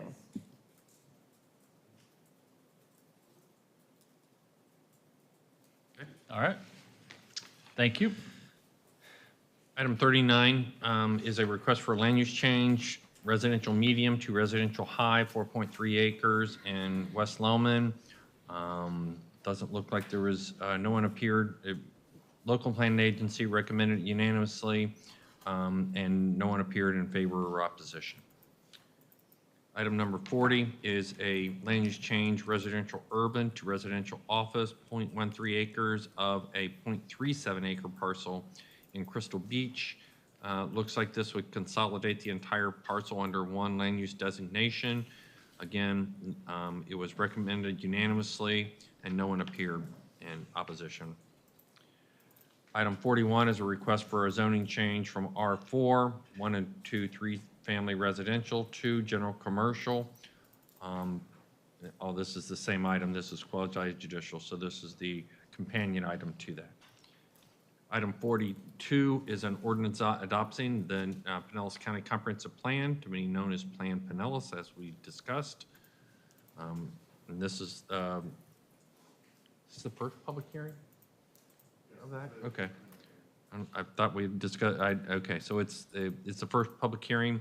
So we can send it to the state and then hold the second. Yeah, we had it on the agenda before it was pulled because several commissioners had questions. That's what it was. I knew I saw it before. Yep, you did. Item 43 is an ordinance amending Appendix 10 of the 10-year water supply plan. This is the second of 2 public hearings. And that is the agenda. Questions? Any new business commissioners plan to bring forward? I have no Skyway lightings on my list. And in case you're wondering, the Sugar Bear Trail in Cinnamon Hill neighborhood is a beautiful area located just north of Alderman, east of the Publix there on the corner of Alderman and Publix behind the local brewing company, and home to the St. Luke Early Childhood Center.